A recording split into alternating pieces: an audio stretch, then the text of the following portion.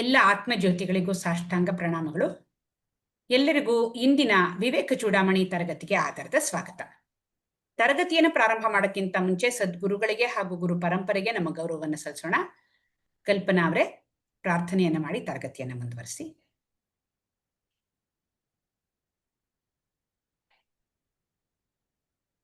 ಗುರು ಬ್ರಹ್ಮ ಗುರು ವಿಷ್ಣು ಗುರುದೇವೋ ಮಹೇಶ್ವರಃ ಗುರು ಸಾಕ್ಷಾತ್ ಪರಂ ಬ್ರಹ್ಮ ತಸ್ಮೈ ಶ್ರೀ ಗುರವೇ ನಮಃ. ಅಖಂಡ ಮಂಡಲಾಕಾರಂ ವ್ಯಾಪ್ತಂ ಯೇನ ಚರಾಚರಂ ತತ್ಪದಂ ಯೇನ ತಸ್ಮೈ ಶ್ರೀ ಗುರವೇ ನಮಃ. ನಾರಾಯಣ ಸಮಾರಂಭಾಂ ಶಂಕರ ಆಚಾರ್ಯ ಮಧ್ಯಮಾಂ ಅಸ್ಮದಾಚಾರ್ಯ ಪರ್ಯಂತಾಂ ವಂದೇ ಗುರು ಪರಂಪರಾಂ. ಸದಾಶಿವ ಸ್ಮಾರಕಾಂ ಶಂಕರಾಚಾರ್ಯ ಮಧ್ಯಮಾಂ ಅಸ್ಮದಾಚಾರ್ಯ ಪರ್ಯಂತಾಂ ವಂದೇ ಗುರು ಪರಂಪರಾಂ. ಹರಿ ಓಂ.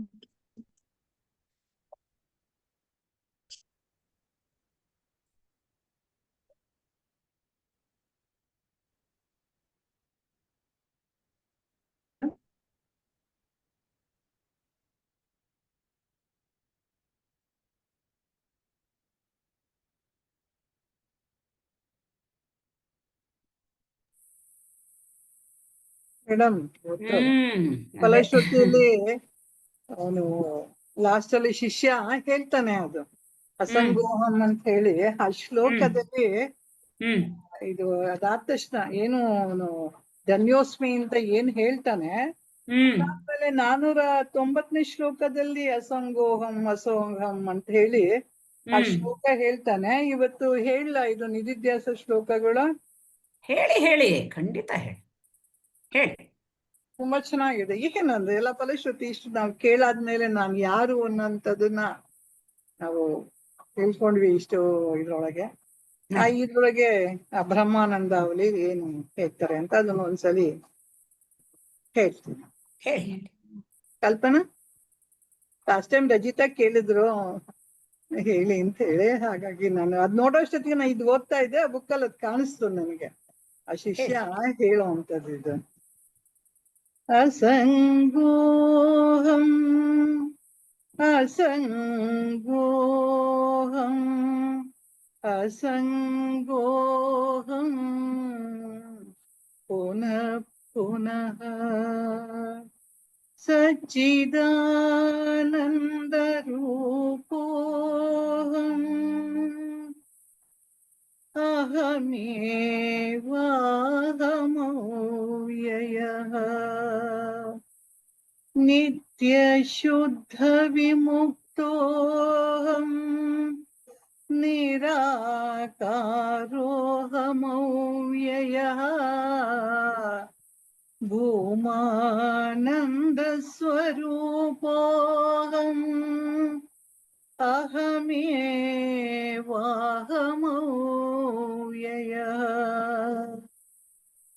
ನಿತ್ಯೋಹಂ ನಿರವಧ್ಯೋಹಂ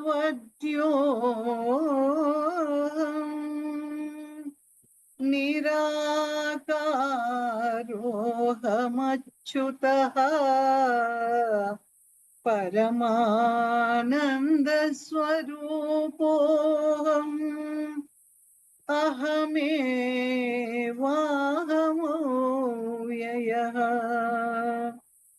ಶುದ್ಧ ಚೈತನ್ಯ ರೂಪೋಹಂ ಆತ್ಮಾ ರಾಮೋಹಮೇವ ಚ ಅಖಂಡಾನಂದ ರೂಪೋಹಂ ಅಹಮೇವಾಹಮವ್ಯಯಃ ಪ್ರತ್ಯಕ್ ಚೈತನ್ಯ ರೂಪೋಹಂ ಶಾಂತೋಹಂ ಪ್ರಕೃತೇಃ ಪರಃ ಶಾಶ್ವತಾನಂದ ರೂಪೋಹಂ ಅಹಮೇವಾಹಮವ್ಯಯಃ व्ययः तत्त्वातीतपरात्माहम् मध्यातीतः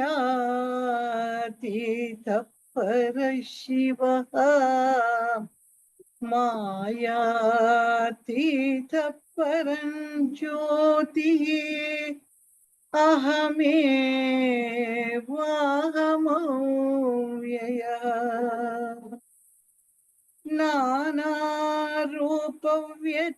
नानारूपव्यतीतोऽहम् चिदाकारोऽहमच्युतः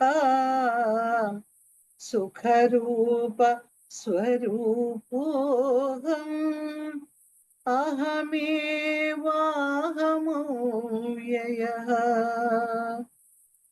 माया तत्कार्यदेहादि मम नास्त्येव सर्वदा स्वप्रकाशैकरूपोऽहम्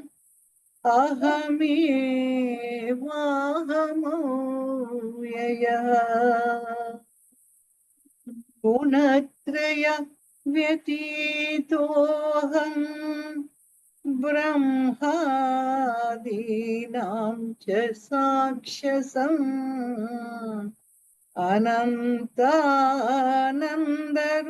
अनन्तानन्दरूपोऽहम् अहमेवाहमव्ययः अन्तर्यामि स्वरूपोऽहम् कूटस्थः सर्वगोऽस्म्यहम् सर्वसाक्षि स्वरूपोऽहम्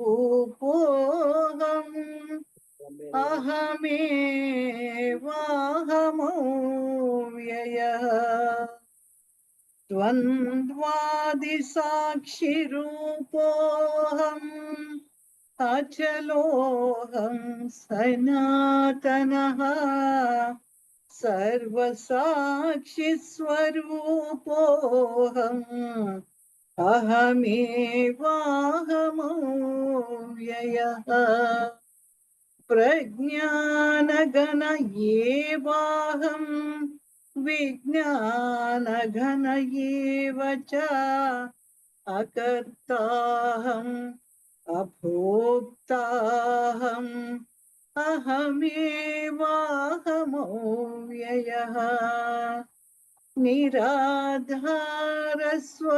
निराधारस्वरूपोऽहम् सर्वाधारोऽहमेव च आप्तकामस्वरूपोऽहम् अहमेवाहमव्ययः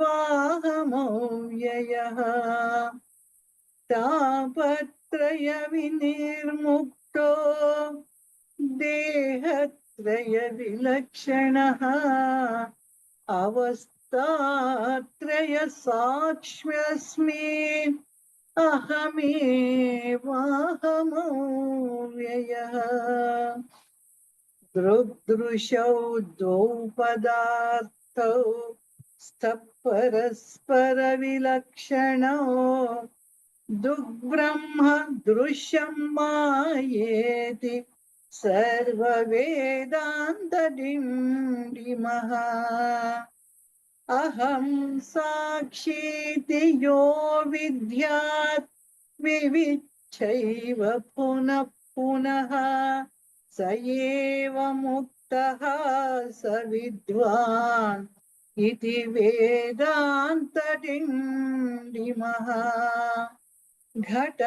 घटकुट्यादिकं सर्वं मृत्तिका मात्रमेव च तद्ब्रह्म जगत् सर्वम् इति वेदान्तडिण्डिमः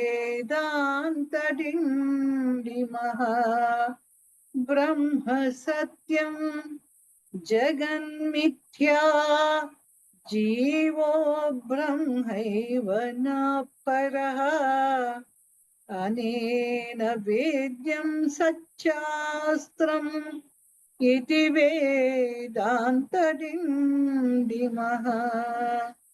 ಅಂತರ್ಜ್ಯೋತಿರ್ಬಹಿರ್ಜ್ಯೋತಿಃ ಪ್ರತ್ಯಗ್ಜ್ಯೋತಿಃ ಪರಾತ್ ಪರಃ ಜ್ಯೋತಿರ್ಜ್ಯೋತಿಃ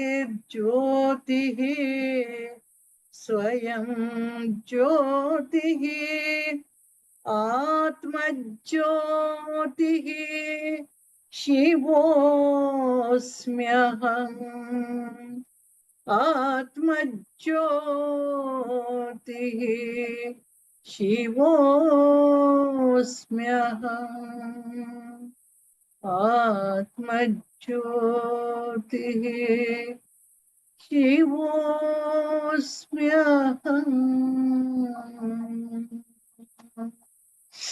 ಹರಿ ಓಂ.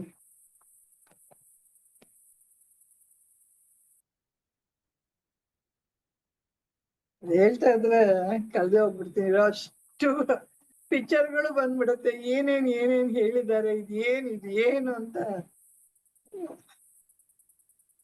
ಅದಕ್ಕೆ ತುಂಬಾ ಟೈಮ್ ತಗೊಂಡ್ಬಿಟ್ಟೆ ಅನ್ಸುತ್ತೆ. ಏನಿಲ್ಲ ಮೇಡಮ್, ಸಂಸ್ಕೃತ ಗೊತ್ತಿರ್ಲಿಲ್ಲ ಅಂದ್ರೂ ಆಯಾ ಪದಗಳು ಬರುತ್ತಲ್ಲ, ಹಂಗ್ ಕನೆಕ್ಟ್ ಮಾಡ್ಕೊಂಡು ಗುರುಗಳ ವಿಡಿಯೋಸ್ ಅದೇ ಅವ್ರು ಹೇಳಿದ್ದು ಮಾತುಗಳೆಲ್ಲ ಹಂಗಂಗೆ ನೆನ್ಪು ಬಂದ್ಬಿಡುತ್ತೆ. ಇಷ್ಟೇ ಶ್ಲೋಕದಲ್ಲಿ ಎಲ್ಲವೂ ಬಂದ್ಬಿಡ್ತು. ಸೊ ಇವತ್ತು ವಿವೇಕ ಚೂಡಾಮಣಿ ಪ್ರಕರಣ ಗ್ರಂಥದ ಕೊನೆಯ ವಿಡಿಯೋ ಗುರುಗಳದ್ದು ತಿಳುವಳಿಕೆ ಮಾಡ್ಕೊಳಕ್ಕೆ ಬಂದಿದ್ದೀವಿ. ಚಿಕ್ಕ ಚಿಕ್ಕ ಪ್ರಶ್ನೆಗಳನ್ನೇ ಕೇಳ್ತೀನಿ. ಮೊದಲನೇದು ಮೇಡಮ್ ಕಲ್ಯಾಣಿ ಮೇಡಮ್, ವಿವೇಕ ಚೂಡಾಮಣಿ ಗ್ರಂಥದ ಆ ಹೆಸರಿನ ಅರ್ಥ ಹೇಳ್ಬಿಟ್ಟು ವಿವೇಕ ಅಂದ್ರೇನು, ನಮ್ಗೆ ಯಾವ ವಿವೇಕದ ಅಗತ್ಯತೆ ಇದೆ ಅನ್ನೋದನ್ನ ಹೇಳಿ. ಮೊದಲ ಪ್ಯಾರಾನೆ, ಫಸ್ಟ್ ಪ್ಯಾರಾನೆ ಗುರುಗಳು ಹೇಳ್ತಾ ಹೋಗ್ತಾರಲ್ಲ.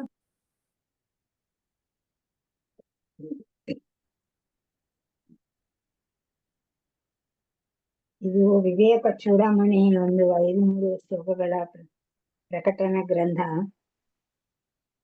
ನಮ್ಮ ಗುರುಗಳು ಇದರಲ್ಲಿ 108 ಶ್ಲೋಕಗಳನ್ನ ಆರಿಸಿ ಚಿಂತನೆ ಮಾಡಿದ್ದಾರೆ ಇಷ್ಟು ದಿನ.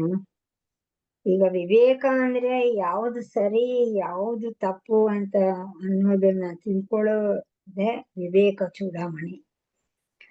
ಈಗ ಮನುಷ್ಯನಿಗೆ ವಿವೇಕ ಇಲ್ಲದೆ ಹೋದ್ರೆ ತುಂಬಾ ಕಷ್ಟ. ಜೀವನದಲ್ಲಿ ಮನುಷ್ಯನಿಗೆ ಆತ್ಮಜ್ಞಾನ ವಿವೇಕ ಮುಖ್ಯವಾಗಿ ಬೇಕು. ನಾನು ಯಾರು ಅನ್ನೋ ವಿವೇಕ ಬೇಕು. ವ್ಯವಹಾರದಲ್ಲಿ ಎಷ್ಟು ವಿವೇಕ ಇದ್ರೂ ಆತ್ಮಜ್ಞಾನದ ವಿವೇಕ ಇಲ್ಲದೆ ಹೋದ್ರೆ ಮನುಷ್ಯನಿಗೆ ಶಾಂತಿನೇ ಇರೋದಿಲ್ಲ. ಈ ವಿವೇಕದ ಬಗ್ಗೆ ಹೇಳುವುದೇ ವಿವೇಕ ಚೂಡಾಮಣಿ. ಆತ್ಮಜ್ಞಾನದ ವಿವೇಕ ಅಂದ್ರೆ ನಿತ್ಯ ಅನಿತ್ಯ ವಿವೇಕ, ಆತ್ಮ ಅನಾತ್ಮ ವಿವೇಕ ಅಂತ. ಈ ನಾನು ಯಾರು ಅಂತ ತಿಳ್ಕೊಳ್ಳೋದೇ ಆತ್ಮಜ್ಞಾನದ ವಿವೇಕ. ಸರಿ ಮೇಡಮ್.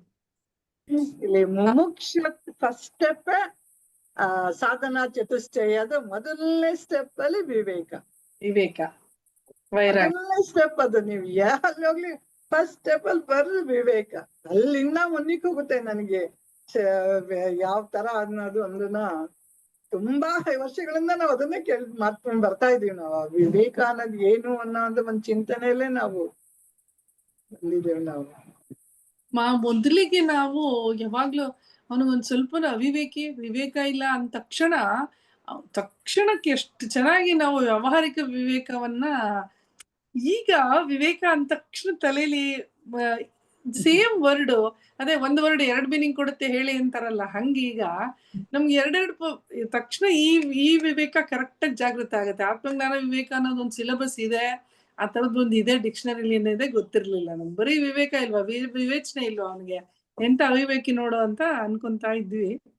ಸೊ ಈ ವಿವೇಕ ಸರಿ ತಪ್ಪುಗಳ, ಧರ್ಮ ಅಧರ್ಮಗಳ ಎಲ್ಲವೂ ಇದ್ರೂನುವೆ ಒಂದ್ ಬೇಕು ಒಂದ್ ಬೇಡ, ಅದು ಕಪ್ಪು ಒಂದ್ ಬೆಳಕು, ನಾಣ್ಯದ 2 ಮುಖ, ಅದೆಲ್ಲ ಹೇಳಿದ್ರು ಒಂದ್ ಫಸ್ಟ್ ಬೇಕಾಗಿರೋದು ಆತ್ಮಜ್ಞಾನ ವಿವೇಕ. ಅದು ಒಂದ್ ಬಂದ್ಬಿಟ್ಟು ನೆಲೆಸ್ಬಿಟ್ರೆ ಇನ್ನೆಲ್ಲವೂ ಈಸಿ. ವಿಜಾತೆ, ಬರೀ ವೇದಗಳನ್ನು ಓದಿನೇ ನಾವು ಆತ್ಮಜ್ಞಾನವನ್ನು ಪಡೆಯಬಹುದಾ?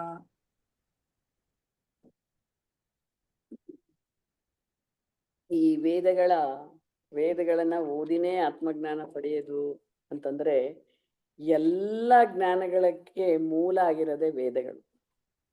ವೇದಗಳಲ್ಲಿ ಇಲ್ದಲೇ ಇರುವಂತ ವಿಚಾರಗಳಾಗ್ಲಿ, ಅದರಲ್ಲಿ ಇಲ್ದಲೇ ಇರುವಂತ ಒಂದು ವಿಷಯಗಳಾಗ್ಲಿ ಯಾವುದೂನು ಈಗ ನಾವು ಪ್ರಪಂಚದಲ್ಲಿ ಏನೇನ್ ನೋಡ್ತಾ ಇದ್ದೀವೋ ಎಲ್ಲವೂ ವೇದಗಳಲ್ಲೇ ಅಡಕಾಗಿರುವಂಥದ್ದು.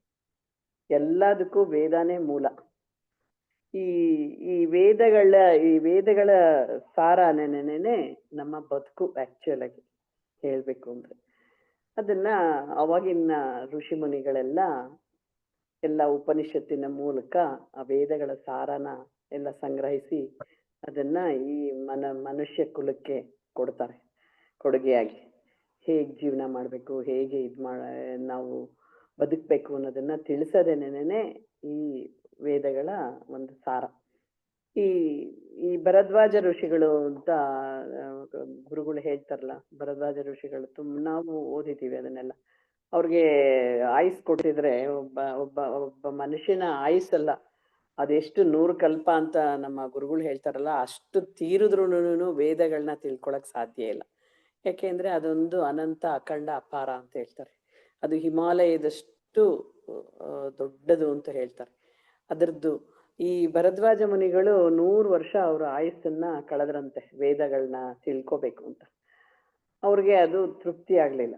ಇನ್ನ 100 ವರ್ಷ ದೇವ್ರ ಹತ್ರ ಕೇಳಿ ಪಡ್ಕೊಂಡು ಮತ್ತೆ ವೇದಗಳನ್ನ ಅಧ್ಯಯನ ಮಾಡ್ತಾರೆ. ಆಗ್ಲೂ ಅವ್ರಿಗೆ ಸಮಾಧಾನ ಆಗಲ್ಲ. ಅವಾಗ ವೇದಗಳದು ಅವರು 100 ವರ್ಷ ಕಾಲದ ತನಕ ಅವರು ಅದನ್ನ ವೇದಗಳ ತಿಳ್ಕೊಂಡ್ರು ಅವ್ರು ತಿಳ್ಕೊಂಡಿದ್ದು ಒಂದು ಬೊಗ್ಸೆ ಎಷ್ಟು, ಒಂದು ಮುಷ್ಟಿ ಎಷ್ಟು ಅಂತ ಹೇಳ್ತಾರೆ.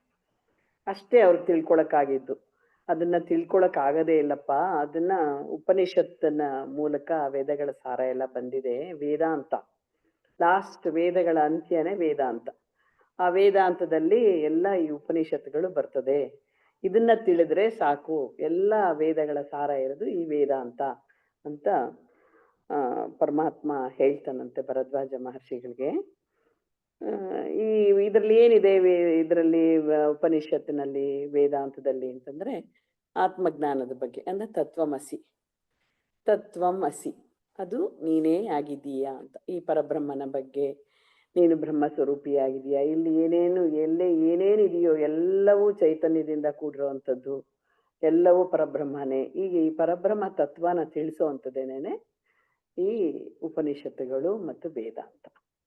ಇದನ್ನ ತಿಳಿದ್ರೇನೇನೇನೆ ಎಲ್ಲವನ್ನು ತಿಳಿದಂಗೆ ಆಗುತ್ತೆ. ಶ್ವೇತಕೇತುಗೆ ಹೇಳ್ತಾರಲ್ಲ, ಆ ಥರ ವೇದಾಂತದಲ್ಲಿ ಎಲ್ಲವೂ ಅಡಗಿದೆ. ಎಲ್ಲ ಜೀವನದ ಸಾರ ಇರ್ಬೋದು, ಪ್ರಪಂಚದ ಸಾರ ಇರ್ಬೋದು, ಏನೇ ಇರ್ಬೋದು, ಎಲ್ಲವೂ ಅದರಲ್ಲೇ ಅಡಗಿದೆ. ಇದನ್ನ ತಿಳಿಬೇಕಾದ್ರೆ ಅಂದ್ರೆ ಇದೊಂದೇ ಲಾಸ್ಟ್. ನಾವು ಪ್ರಪಂಚದ ಬೇರೆ ವಿದ್ಯೆಗಳೆಲ್ಲ ಎಷ್ಟು ಬೇಕಾದ್ರೂ ಕಲಿಬಹುದು. ಆದ್ರೆ ನಮ್ಗೆ ತಿಳಿಬೇಕು ಆತ್ಮಜ್ಞಾನದ ಬಗ್ಗೆ ಆಗ್ಲಿ, ತತ್ವಮಸಿ ಬಗ್ಗೆ ಆಗ್ಲಿ, ಏನೋ ಒಂದು ವೇದಾಂತದ ಬಗ್ಗೆ ತಿಳಿಬೇಕು ಅಂದ್ರೆ ಇದನ್ ಬಿಟ್ರೆ ಬೇರೆ ಇನ್ಯಾವುದು ಇಲ್ಲ ಅಂತ ಹೇಳ್ತಾರೆ. ಸರಿನಾ? ಸಾಕಾ? ಸರಿ ಇದೆ ಅತ್ತೆ. ಇಲ್ಲಿ ಆದ್ರೆ ವೇದಾಂತ ಎಷ್ಟು ಓದಿದ್ರು, ಎಷ್ಟು ವರ್ಷಗಳು, ಕೋಟಿ ಕಲ್ಪಗಳು ತಿಳ್ಕೊಂಡ್ರು ನಿನಗೇನ್ ಅರ್ಥ ಆಗುವಂಥದ್ದಲ್ಲ. ಅಂದ್ರೆ ಇಟ್ಸ್ ಸೋ ವಾಸ್ಟ್ ಅಂತ ಒಂದ್ ಕಡೆ ಹೇಳ್ತಾರೆ, ಒಂದ್ ಕಡೆ ಒಂದೇ ವಾಕ್ಯ ನೀನ್ ಆತ್ಮಸ್ವರೂಪಿ ಅನ್ನೋದ್ರಲ್ಲಿ ಥಟ್ಟಂತ ನಿನಗೆ ಜ್ಞಾನ ಬರಬಹುದು ಅಂತನೂ ಅಂತಾರೆ. ಈ ಡಿಸ್ಕ್ರಿಪೆನ್ಸಿ ಯಾಕೆ ಮತ್ತೆ ವೇದಾಂತ ಇಷ್ಟೊಂದು ವಾಸ್ಟ್ ಆಗಿ ಇರ್ಬೇಕಿತ್ತು, ಇಷ್ಟೊಂದು ವೇದಗಳಿರ್ಬೇಕಿತ್ತು? ಅಂದ್ರೆ ಅದನ್ನ ಕಂಪ್ಲೀಟ್ ಮಾಡಕ್ಕೆ ಆಗಲ್ಲ ಆ ಜ್ಞಾನವನ್ನ. ನಾವು ಇವಾಗ ನೋಡಿ, ನಾವು ಪುರಾಣ ಗ್ರಂಥಗಳನ್ನೇನೆ ಒಂದೊಂದು ಗ್ರಂಥದಲ್ಲಿ ಗುರುಗಳು 49 ವಿಡಿಯೋ 50 ವಿಡಿಯೋಸ್ನ ಸರಳೀಕರಿಸಿ ನಮ್ಮ ಜೀವನದ ಎಕ್ಸಾಂಪಲ್ಸೇ ತಗೊಂಡು ಸರಳವಾಗಿ ಕನ್ನಡದಲ್ಲಿ, ಇಂಗ್ಲಿಷಲ್ಲಿ ಎಲ್ಲಾ ಕಡೆ ಹೇಳಿರುವೆ. ಒಂದೊಂದು ಬುಕ್ಕು ಹೋಗ್ತಾ ಇದ್ರೂನುವೆ ಮುಗಿತಾ ಇಲ್ಲ. ಆದ್ರೆ ಒಂದೇ ಒಂದು ಸಣ್ಣ ಸರಳವಾದ ಒಂದು ವಾಕ್ಯ, ಇದ್ಯಾಕೆ ಇಷ್ಟು ವೇದಾಂತ ಇಷ್ಟು ದೊಡ್ಡದಾಗಿರ್ಬೇಕಿತ್ತು? ಲೈಕ್ ಅಲ್ಲ, ನಂಗೆ ಸಡನ್ ಹಂಗ್ ಬಂತು ತಲೆಯಲ್ಲಿ. ಯಾಕೆ ಇಷ್ಟೊಂದು ದೊಡ್ಡ ದೀರ್ಘವಾಗಿರ್ಬೇಕಿತ್ತು ವೇದಾಂತ ಅಂದ್ರೆ ಕಬ್ಬಿಣದ ಕಡಲೆ ಅಂತ ಒಂದು ಗಾದೆ ಬೇರೆ. ಕಬ್ಬಿಣದ ಕಡಲೆ ಅದು ವೇದಾಂತ ಎಲ್ರಿಗೂ ಹಿಡಿಯಲ್ಲ ಅಂತ ಬೇರೆ ಮುಂಚೆಯಿಂದ ಹೇಳಿ ಅದ್ರ ಬಗ್ಗೆ ನಮ್ಗೆ ಅವರ್ಷನೋ ಅಥವಾ ಭಯನೋ ಹುಟ್ಸಿದ್ರು. ಅದ್ ಜೊತೆಗೆ ಇದು ಇಷ್ಟು ವಾಸ್ಟು ಅಂತ ಇದ್ರೆ ಹೆಂಗೆ ಇದು? Like why is the discrepancy? ಅಂದ್ರೆ ಈಗ ವೇದಾಂತ ಅನ್ನೋದು ಸಿಂಪಲ್ಲೇನೆ. ಅದ್ರ ಕೇಳಿದ್ಯಲ್ಲ ಬ್ರಹ್ಮವಿದ್ಯೆ, ಅದೇನ್ ಬ್ರಹ್ಮವಿದ್ಯೆನಾ ಅಂತ ಹೇಳ್ತಾರೆ. ಏನು ಅದು ಕಲೀಲಕ್ಕಾಗ್ದಲೇ ಇರೋಂತ ಬ್ರಹ್ಮವಿದ್ಯೆನಾ ಅಂತ ಸುಮ್ನೆ ಮೊದಲು ಮಾತು ಹೇಳ್ತಾ ಇದ್ರು, ಅದೇನ್ ಬ್ರಹ್ಮ ವಿದ್ಯೆನಾ ಅಂತ. ಯಾವುದೇ ಒಂದು ವಿದ್ಯೆ, ಈಗ ನಾವು ಏನಾಗಿದ್ದೀವಿ ಅಂದ್ರೆ, ಯಾವಾಗ ನಾವು ಈ ಪ್ರಪಂಚದ ಒಂದು ಈ ಲೌಕಿಕದಲ್ಲಿ ಮುಳುಗಿರ್ತೀವಿ, ಆಗ ನಮ್ಗೆ ಆ ವಿದ್ಯೆನ ಪಡ್ಕೊಳ್ಳೋದು ಸ್ವಲ್ಪ ಕಷ್ಟ ಆಗುತ್ತೆ, ಕಬ್ಬಿಣದ ಕಡಲೆ ಆಗುತ್ತೆ. ಯಾವಾಗ ನಾವು ಇದನ್ನ ಕಲಿಬೇಕಾದ್ರೆ ನಾವು ಫಸ್ಟ್ ಏನ್ ಕಲ್ತ್ವಿ, ಫಸ್ಟ್ ನಮ್ಮ ಗುರುಗಳು ಫಸ್ಟ್ ಯಾವ್ದಪ್ಪ ಅದು ಗ್ರಂಥ ಮರ್ತೋಯ್ತಲ್ಲ, ಶಮ ದಮ ತಿತೀಕ್ಷ ಶ್ರದ್ಧಾ ಸಮಾಧಾನ, ಫಸ್ಟ್ ತತ್ವಬೋಧ ನಮ್ಗೆ ಇಂಟ್ರೊಡ್ಯೂಸ್ ಮಾಡಿದ್ರು. ತತ್ವಬೋಧದಲ್ಲಿ ಏನ್ ಕಲ್ಸಿದ್ರು, ಫಸ್ಟ್ ನಮ್ಗೆ ನಮ್ಮ ಮನಸ್ಸನ್ನ ಯಾವ ರೀತಿ ನಾವು ಅದನ್ನ ಮೌಲ್ಡ್ ಮಾಡ್ಕೋಬೇಕು, ಇದನ್ನ ತಿಳ್ಕೊಬೇಕಾದ್ರೆ ನಮ್ಮ ಮನಸ್ಸು ಹೇಗೆ ಸಿದ್ಧಪಡಿಸ್ಕೋಬೇಕು ಅನ್ನೋದನ್ನ ಫಸ್ಟ್ ಅದನ್ನೆಲ್ಲ ಮಾಡಿ ಅದನ್ನ ರೆಡಿ ಮಾಡಿ, ಆಮೇಲೆ ನಾವು ನಮ್ಗೆ ಈ ವಿವೇಕ ಚೂಡಮಣಿ ಆಗ್ಲಿ ಇನ್ನೊಂದಾಗ್ಲಿ ಉಪನಿಷತ್ತುಗಳಾಗ್ಲಿ ಆಮೇಲೆ ನಮ್ಗೆ ಅದನ್ನ ಹೇಳ್ತಾರೆ. ಹಾಗೆ ನಮ್ಗೂನು ಇದನ್ನೆಲ್ಲ ಈ ಶಮ ದಮ ಇದೆಲ್ಲ ಡಿಸಿಪ್ಲಿನ್ಗಳು ಬೇಕು. ಈ ಡಿಸಿಪ್ಲಿನ್ಗಳೆಲ್ಲ ಮಾಡ್ತಾ ಮಾಡ್ತಾ ನಮ್ಮ ಮನಸ್ಸು ರೆಡಿ ಆಗ್ತಾ ಬರುತ್ತೆ, ಶುದ್ಧಿ ಆಗ್ತಾ ಬರ್ತದೆ. ಶುದ್ಧಿ ಆಗ್ತಾ ಬರ್ತಾ ಬರ್ತಾ ಬರ್ತಾ ನಮ್ಗೆ ಈ ಜ್ಞಾನ ನಮ್ಗೆ ಹಿಡಿಸುತ್ತೆ, ಇಷ್ಟ ಆಗುತ್ತೆ, ಶ್ರದ್ಧೆ ಬರ್ತದೆ. ಅದಕ್ಕೆ ಶ್ರದ್ಧೆ ಬೇಕು. ಶ್ರದ್ಧೆ ಮತ್ತೆ ಡೆಡಿಕೇಶನ್, ಏನಪ್ಪಾ ಏನ್ ಹೇಳ್ತಾರೆ, ಶ್ರದ್ಧೆ ಮತ್ತು ನಮ್ಗೆ ಅದರಲ್ಲೇನೇನೆ ಶ್ರದ್ಧೆನೇ, ಅದು ಕರೆಕ್ಟ್. ಶ್ರದ್ಧೆ ಬೇಕು ನಮ್ಗೆ. ಶ್ರದ್ಧೆಯಿಂದ ನಾವು ಯಾವಾಗ ಮಾಡ್ತೀವಿ ಅವಾಗ ನಾವು ಅದನ್ನ ಕಲ್ತ್ಕೋತೀವಿ. ಅದಕ್ಕೆ ಸಂಸ್ಕಾರ ಕೂಡ ಬೇಕು. ಯಾಕೆಂದ್ರೆ ಇದು ಒಂದು ಜನ್ಮದಲ್ಲಿ ಆಗುವಂಥದ್ದಲ್ಲ, ಇದು ಜನ್ಮ ಜನ್ಮಾಂತರಗಳಿಗೆ ಸಾಧನೆಗಳನ್ನ ಮಾಡ್ತಾ ಮಾಡ್ತಾ ಮಾಡ್ತಾ ಇದು ಗಳಿಸುವಂತ ವಿದ್ಯೆ. ಇದಕ್ಕೆ ಗುರುಗಳು ಸಿಗ್ಬೇಕು. ಗುರುಗಳು ಸಿಗ್ಬೇಕಾದ್ರೆ ಪೂರ್ವ ಪುಣ್ಯ ಇರ್ಬೇಕು. ಪೂರ್ವ ಪುಣ್ಯ ಬರ್ಬೇಕಾದ್ರೆ ಕರ್ಮಯೋಗ ಚೆನ್ನಾಗಿ ಮಾಡಿರ್ಬೇಕು. ಕರ್ಮಯೋಗ ಮಾಡಿರ್ಬೇಕು, ಸೇವಾ ಭಾವನೆ ಮಾಡಿರ್ಬೇಕು. ಆಮೇಲೆ ಗುರುಗಳು ಸಿಗ್ಬೇಕು, ದೇವ್ರ ಕೃಪೆ ಆಗ್ಬೇಕು. ಆಮೇಲೆ ದೇವರು ಗುರುಗಳ ರೂಪದಲ್ಲಿ ಬರ್ಬೇಕು. ಆಮೇಲೆ ನಮ್ಗೆ ಆತ್ಮಜ್ಞಾನದ ಪಾಠ ಆಗ್ಬೇಕು. ನಮ್ಗೆ ಆಮೇಲೆ ಸುಲಭವಾಗಿ ಸಿಗುತ್ತೆ. ಅದೇನೇನೆ ಅದು ಅದರಲ್ಲಿ ಇರೋದು ನಮ್ಮ ಸಂಸ್ಕಾರ, ಶ್ರದ್ಧೆ ಮತ್ತೆ ನಮ್ಮ ಡಿಸಿಪ್ಲಿನ್ನು ಎಲ್ಲವೂ ಸೇರಿದ್ದತ್ತೆ. ಎಲ್ಲವೂ ಸೇರಿದಾಗ ವೇದಾಂತನ ಸ್ವಲ್ಪ ನಾನು ಯಾರು ಅಂತ ತಿಳ್ಕೊಳ್ಳೋದು ಒಂದೇ ಲೈನಲ್ಲಿ ನಮ್ಮ ಗುರುಗಳು ಎಷ್ಟು ಚೆನ್ನಾಗಿ ತಿಳಿಸ್ಕೊಟ್ಟಿದಾರಲ್ವಾ. ನಾನು ಈ ದೇಹ ಅಲ್ಲ, ಮನಸ್ಸು ಬಲ್ಲ, ಬುದ್ಧಿ ಅಲ್ಲ ಅಂತಂದ ಬರೀ ಬಾಯಿನಲ್ಲಿ ಹೇಳ್ಕೊಂಡ್ರೆ ಸಾಲದಲ್ವಾ. ಅದನ್ನ ಅಳವಡಿಸ್ಕೋಬೇಕು. ಯಾವಾಗ ನಾವು ಅದನ್ನ ಅಳವಡಿಸ್ಕೊಳ್ತಾ ನಮ್ಮಲ್ಲಿರೋ ಎಲ್ಲ ವಿಕಾರಗಳೆಲ್ಲ ಹೋಗಿ ನಮ್ಮ ಮನಸ್ಸು ಶುದ್ಧಿಯಾಗಿ ತನು ಮನ ಎಲ್ಲ ಶುದ್ಧಿ ಆಗ್ಬೇಕು. ಇದಕ್ಕೆ ಎಲ್ಲ ಶುದ್ಧಿ ಆಗ್ತಾ ಆಗ್ತಾ ಆಗ್ತಾ ನಮ್ಗೆ ಈ ಜ್ಞಾನ ಬರ್ತಾ ಬರ್ತಾ ಬರುತ್ತೆ ಆತ್ಮಜ್ಞಾನ. ಇದಕ್ಕೆ ಎಷ್ಟೊಂದೆಲ್ಲ ಇದೆಯಲ್ಲ, ಬೇಸಿಕ್ ರೂಲ್ಸ್ಗಳಿದಾವೆ. ಅದ್ ಮಾಡ್ತಾ ಮಾಡ್ತಾ ಬರುತ್ತೆ. ಇಲ್ಲ ಅಂದ್ರೆ ಕೆಲವ್ರು ಕೇಳಿರ್ತೀವಲ್ವಾ, ಒಂದೇ ಒಂದು ವರ್ಡ್ ಅಲ್ಲಿ ಸುಮ್ನೆ ಬುದ್ಧ ಹಿಂಗ್ ನೋಡಿದ್ನಂತೆ ತಕ್ಷಣ ಅವನು ಪರಿವರ್ತನೆ ಆಗ್ಬಿಟ್ಟ. ಅಂದ್ರೆ ಅವನು ಎಷ್ಟೋ ಅವನ ಜನ್ಮಗಳಲ್ಲಿ ಸಂಸ್ಕಾರಗಳಲ್ಲಿ ಅವನ ಜನ್ಮಾಂತರದ ಸಾಧನೆ ಮಾಡಿ ಸಂಸ್ಕಾರ ಇರ್ತದ ಅವನಿಗೆ. ಆ ಒಂದು ಮಹಿಮೆ ಇರುವಂತ ದೊಡ್ಡ ಸಿದ್ಧಿ ಪುರುಷರುಗಳನ್ನು ನೋಡಿದಾಗಲ ಅವ್ರ ನೋಟದಲ್ಲೋ ಅಥವಾ ಅವ್ರ ಸ್ಪರ್ಶದಲ್ಲೋ ತಕ್ಷಣ ಟ್ರಾನ್ಸ್ಫಾರ್ಮ್ ಆಗೋರು ಎಷ್ಟೊಂದ್ ಜನ ಇರ್ತಾರೆ. ಆತರ ನಮ್ಮ ಹಿಂದಿನ ಸಂಸ್ಕಾರಗಳು ಕೂಡ, ನಮ್ಮ ಶ್ರದ್ಧೆ, ನಮ್ಮ ಅಭ್ಯಾಸಗಳು, ನಮ್ಮ ಜೀವನ ಶೈಲಿ, ನಾವು ತಿಳ್ಕೊಂಡಿರೋದು ಎಲ್ಲವೂ ಇದರಲ್ಲಿ ಇನ್ಕ್ಲೂಡ್ ಆಗುತ್ತೆ ಅಂತ ನಾನು ಅನ್ಕೊಂಡಿದ್ದೀನಿ. ಇದು ಗೊತ್ತಿಲ್ಲ ನನ್ಗೆ ಎಷ್ಟ್ರ ಮಟ್ಟಿಗೆ ಸರಿ ಅಂತ ಹೇಳಿ ಕಥೆ. ಸರಿನೇ. ಇನ್ನೊಂದು ಏನು ಅಂದ್ರೆ, ಅದು ಎಷ್ಟು ವಾಸ್ಟ್ ಆಗಿ ಹಾಕಿದೆ ಅಂದ್ರೆ, ಅದ್ರಲ್ಲಿ ಬರೀ ವೇದಾಂತ ಅಷ್ಟೇ ಅಲ್ಲ, ದಿನನಿತ್ಯದ ಜೀವನದಲ್ಲಿ ಅದು ಕೂಡ ಎಲ್ಲಾನು ಕರ್ಮಕಾಂಡನು ಮುಕ್ಕಾಲ್ ಪಾಲು ಕರ್ಮಕಾಂಡವೇ ಇದೆ. ಅಂದ್ರೆ ಯಾವುದೇ ಒಬ್ಬ ಮನುಷ್ಯ ಶುರುವಿನಲ್ಲೇ ಯಾರು ಜ್ಞಾನಕ್ಕೆ ಬರ್ತಾನೆ, ಫಸ್ಟ್ ಊಟ ಬೇಕು, ಒಳ್ಳೆ ಜೀವನ ನಡೆಸ್ಬೇಕು, ಅದಕ್ಕೆಲ್ಲ ಏನೇನ್ ಬೇಕು ಅದು ಎಲ್ಲ ಇದೆ ವೇದಗಳಲ್ಲಿ. ವೇದಗಳಲ್ಲಿ ಏನ್ ಬರೀ ವೇದಾಂತ ಮಾತ್ರವೇ ಅಲ್ಲ. ಅಂದ್ರೆ ಏನು ಇವಾಗ ಉಪನಿಷತ್ತು ಏನ್ ಹೇಳುತ್ತೆ, ನಾನ್ ಯಾರು ಅಂತ ಏನ್ ಹೇಳುತ್ತೆ, ಅದು ಕೊನೆ ಪಾರ್ಟ್. ಮೊದಲಿನ ಪಾರ್ಟ್ ಎಲ್ಲ ಬರೀ ಕಾಮ್ಯ ಕರ್ಮಗಳು, ದಿನನಿತ್ಯ ಜೀವನಕ್ಕೆ ಏನೇನ್ ಬೇಕು, ಆಮೇಲೆ ಮಕ್ಕಳಾಗೋದಕ್ಕೆ ಏನ್ ಬೇಕು, ಒಳ್ಳೆ ಮಕ್ಕಳನ್ನ ಪಡೆಯೋದಕ್ಕೆ, ಹೀಗೆ ಎಲ್ಲ ತುಂಬಾ ವಾಸ್ಟ್ ಅದು. ಸೈನ್ಸ್ ಅಲ್ಲಿ ಏನೇನು, ಈ ಟೆಕ್ನಾಲಜಿನಲ್ಲಿ ಏನೇನು ಇದೆ ಅದೆಲ್ಲವೂ ಇದೆ ಅದರಲ್ಲಿ. ಯಾವುದೇ ಒಬ್ಬ ವ್ಯಕ್ತಿ ಅದನ್ನೆಲ್ಲರ ಮೂಲಕ ಪಾಸ್ ಆದ್ಮೇಲೆ ತಾನೇ ಅವನ್ ಇದಕ್ ಬರಕ್ಕಾಗತ್ತೆ. ಒಂದೇ ಸರ್ತಿಗೆ ಯಾರು ಬರಕ್ ಆಗಲ್ಲ. ಫೈನಲ್ ಇವಾಗ ಅವ್ರು ಹೇಳ್ದಂಗೆ ಅವನಿಗೆ ಆಸೆ ಬರ್ಬೇಕಾದ್ರೆ ಅವನ್ ಪುಣ್ಯ ಮಾಡ್ಬೇಕು. ಆ ಪುಣ್ಯ ಮಾಡ್ಬೇಕಾದ್ರೆ ಪುಣ್ಯದ ಕರ್ಮಗಳನ್ನ ಮಾಡ್ಬೇಕು. ಅದು ಯಾವ ತರ ಮಾಡ್ಬೇಕು ಆ ತರಹ ಕರ್ಮಗಳನ್ನ, ಅದರದ್ದೆಲ್ಲ ಡೀಟೇಲ್ಸು, ಅದಕ್ಕೆಲ್ಲ ಮಂತ್ರಗಳು, ಅದಕ್ಕೆಲ್ಲ ವಿಧಿ ವಿಧಾನಗಳು, ಈ ತರಹ ಒಂದ್ ರಾಶಿ ಇದೆ. ಮೊದ್ಲು ಅವನು ಕಾಮ್ಯ ಕರ್ಮ ಮಾಡ್ಕೊಂಡು ಹೋಗ್ತಾನೆ. ಆಮೇಲೆ ತಾನೇ ಒಂದಷ್ಟು ಅದರಲ್ಲಿ ತೃಪ್ತಿ ಪಡೆದ ಮೇಲೆ, ಅದರಲ್ಲಿ ಒಂದಷ್ಟು ಜನ್ಮಗಳಾದ ಮೇಲೆ ಅವನಿಗೆ ನಿಷ್ಕಾಮ ಕರ್ಮ ಮಾಡಬೇಕು ಅನ್ನೋ ಒಂದು ಗೊತ್ತಾಗೋದು. ಹಾಗೆ ಹಂತ, ಆ ಹಂತಕ್ಕೋಸ್ಕರ ಅದ್ರಲ್ಲಿ ಅಷ್ಟೂ ಒಬ್ಬ ಮನುಷ್ಯನಿಗೆ ಒಂದು ಅಮೀಬಾದಿಂದ ವಿಕಾಸ ಆಗ್ತಾ ಆಗ್ತಾ ಬಂದ್ಬಿಟ್ಟು ಫಸ್ಟ್ ಲೆವೆಲ್ ಆಫ್ ಜೀವಿ ಆದಾಗಿಂದ, ಅವನು ಅಂದ್ರೆ ಮನುಷ್ಯ ಆದಾಗಿಂದ ಅವನು ಪೂರ್ಣವಾಗಿ ತಾಮಸಿಕ ಹಂತದಿಂದ ರಾಜಸಿಕ ಹಂತಕ್ಕೆ ಬಂದು ಸಾತ್ವಿಕ ಹಂತಕ್ಕೆ ಬಂದು ಅಲ್ಲಿ ಮತ್ತೆ ಗುರುಗಳು ಸಿಕ್ಕಿ ಜ್ಞಾನ ಬರೋವರೆಗೂ ಆ ಎಲ್ಲ ಹಂತಗಳಿಗೂ ಏನೇನ್ ಬೇಕೋ ಅದೆಲ್ಲವೂ ಅದರಲ್ಲಿದೆ. ಹಾಗಾಗಿ ಅಷ್ಟು ಫಾಸ್ಟ್. ಬಟ್ ಅಗೇನ್ ಅವ್ರು ಹೇಳ್ದಂಗೆ ಇಟ್ ಇಸ್ ಸೋ ಸಿಂಪಲ್. ಕೊನೆ ಹಂತಕ್ಕೆ ಬಂದಾಗ ಯಾವ್ದನ್ನು ತಿಳಿಯೋದ್ರಿಂದ ಎಲ್ಲವನ್ನೂ ತಿಳಿಸಾಗುತ್ತೋ ಅದನ್ನ ತಿಳ್ಕೊ ಅಂತ ಅವರು ಹೇಳಿದ್ರು ಅಂತ ಹೇಳಿದ್ರೆ, ನಾನು ಅರಿವು ಅಂತ ತಿಳ್ಕೊಂಡ್ಬಿಟ್ರೆ ಅವಾಗ ಇದು ಯಾವುದನ್ನು ಕೌಂಟ್ ಇಲ್ಲ ಅನ್ನೋದು ಆವಾಗ ಗೊತ್ತಾಗತ್ತೆ. ಅದು ಎಷ್ಟು ಈಸಿ ಇದೆ ಅಲ್ವಾ? ದೇಹ ಅಲ್ಲ, ಮನ್ಸೆಲ್ಲ ಬುದ್ಧಿ ಅಲ್ಲ, ಅಷ್ಟೇ ನಾನು ಯಾವ್ದು ಅಲ್ಲಪ್ಪ ಅಂತ ತಿಳ್ಕೊಳ್ಳೋದು ಎಷ್ಟಂತೂ. ಹಾಗಾದ್ರೆ ದೇಹ ಮನಸ್ಸು ಬುದ್ಧಿ ಯಾವ್ದು ಬೇಡವಾ? ಯಾವ್ದು ಬೇಡವಾ ವಿಜಯ್ ಅವ್ರೆ? ನಾವೆಲ್ಲ ಅಂದ್ರೆ ಇವಾಗ ಯಾವ್ದ್ರಿಂದ ಮಾತಾಡ್ತಾ ಇದೀವಿ ನಾವು? ಎಲ್ಲಿ ಕೂತ್ಕೊಂಡಿದೀವಿ? ದೇಹ ಇಟ್ಕೊಂಡೇ ಕೂತಿದೀವಿ, ಮನ್ಸ್ ಇಟ್ಕೊಂಡೇ ಮಾತಾಡ್ತಾ ಇದೀವಿ. ಅಲ್ಲ, ಒಂದ್ ನಿಮಿಷಕ್ಕೆ ಅಲ್ಲಿ ಏನಾದ್ರೂ ಒಂಚೂರು ಚೆನ್ನಾಗಿರೋದ್ ಕಾಣಿಸಿ ಟಕ್ಕಂತ ಕಣ್ಣಲ್ಲಿ ಹೋಗುತ್ತೆ. ಆಮೇಲೆ ಉಪನಿಷತ್ತುಗಳಲ್ಲೂ ಯಾಕೆ ಅಷ್ಟೊಂದು ಉಪನಿಷತ್ತು ಅಂದ್ರೆ ಒಬ್ಬೊಬ್ರಿಗೆ ಅರ್ಥ ಆಗೋದು ಒಂದೊಂದು ರೀತಿ. ಹಾಗಾಗಿ ಬೇರೆ ಬೇರೆ ಬೇರೆ ಬೇರೆ ರೀತಿ ಎಕ್ಸ್ಪ್ಲನೇಷನ್ಸ್ಗೆ ಬೇರೆ ಬೇರೆ ಬೇರೆ ಬೇರೆ ಬೇರೆ ಉಪನಿಷತ್ತುಗಳು. ನಿಮ್ಗೆ ಹೇಳಿದ್ ಈ ತರ ಹೇಳಿದ್ ಕೆಲವ್ರಿಗೆ ಅರ್ಥ ಆಗೋದು, ಅದನ್ನ ಇನ್ನೊಂದ್ ರೀತಿ ತಿರುಗಿಸ್ಬಿಟ್ಟು ಹೇಳಿದ್ರೆ ಇನ್ನೊಬ್ರಿಗೆ ಅರ್ಥ ಆಗ್ಬೋದು. ಹಾಗಾಗಿ ಅಷ್ಟೊಂದು ವೆರೈಟಿನೂ ಇದೆ. ಆಮೇಲೆ ಅರ್ಥ ಆಗಿದ್ದು ಮತ್ತೆ ನಮ್ಗೆ ಇವತ್ತು ಅರ್ಥ ಆಗಿರುತ್ತೆ, ಓಕೆ, ಬಟ್ ಅದನ್ನ ಕಂಟಿನ್ಯೂಸ್ ಆಗಿ ಮನನ ಮಾಡಿದ ಹೊರತು ಅದು ನಿಲ್ಲಲ್ಲ. ಹಾಗಾಗಿ ಅದು ಒಂದನ್ನೇ ನಾವು ಓದ್ತಾ ಇದ್ರೆ ಬೋರ್ ಆಗುತ್ತೆ. ಮನುಷ್ಯನ ಮನಸ್ಸು ಸುಲಭ ಇಲ್ಲ, ಸ್ವಲ್ಪ ಡಿಫ್ರೆಂಟ್ ಆಗಿರೋದು ಓದೋಣ ಅನ್ಸುತ್ತೆ. ಹಂಗಾಗಿ ಸ್ವಲ್ಪ ಡಿಫ್ರೆಂಟ್ ಆಗಿರೋದು ಇನ್ನೊಂದು. ಎಲ್ಲವೂ ಅದನ್ನೇ ಹೇಳಿದ್ರು ಬೇರೆ ಬೇರೆ ರೀತಿಯಲ್ಲಿ ಬೇರೆ ಬೇರೆ ರೀತಿಯಲ್ಲಿ ಸ್ವಲ್ಪ ಆಕರ್ಷಕವಾಗಿ ಹಾಗೆ ಹೀಗೆ ಮಾಡಿ ಒಟ್ಟಲ್ಲಿ ನಮ್ಮನ್ನ ಅದರಲ್ಲಿ ನಿಲ್ಲಿಸೋಕೆ ಪ್ರಯತ್ನ, ಹಂಗಾಗೂ ಅಷ್ಟೊಂದಿದೆ. ಅಲ್ಲ, ಇದನ್ನೇನಾದ್ರೂ ಸೃಷ್ಟಿ ಮಾಡಿದಾಗ ಭಗವಂತ ಬರೀ ವೇದಾಂತ ಇಟ್ಬಿಟ್ಟಿದ್ರೆ ಯಾರಿಗೂ ಇಂಟ್ರೆಸ್ಟೇ ಇರ್ತಿರ್ಲಿಲ್ಲ.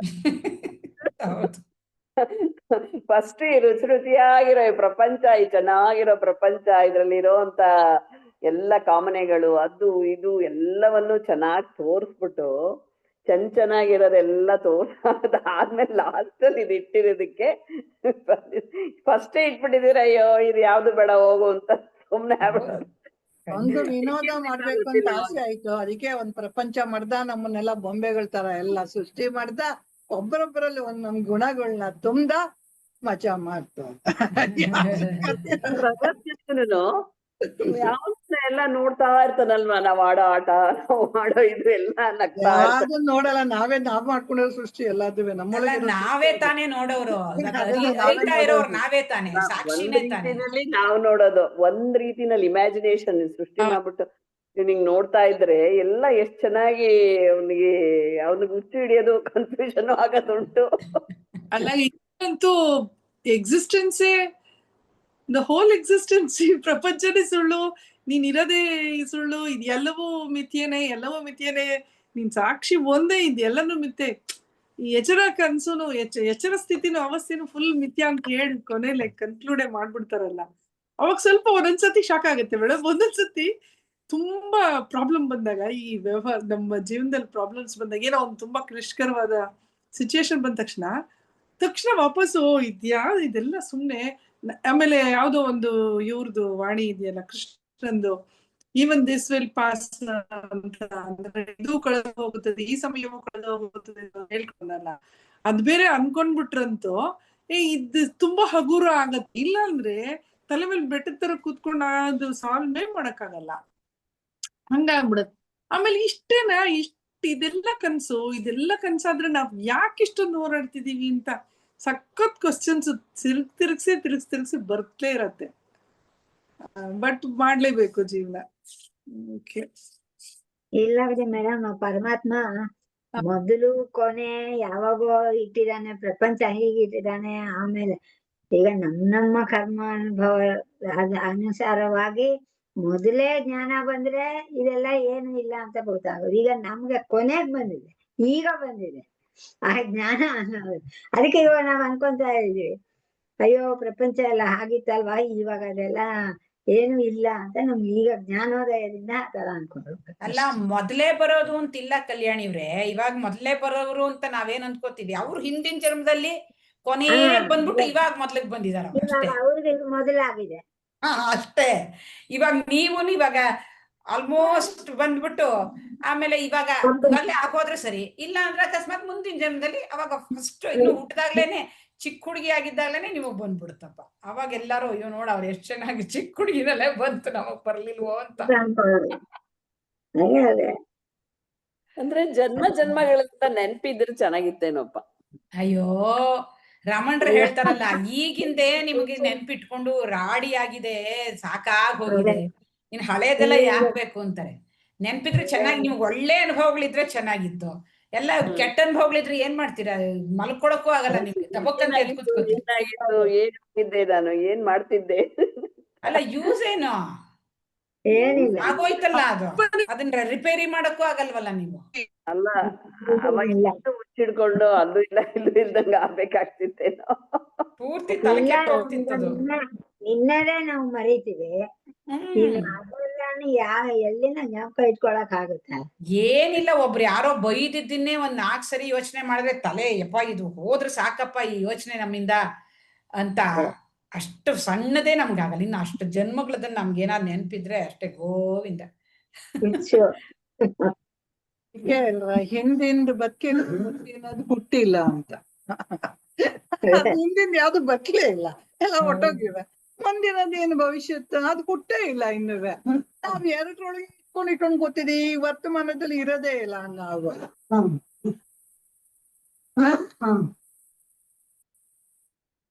ಈ ಕಾಮಿಡಿ ಮೂವೀಸ್ಗಳು ಕೆಲವ್ರು ತೆಗಿತಾರಲ್ಲ, ಯಮಧರ್ಮ ಇವನು ಹೊಟ್ಟೋಗ್ಬಿಟ್ಟಿರ್ತಾನೆ, ಅವನ್ನ ಯಾಮಾರಿಸೋಷ್ಟೇ ಇವನ್ ಬುದ್ಧಿವಂತ. ಅವನ್ಗೆ ಈ ಟೆಕ್ನಾಲಜಿ ಗೊತ್ತಿಲ್ಲ, ಯಮನ್ಗೆ ಇನ್ನೂ ಹಳೆ ಇದ್ರಲ್ಲೇ ಇದ್ದಾನೆ, ಔಟ್ಡೇಟ್.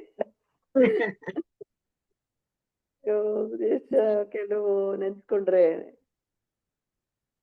ನಗು ಬರುತ್ತೆ. ಕಲ್ಪನೆ ತುಂಬಾ ಸುಂದರ ಆಗಿರುತ್ತೆ, ಅದು ಕಲ್ಪನೆ ಅಷ್ಟೇ. ಅಲ್ಲ, ಕಲ್ಪನೆ ಬೇಕಪ್ಪ. ಕೆಲವು ಸತಿ ಚೆನ್ನಾಗಿರ್ತದೆ, ಚೆನ್ನಾಗಿರೋ ಕಲ್ಪನೆಗಳು ಮಾಡ್ಕೋಬಹುದು. ಕಲ್ಪನೆ ಹೇಳ್ತಾ ಇದೀನಿ.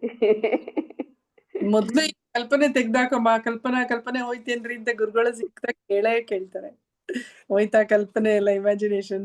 ದೇಹ ಮನ್ಸು ಬುದ್ಧಿ ಭಾರಿ ದೊಡ್ಡ ಕಲ್ಪನೆ ಇತ್ತಲ್ಲ, ಅದೊಂದು ಹೋಗಿಸ್ಕೊಂಡ್ರೆ ಸಾಕಾಗಿದೆ. ಉಮಾ ಮೇಡಮ್, ಇದು ಕಂಟಿನ್ಯೂಷನ್ ಸ್ವಲ್ಪ ಕಡಿಮೆ ಇದೆ, ಇರ್ಲಿ.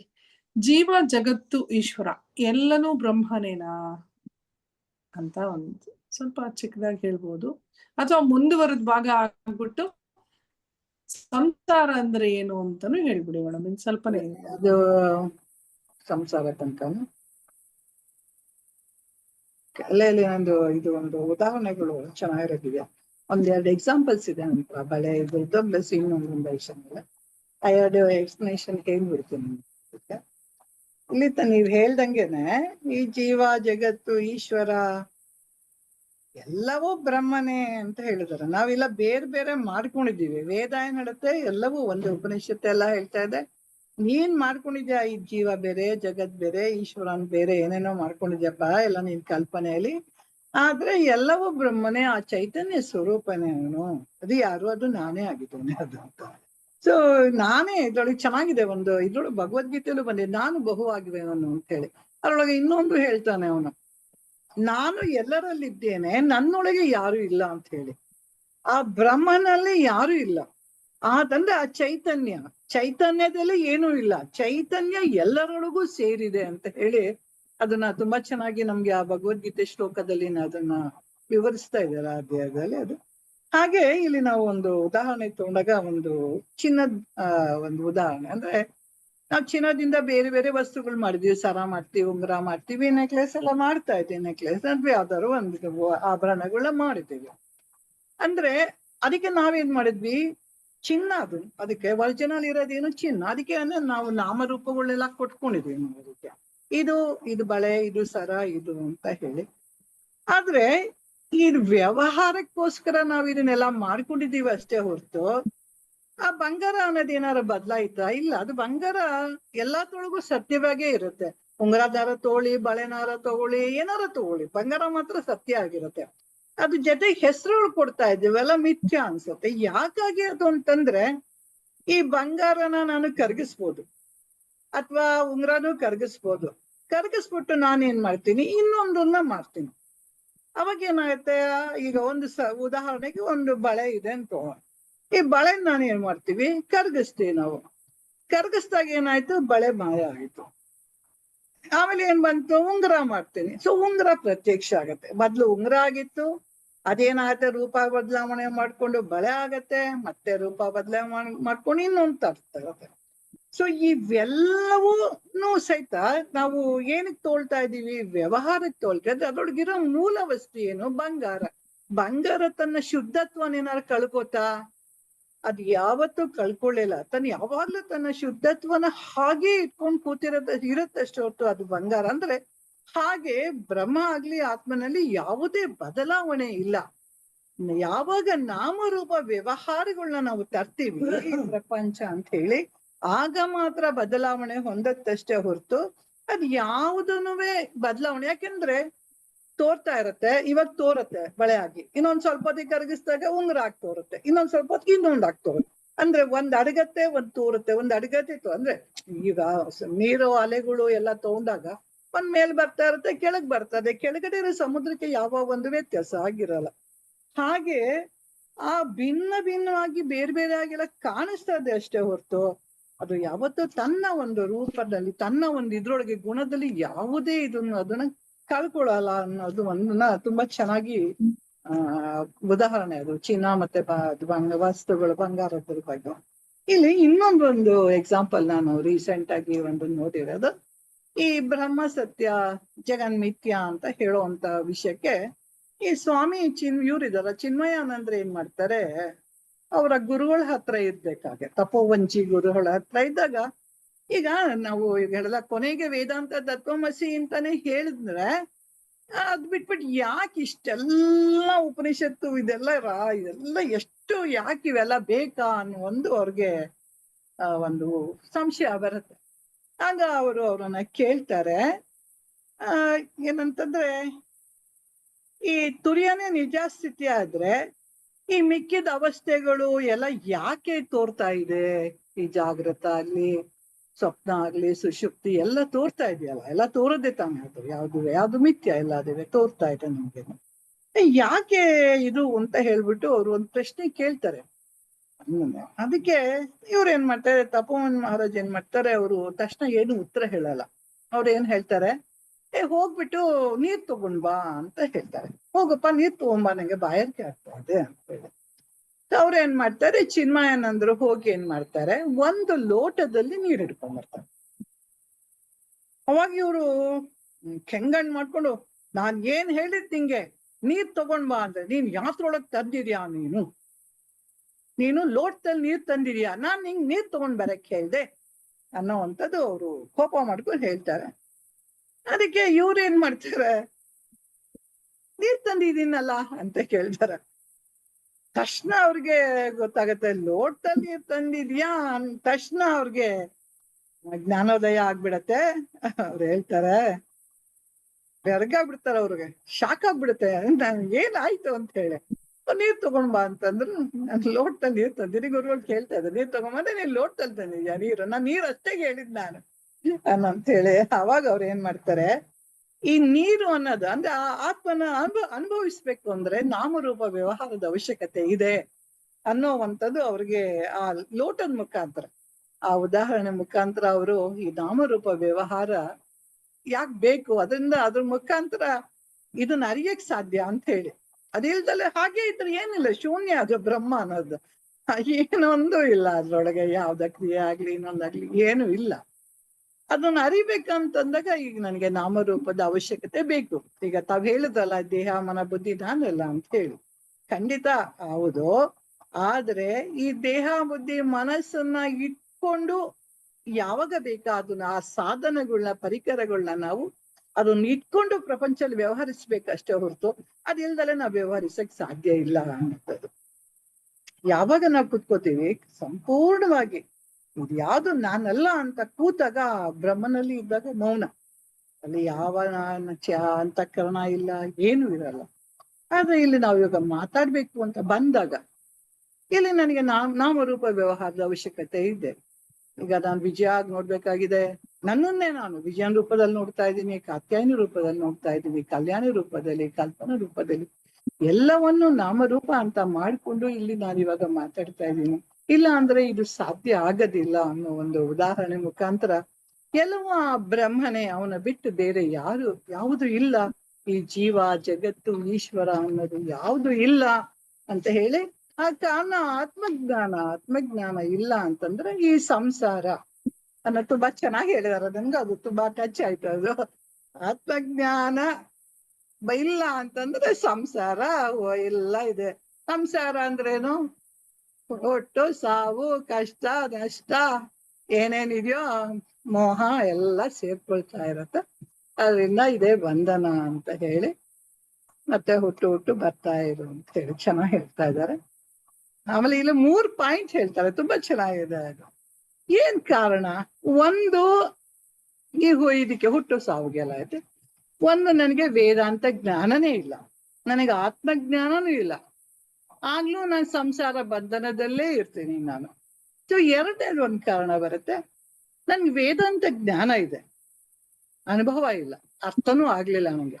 ಸುಮ್ಮನೆ ಜ್ಞಾನ ಬಂದಿದೆ, ಏನು ಇವೆಲ್ಲ ಓದ್ತಾ ಇದ್ದೀನಿ, ಕೇಳಿ ನೋಡ್ತಾ ಇದ್ದೀನಿ, ನಂಗೆ ಇಷ್ಟು ಮಾತ್ರ ಗೊತ್ತಾಗ್ತದೆ, ನನ್ಗೆ ಇದ್ರೊಳಗೆ ಅನುಭವ ಜ್ಞಾನ ಬಂದಿಲ್ಲ.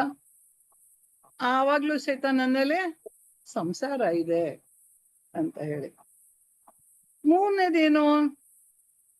ಇವಾಗ ಓದ್ದೆ, ಇವಾಗೆಲ್ಲ ಮಾತಾಡ್ದೆ, ಹಂಗೆ ಇವಾಗೆಲ್ಲ ಅರ್ಥ ಆದಂಗಿತ್ತು. ಆದ್ರೆ ಈ ಕ್ಲಾಸ್ ಮುಗಿದ ತಕ್ಷಣ ಶಟ್ ಡೌನ್ ಮಾಡಿದ ತಕ್ಷಣ ನನ್ಗೆಲ್ಲ ಮರ್ತು ಹೋಯ್ತು ಅಂತ ಅಂದಾಗ್ಲೂ ನನಗೆ ಸಂಸಾರ ಅನ್ನೋದು ಹೋಗ್ಲಿಲ್ಲ ಅನ್ನೋಂಥದ್ದು. ನಾನು ಎಷ್ಟು ಗಂಟೆ ಕೂತ್ಕೊಂಡು ಧ್ಯಾನ ಮಾಡಿದ್ರು ನಾನು ಈಚೆ ಬಂದಾಗ ನನ್ನಲ್ಲಿ ಹರಿಷಡ್ ಬಿಡುಗಡೆ ಹೋಗ್ಲಿಲ್ಲ ಅಂತಂದ್ರೆ ಸಂಸಾರನೇ ಅನ್ನೋಂಥದ್ದು. ಅಂದ್ರೆ ಯಾವಾಗ ನಾನು ಇವಾಗ ಏನಿವೆಲ್ಲ ಹೇಳಿದೀವಿ ಮಾತಾಡ್ತಾ ಇದ್ದೀವಿ ಅದನ್ನ ಆಚರಣೆಯಲ್ಲಿ ತಂದು ಅಳವಡಿಸ್ಕೊಂಡಾಗ ಮಾತ್ರ ನಾವು ಆತ್ಮಸ್ವರೂಪವಾಗಿ ಜೀವಿಸಿದಾಗ ಮಾತ್ರ ನಾವು ಮುಕ್ತ ಆಗ್ತೀನಿ ಅನ್ನೋವಂಥದ್ದು. ಇದನ್ನು ಇಲ್ಲಿ ಉದಾಹರಣೆ ಕೊಟ್ಟಿದ್ದಾರೆ. ಅಲ್ಲಿ ಅವ್ರ ಹಳ್ಳಿ 5 ಕೊಟ್ಟಿದ್ರು, ನಾನು ಈ ಬಂಗಾರ ಮತ್ತೆ ಚಿನ್ಮಯ ಅನ್ನೋದು ಉದಾಹರಣೆ ಕೊಟ್ಟಿದ್ದೇನೆ. ಹರಿ ಓಂ.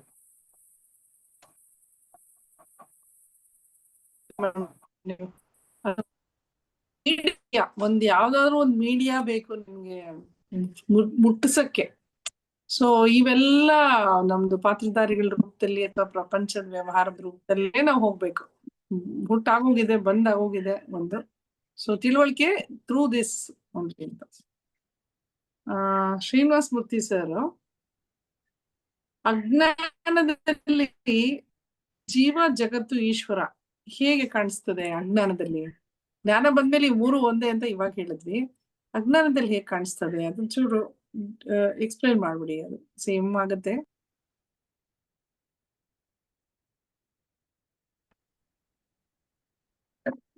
ಅಜ್ಞಾನ ಇದ್ದಾಗ ಜೀವ ಜಗತ್ತು ಈಶ್ವರ. ಯಾಕೆಂದ್ರೆ ನಾನು ಅಲ್ಪ ಜ್ಞಾನ ಗೊತ್ತಿರೋದ್ರಿಂದಾನೇ ನನಗೆ ಮೇಲೆ ಒಬ್ಬರು ನೋಡ್ಕೊಳ್ಳೋನಿದ್ದಾನೆ, ಆ ಭಗವಂತನ ಸ್ವರೂಪಿ, ಅವನೇ ಈಶ್ವರ ಸ್ವರೂಪಿ ಅಂತ ಹೇಳಿ ನಾವು ಆವಾಗ someone is looking after me, all my this one ಅಂತ ಹೇಳಿ ನಾವು ಆ ದೇವ್ರನ್ನ ಮೊರೆ ಹೋಗ್ತೀವಿ. ಕಷ್ಟ ಬಂದಾಗ ಹೋಗ್ತೀವಿ, ಅಥವಾ ಹೆಚ್ಚಿನ ಸುಖ ಕೊಡು ಅಂತ ಹೋಗ್ತೀವಿ. ಸೊ ಇದು ಅಜ್ಞಾನ. ಯಾಕೆಂದ್ರೆ ಅದು ಅವನಿಗೆ ನನ್ನೊಳಗೆ ಸುಖ ಇದೆ ಅನ್ನೋ ವಿಷಯ ಗೊತ್ತಿರಲ್ಲ, ಹೊರಗಿನ ವಸ್ತುಗಳಲ್ಲಿ ಸುಖ ಇದೆ ಅಂತ ಇರ್ತದೆ. ಆ ಹೊರಗಿನ ವಸ್ತು ಸಿಗದೇ ಇದ್ರು ದೇವರ ಹತ್ರ ಹೋಗ್ತಾನೆ, ಸಿಕ್ಕಿದ್ರು ಇನ್ನಷ್ಟು ಕೊಡಪ್ಪ ಅಂತ ಹೇಳ್ಬಿಟ್ಟು ಹೋಗ್ತಾನೆ. ಸೊ ಆಮೇಲೆ ಅವನು ನನಗಿನ್ನ ಹೊರಗೆ ಬಹಳಷ್ಟು ವಸ್ತುಗಳಿವೆ, ಅದನ್ನ ಪಡೆಯಕ್ಕೆ ಹೋಗ್ತಾನಲ್ವಾ. ಯಾಕೆಂದ್ರೆ ಅದೆಲ್ಲವೂ ತನ್ನ ಚೈತನ್ಯದ ಸ್ವರೂಪದಿಂದಾನೇ ಬೆಳಗ್ತಾ ಇದೆ ಅನ್ನೋ ಒಂದು ಜ್ಞಾನ ಇಲ್ಲದೆ ಇರೋದ್ರಿಂದ ಆಲ್ವೇಸ್ ಫೀಲ್ಸ್ ಡಿಫರೆನ್ಸ್.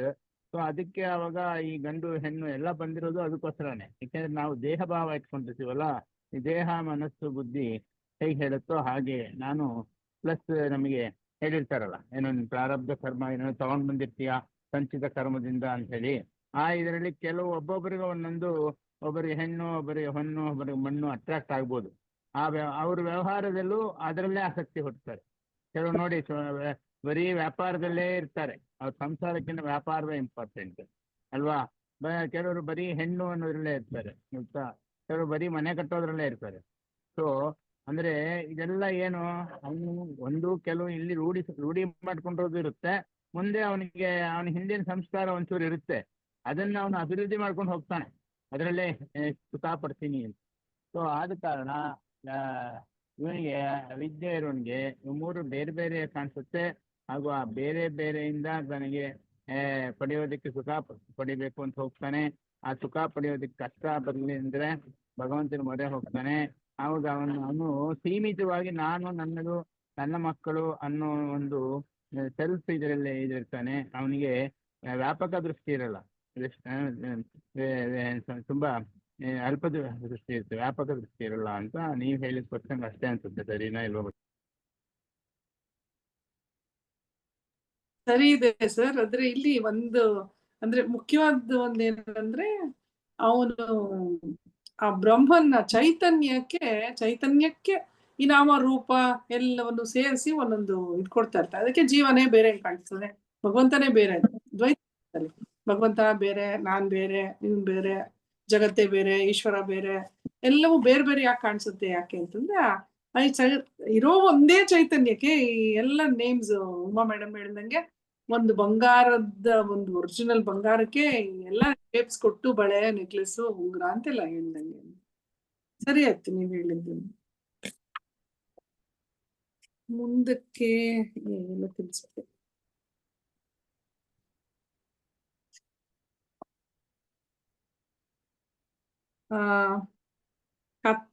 ಕಲ್ಯಾಣಿ ಮೇಡಮ್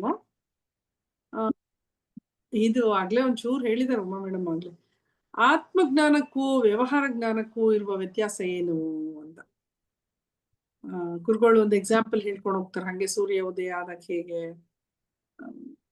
ಈಗ ಉಮಾ ಮೇಡಮ್ ಒಂಚೂರು ಹೇಳಿದ್ರು, ಜ್ಞಾನ ಮೊದ್ಲೇ ಬಂದಾಗ 2 ರೀತಿ ಇರುತ್ತೆ ಅಂತ, ಅದನ್ನ ಹಾಗೆ ಹೇಳ್ಕೊಂಡು ಹೋಗಿದ್ರು.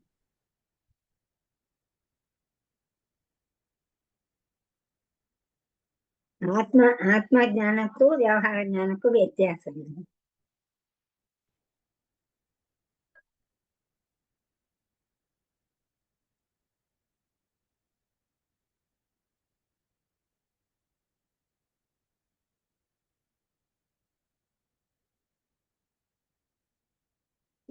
ಆತ್ಮಜ್ಞಾನ ಅಂದ್ರೆ ನಮಗೆ ಏನ್ ಕಾಣುತ್ತೋ ಅದು ಅನುಭವ ಆಗುತ್ತೋ ಅದನ್ನ ತಿಳ್ಕೊಳ್ಳೋದೇ ಆತ್ಮಜ್ಞಾನ, ಅದೇ ಅಲ್ವಾ?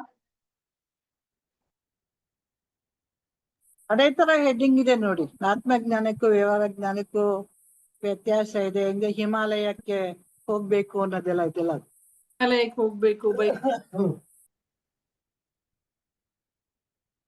ಅದೇ ಜ್ಞಾನ ಪಡೆದು ಆಮೇಲೆ ಹೋಗೋದು, ಅಥವಾ ಕಷ್ಟಪಟ್ಟು ಹೋಗಿದ್ರೆ ಅದರ ಅನುಭವ ಗೊತ್ತಾಗುತ್ತೆ. ಇದು ಒಂದು ರೀತಿಯ ಜ್ಞಾನ, ಅಂದ್ರೆ ಮೊದಲು ಜ್ಞಾನ ಪಡ್ಕೊಂಡು ಆಮೇಲೆ ನಾವು ಸಾಧನೆ ಮಾಡ್ಬೇಕು, ಆಮೇಲೆ ಸಿದ್ಧಿ ಆಗುತ್ತೆ. ನಮ್ಮಲ್ಲೇ ಇಲ್ಲದಿದ್ದವನ್ನ ಪಡ್ಕೊಳ್ಳೋದು ಅಂದ್ರೆ, ಈಗ ಹಿಮಾಲಯ ಬಗ್ಗೆ ನಮ್ಗೆ ಅನುಭವನೇ ಇಲ್ಲ, ಅದೊಂದು ಜ್ಞಾನ ಸಾಧನೆ. ಆದ್ರೆ ಆತ್ಮಜ್ಞಾನ ಬೇರೆ ದೃಷ್ಟಿ. ಆತ್ಮಜ್ಞಾನ ಅಂದ್ರೆ ನಮ್ಗೆ ಏನ್ ಕಾಣುತ್ತೋ ಅನುಭವ ಆಗುತ್ತೋ ಅದನ್ನು ತಿಳ್ಕೊಳ್ಳೋದೇ ಆತ್ಮಜ್ಞಾನ. ಇದನ್ನು ಪಡಿಬೇಕಾಗಿಲ್ಲ, ಇರೋದು ಭಗವಂತನ ಜ್ಞಾನವೇ. ಇದನ್ನ ನಾವು ತಪ್ಪಾಗಿ ತಿಳ್ಕೊಂಡಿದ್ವಿ, ಸರಿಯಾಗಿ ತಿಳ್ಕೊಳ್ಳೋದೇ ಆತ್ಮಜ್ಞಾನ. ಅದಕ್ಕೆ ಉದಾಹರಣೆ ಕೊಟ್ಟಿದ್ದಾರೆ, ಸೂರ್ಯ ಬೆಳಗ್ಗೆ ಉದಯ ಆಗೋದು, ಸಾಯಂಕಾಲ ಅಸ್ತ ಆಗೋದು ತರ ಕಾಣುತ್ತೆ, ಆದ್ರೆ ಸೂರ್ಯ ಭೂಮಿ ಸುತ್ತು ತಿರುಗ್ತಾ ಇದಾನೆ ಅಂತ ನಾವು ತಿಳ್ಕೊಂಡಿದ್ವಿ. ಆದ್ರೆ ಇದು ಅಜ್ಞಾನ. ನಿಜವಾಗ್ಲೂ ನೋಡಿದ್ರೆ ಸೂರ್ಯ ಭೂಮಿ ಸುತ್ತು ಹೋಗ್ತಾ ಇಲ್ಲ, ಭೂಮಿ ಸೂರ್ಯನ ಸುತ್ತು ತಿರುಗ್ತಾ ಇದೆ ಅಂತ ವಿಜ್ಞಾನಿಗಳು ಹೇಳ್ತಾರೆ. ಈಗ ಭೂಮಿ ಸೂರ್ಯನ ಸುತ್ತು ತಿರ್ಗೋದು ಕಾಣ್ಬೇಕು ಅಂತ ಹೇಳಕ್ಕೆ ಆಗಲ್ಲ. ಅದು ನಮ್ಮಲ್ಲಿ ಇರುವ ಅಜ್ಞಾನ ನಿವಾರಣೆ ಮಾಡಕ್ಕೆ ವಿಜ್ಞಾನಿಗಳು ಹೇಳಿದ್ದಾರೆ. ಆ ತರ ಅಜ್ಞಾನ ನಿವಾರಣೆ ಆಗಿದ್ರು ಅನುಭವ ಬದಲಾಗೋದಿಲ್ಲ, ಅದು ಅನುಭವವಾಗೇ ಇರುತ್ತೆ. ಆದ್ರೆ ಸೂರ್ಯ ಭೂಮಿ ಸುತ್ತು ತಿರುಗಾಡ್ತಾ ಇಲ್ಲ, ಭೂಮಿ ಸೂರ್ಯನ ಸುತ್ತು ತಿರುಗ್ತಾ ಇದೆ ಅಂತ ಗೊತ್ತಾಗುತ್ತೆ.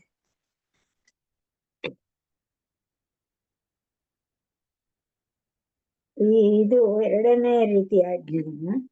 ಇಲ್ಲಿ ಸಾಧನೆ ಏನು ಇಲ್ಲ, ಅಜ್ಞಾನವನ್ನು ಜ್ಞಾನ ತೆಗೆಯೋದು ಇದೇ ಆತ್ಮಜ್ಞಾನ. ದೇಹ ಮನಸ್ಸು ಬುದ್ಧಿ ನಾನು ಅನ್ನೋದು ಅಜ್ಞಾನ. ನಾನು ಯಾರು ಅಂತ ವಿಚಾರ ಮಾಡಿ ಅಜ್ಞಾನವನ್ನು ತಿಳ್ಕೋಬೇಕು. ಇದರಿಂದ ನಮ್ಮ ಅನುಭವದಲ್ಲಿ ಬದಲಾಗಲ್ಲ, ನಮ್ಮ ಜ್ಞಾನದಲ್ಲಿ ಮಾತ್ರ ಇದು ಬದಲಾಗುತ್ತೆ. ಇದೇ ಆತ್ಮಜ್ಞಾನಕ್ಕೂ ಬೇರೆ ಜ್ಞಾನಕ್ಕೂ ವ್ಯತ್ಯಾಸ. ಈಗ ವ್ಯವಹಾರ ಜ್ಞಾನದಲ್ಲಿ ಜ್ಞಾನಕ್ಕಿಂತ ಮೊದಲು ಪ್ರಯತ್ನ ಮತ್ತು ಫಲ ಮಾಡ್ತೀವಿ. ಆತ್ಮಜ್ಞಾನದಲ್ಲಿ ಭಗವಂತನ ಅನುಭವ ಆಗ್ತಾ ಇರುತ್ತೆ. ಇಲ್ಲಿ ಎಲ್ಲವೂ ಭಗವಂತನ ಅನುಭವವೇ.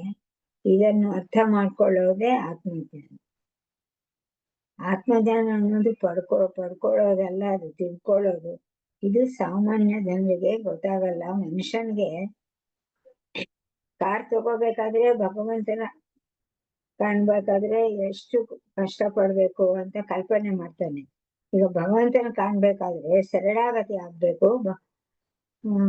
ಜ್ಞಾನದ ಮೂಲಕ ಈ ಕ್ಷಣವೇ ತಿಳ್ಕೋಬಹುದು. ಆದ್ರೆ ವ್ಯವಹಾರ ಜ್ಞಾನವನ್ನು ಆತ್ಮಜ್ಞಾನಕ್ಕೆ ನಾವು ತಪ್ಪು ತಿಳ್ಕೋಬಾರ್ದು. ಅದೇ ಹಗ್ಗವನ್ನು ನೋಡಿ ನಾವು ಹಾವು ಅಂತ ಹೆದರ್ತಾನೆ. ಅದು ಹಗ್ಗ ಹಾವಲ್ಲ ಅಂತ ಜ್ಞಾನದ ಮೂಲಕ ತಿಳ್ಕೊಳ್ತಾನೆ. ಅದೇ ರೀತಿ ಆತ್ಮಜ್ಞಾನದಲ್ಲಿ ಪ್ರಪಂಚ ಅದೇ, ದೇಹ ಅದೇ, ಮನಸ್ಸು ಅದೇ, ಬುದ್ಧಿ ಅದೇ ಅಂತ ನೋಡಿದಾಗ ಆತ್ಮ ಸ್ವರೂಪಿ ಅಂತ ಅರಿವು ಬರುತ್ತೆ. ಸರಿ ಮೇಡಮ್. ಅದೇ ಇದ್ರಲ್ಲಿ ವ್ಯವಹಾರ ಜ್ಞಾನ ಆದ್ರೆ ಆ ಜ್ಞಾನ ಪಡ್ಕೋಬೇಕಂದ್ರೆ ಕಷ್ಟಪಟ್ಟು ರಿಸಲ್ಟ್ಸ್ ನೋಡ್ತೀವಿ. ಅಂದ್ರೆ ಕಾರ್ಯ ಇರುತ್ತೆ, ಅಲ್ಲಿ ಅದ್ರ ರಿಸಲ್ಟ್ಸ್ ನೋಡ್ತೀವಿ. ಈ ಆತ್ಮಜ್ಞಾನ ಅನ್ನೋದು ಇನ್ಬಿಲ್ಟ್ ಅಂತ. ಅದು ಇನ್ಬಿಲ್ಟ್ ಹಾರ್ಡ್ ಡೆಸ್ಕ್ ಅಲ್ಲಿ ಕಂಪ್ಯೂಟರ್ ಅಲ್ಲಿ ಇನ್ಬಿಲ್ಟ್ ಅದು ಚಿಪ್ ಒಳಗಡೆ ಇದೆ ಅಂತಾರೆ. ಅದು ಆಲ್ರೆಡಿ ಇಸ್ ದೇರ್. ಆತ್ಮ ಸ್ವರೂಪಿ ನಾನು ಅನ್ನೋದನ್ನ ಅಜ್ಞಾನದ ತೆರೆಯನ್ನ ಸರಿಸ್ಬೇಕಾಗತ್ತೆ. ಅದನ್ನ ಅನುಭವದಲ್ಲಿ ಪಡ್ಕೋಬೇಕಾಗತ್ತೆ ಆತ್ಮಜ್ಞಾನವನ್ನ ಅಂತ. ಅಂದ್ರೆ ನಾವು ಒಂದು ಬಸ್ಸಲ್ಲಿ ಹೋಗುವಾಗ, ಯಾವಾಗ್ಲೂ ಕೆಂಪು ಬಸ್ಸಲ್ಲಿ ಹೋಗುವಾಗ, ಅಲ್ಲಿ ಪ್ರಾಬಬ್ಲಿ ದರಾ ಬೇಂದ್ರೆ ಅವ್ರದ್ದು ಅಂತ ಅನ್ಕೋತೀನಿ. ಅವ್ರು ಸ್ವಲ್ಪ ಕ್ಲಿಷ್ಟವಾಗಿ ಇರವಿನ ಅರಿವೊಂದೇ ಸತ್ಯ ಅಂತಾನೆ, ಇರವಿನ ಅರಿವು ಅಂತ ಇತ್ತು. ಯಾವಾಗ್ಲೂ ಅದನ್ನ ಓದ್ಕೊಂಡು ಸುಮ್ನೆ ನಾನು ಪಾಡಿಗೆ ನೇತಾಡ್ಕೊಂಡು ಬಸ್ಸಲ್ಲಿ ಅದನ್ನ ಇರವಿನ ಅರಿವು, ಅವಾಗೆಲ್ಲ ಏನ್ ಗೊತ್ತಾಗ್ತಿತ್ತು ಮೇಡಮ್. ಇವಾಗ ಇರವು ಅಂದ್ರೇನು, ಅರಿವು ಅಂತ ತಕ್ಷಣ ತಟ್ಟಂತೆ ಹೊಳಿಯುತ್ತೆ. ಅಲ್ಲಿ ಅವರು ಬರ್ದಿದ್ರು, ದರಾ ಬೇಂದ್ರೆ ಅವ್ರದನ್ನ ಪೇಂಟ್ ಮಾಡಿ ಹಾಕಿದ್ರು ಕೆಂಪು ನಮ್ಮ ಗವರ್ಮೆಂಟ್ ಬಸ್ಸಲ್ಲಿ. ಇವಾಗ ಅರ್ಥ ಆಗ್ತದೆ, ಇರವಿನ ಅರಿವೊಂದೇ ಸತ್ಯ ಅಂತೇನೋ ಹಾಕೊಂಡಿದ್ರು. ಸೊ ಇದೆ, ಅದು ಆಲ್ರೆಡಿ ಇದೆ. ಅದನ್ನ ಅರಿತ್ಕೋಬೇಕು. ಇದೆಯಲ್ಲಪ್ಪ ನನ್ ಕತ್ತಲೆ ಇದೆಯಲ್ಲಪ್ಪ ನೆಕ್ಲೇಸು ಅಂತ ಅರಿತ್ಕೊಳ್ಳೋಂಗೆ ನಾನು ಆತ್ಮಸ್ವರೂಪಿ ಅಂತ ಅರಿತ್ಕೊಳ್ಳೋದು, ಅನುಭವದಲ್ಲಿ ಅರಿತ್ಕೊಳ್ಳೋದು ಇದು ಅಂತ. ಚೆನ್ನಾಗಿದೆ, ಸಖತ್ ಹೇಳಿದ್ದಾರೆ ಗುರುಗಳು.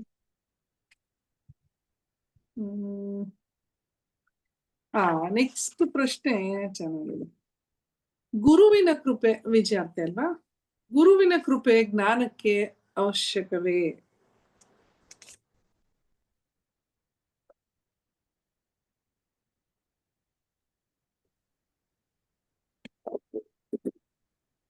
ಗುರುವಿನ ಕೃಪೆ ಜ್ಞಾನಕ್ಕೆ ತುಂಬಾ ಅವಶ್ಯಕ ಇದ್ದೇ ಇದೆ. ಯಾಕೆ ಅಂತಂದ್ರೆ ನಾವು ಭಿಕ್ಷುಕರಂಗೆ ಜೀವನ ಮಾಡ್ತಾ ಇದ್ದಿದ್ದು. ಭಿಕ್ಷುಕರೇ, ಈಗ್ಲೂ ಭಿಕ್ಷುಕರ, ಇನ್ನ ಹೋಗಿಲ್ಲ, ಅದು ಹೋಗ್ತಾ ಇದೆ ಅಷ್ಟೆ. ಈ ಎಲ್ಲ ಬರೀ ನಮ್ಗೆ ಈ ಬೇಕುಗಳ ಮಧ್ಯೆನೇ ಬದುಕಿದ್ವಿ. ಇದು ಬೇಕು, ಅದು ಬೇಕು, ದೇವ್ರು ಕೊಡ್ತಾನೆ, ದೇವ್ರು ಕೇಳೋದು, ಪಡ್ಕೊಳ್ಳೋದು, ಇದು ನಮ್ಮ ನಾರ್ಮಲ್ ಲೈಫ್. ಆ ಥರನೇ ಇರ್ತಾ ಇತ್ತು. ಇವಾಗ ಇಲ್ಲಿಂದ ಬರ್ಬೇಕಾದ್ರೆ, ನಾವು ಆತ್ಮಜ್ಞಾನ ಪಡಿಬೇಕಾದ್ರೆ ನಮ್ಗೆ ಯಾರಾದ್ರೂ ಗುರುಗಳಿಂದನೇ ಪಡೆಯಕ್ ಸಾಧ್ಯ. ಇಲ್ಲ ಅಂದ್ರೆ ನಮ್ಗೆ ಹಾಗೆ ಸಿಗಲ್ಲ ಅದು.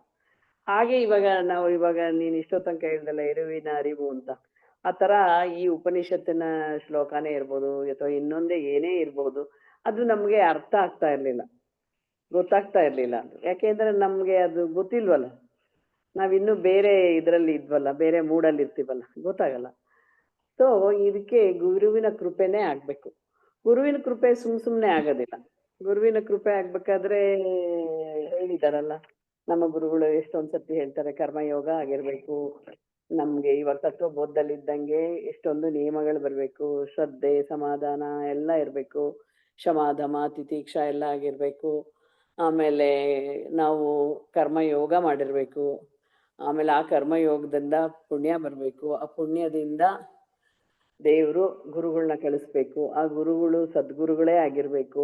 ಆವಾಗ ನಮ್ಗೆ ಆತ್ಮಜ್ಞಾನ ನಮ್ಗೆ ಬರುತ್ತೆ. ಇದು ನಾನು ತುಂಬಾ ಜನರಲ್ ಆಗಿ ಹೇಳ್ಬಿಟ್ಟೆ ಅಂತ ಕಾಣಿಸುತ್ತೆ. ಆಗ ಅದು ಗುರು ಇದೆಲ್ಲ ಇದು ಬ್ಯಾಕ್ ಗ್ರೌಂಡ್ ಇದೆಲ್ಲ ಇಲ್ದಲೇ ಇದ್ರೆ ತಕ್ಷಣ ಗುರುಗಳೇ ತಕ್ಷಣ ನಮಗ್ ಪ್ರತ್ಯಕ್ಷ ಆಗಿ ನಮ್ಗೆ ಗುರುಗಳು ಬಂದು ನಮ್ಗೆ ಎಲ್ಲ ಸಿಕ್ಬಿಡೋದಿಲ್ಲ ಆತ್ಮಜ್ಞಾನ. ಇದೆಲ್ಲ ಆ ಈಶ್ವರನೇ ಗುರುವಾಗಿ ಬಂದು ಆ ಗುರುವಿನ ಮೂಲಕ ನಮ್ಗೆ ಜ್ಞಾನ ಪಡೆದು ಸಾಧನೆ ಮಾಡಿ ಕರ್ಮಯೋಗನು ಮಾಡಿ ಸೇವೆನೂ ಮಾಡಿ ಎಲ್ಲವನ್ನು ಮಾಡಿ ನಾವು ಕೊನೆಯಲ್ಲಿ ನಾವು ಆತ್ಮಜ್ಞಾನನ ಪಡ್ಕೋಬೇಕು. ಇದಕ್ಕೆ ಗುರು ಬೇಕೇ ಬೇಕು. ಅದರಲ್ಲೂ ಸದ್ಗುರುನೇ ಬೇಕು. ಸದ್ಗುರುವಿನಿಂದ ನಮ್ಗೆ ನಾವು ಚಕ್ರವರ್ತಿ ಅಥವಾ ಸಾಮ್ರಾಟ್ ಆಗ್ತೀವಿ. ಈ ಭಿಕ್ಷುಕರ ಜೀವನ ಹೋಗುತ್ತೆ. ನಾನು ಜನರಲ್ ಆಗಿ ಹೇಳ್ದೆ ಅನ್ಸುತ್ತೆ, ಇದನ್ನ ನೋಡ್ಕೊಂಡು ಹೇಳ ಸರಿನಾ ಉತ್ತರ? ಸರಿನಾ?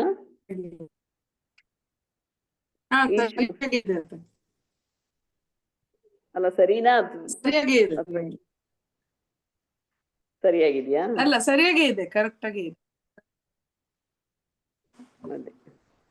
ಅದೇ ಇನ್ನು ಹೇಳ್ಬೇಕಾ? ಪ್ರಾಪಂಚಿಕ ವಸ್ತುಗಳು ಪ್ರಾಪಂಚಿಕ ವಸ್ತುಗಳಿಂದ ಆಗ್ಲಿ ಆನಂದ ಸಿಗೋದಿಲ್ಲ. ಯಾವುದೇ ಬಾಹ್ಯ ವಸ್ತುಗಳಿಂದ ಆನಂದ ಸಿಗೋದಿಲ್ಲ. ಈ ಹೆಂಡತಿ ಮಕ್ಕಳು ಅಧಿಕಾರ ಮತ್ತೆ ಅಂತಸ್ತು ಏನೇನಿದೆ ಇಲ್ಲಿ ಎಲ್ಲವೂ ಯಾವುದು ನಮ್ಗೆ ಆನಂದ ಕೊಡಲ್ಲ.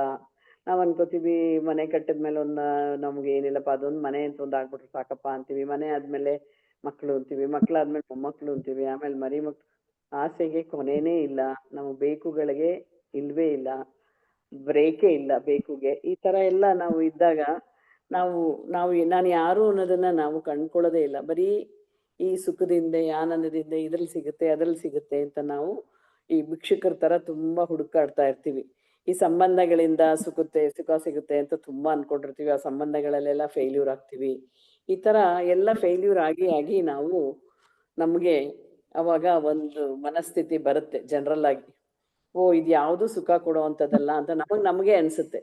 ಇದು ಯಾವುದು ಇದಲ್ಲಪ್ಪ, ಇದು ಯಾವುದು ಶಾಶ್ವತ ಅಲ್ಲ, ಇದೆಲ್ಲ ಹೋಗೋದು. ಅದರಲ್ಲೂ ಯಾವಾಗ ನಮಗ್ ಜಾಸ್ತಿ ಅನ್ಸುತ್ತೆ ಅಂದ್ರೆ ಯಾರಾದ್ರೂ ತೀರ್ಕೊಂಡಾಗ ನಾವ್ ಅಲ್ಲಿ ಹೋದಾಗ ನಮ್ಗೆ ಅನ್ಸುತ್ತೆ, ಇದೆಲ್ಲ ಒಂದು ಶಾಶ್ವತ ಅಲ್ಲಪ್ಪ, ನೋಡಿ ಹಿಂಗಿದ್ದವ್ರು ಹಿಂಗ್ ಹೊರ್ಟೋದ್ರು, ಏನು ಇದಿಲ್ಲ. ಅವಾಗ ತುಂಬಾ ಬೇಗ ಒಂಥರ ತಕ್ಷಣ ಜ್ಞಾನೋದಯ ಆಗ್ಬಿಟ್ಟು ವೈರಾಗ್ಯ ವಿವೇಕ ಎಲ್ಲ ಬಂದ್ಬಿಡ್ತದೆ ಅಲ್ಲಿರೋವರ್ಗುನು. ಅಯ್ಯೋ ಯಾವ್ದು ಶಾಶ್ವತ ಅಲ್ಲ ಅಂತ ತಕ್ಷಣ ಮನೆಗೆ ಬಂದ ತಕ್ಷಣ ಮತ್ತೆ ಎಲ್ಲ ಇದಾದ ತಕ್ಷಣ ಮತ್ತೆ ಅದೇ ಹಂಗಂಗೆ ಸ್ಲೋ ಆಗಿ ಮರೆ ಆಗ್ಬಿಡುತ್ತೆ. ಈ ತರ ನಾವು ಭ್ರಮೆನಲ್ಲಿ ನಾವು ಬದುಕ್ತಾ ಇರೋದನ್ನ ಆ ಭ್ರಮೆಯಿಂದ ನಮ್ಗೆ ಹೊರಗೆ ಕರ್ಕೊಂಡು ಬಂದು ನಮ್ಗೆ ಜ್ಞಾನನ ಬೋಧಿಸಿ, ನಾನೆಂಬುದು ನಾನಲ್ಲ, ಈ ದೇಹ ಮನ ಬುದ್ಧಿ ನಾನಲ್ಲ, ಸಚ್ಚಿತಾನಂದ ಶಿವಾತ್ಮನು ನಾನು, ಶಿವೋಹಂ ಶಿವೋಹಂ ಶಿವೋಹಂ ಅಂತ ನಮ್ಮ ಗುರುಗಳು ಹೇಗೆ ಮಂತ್ರ ಹೇಳ್ಕೊಟ್ಟಿದ್ದಾರೆ ಆ ತರ ನಮ್ಗೆ ಬೋಧನೆ ಮಾಡಿ ಈ ಗುರು ನಮ್ಮ ಕೈಲಿ ಸಾಧನೆ ಮಾಡಿ ಜ್ಞಾನ ತಿಳಿಸಿ ನಮ್ಮನ್ನ ಒಂದು ಮೋಕ್ಷದ ಕಡೆಗೆ ನಮ್ಮನ್ನ ಕರ್ಕೊಂಡು ಹೋಗ್ತಾರೆ.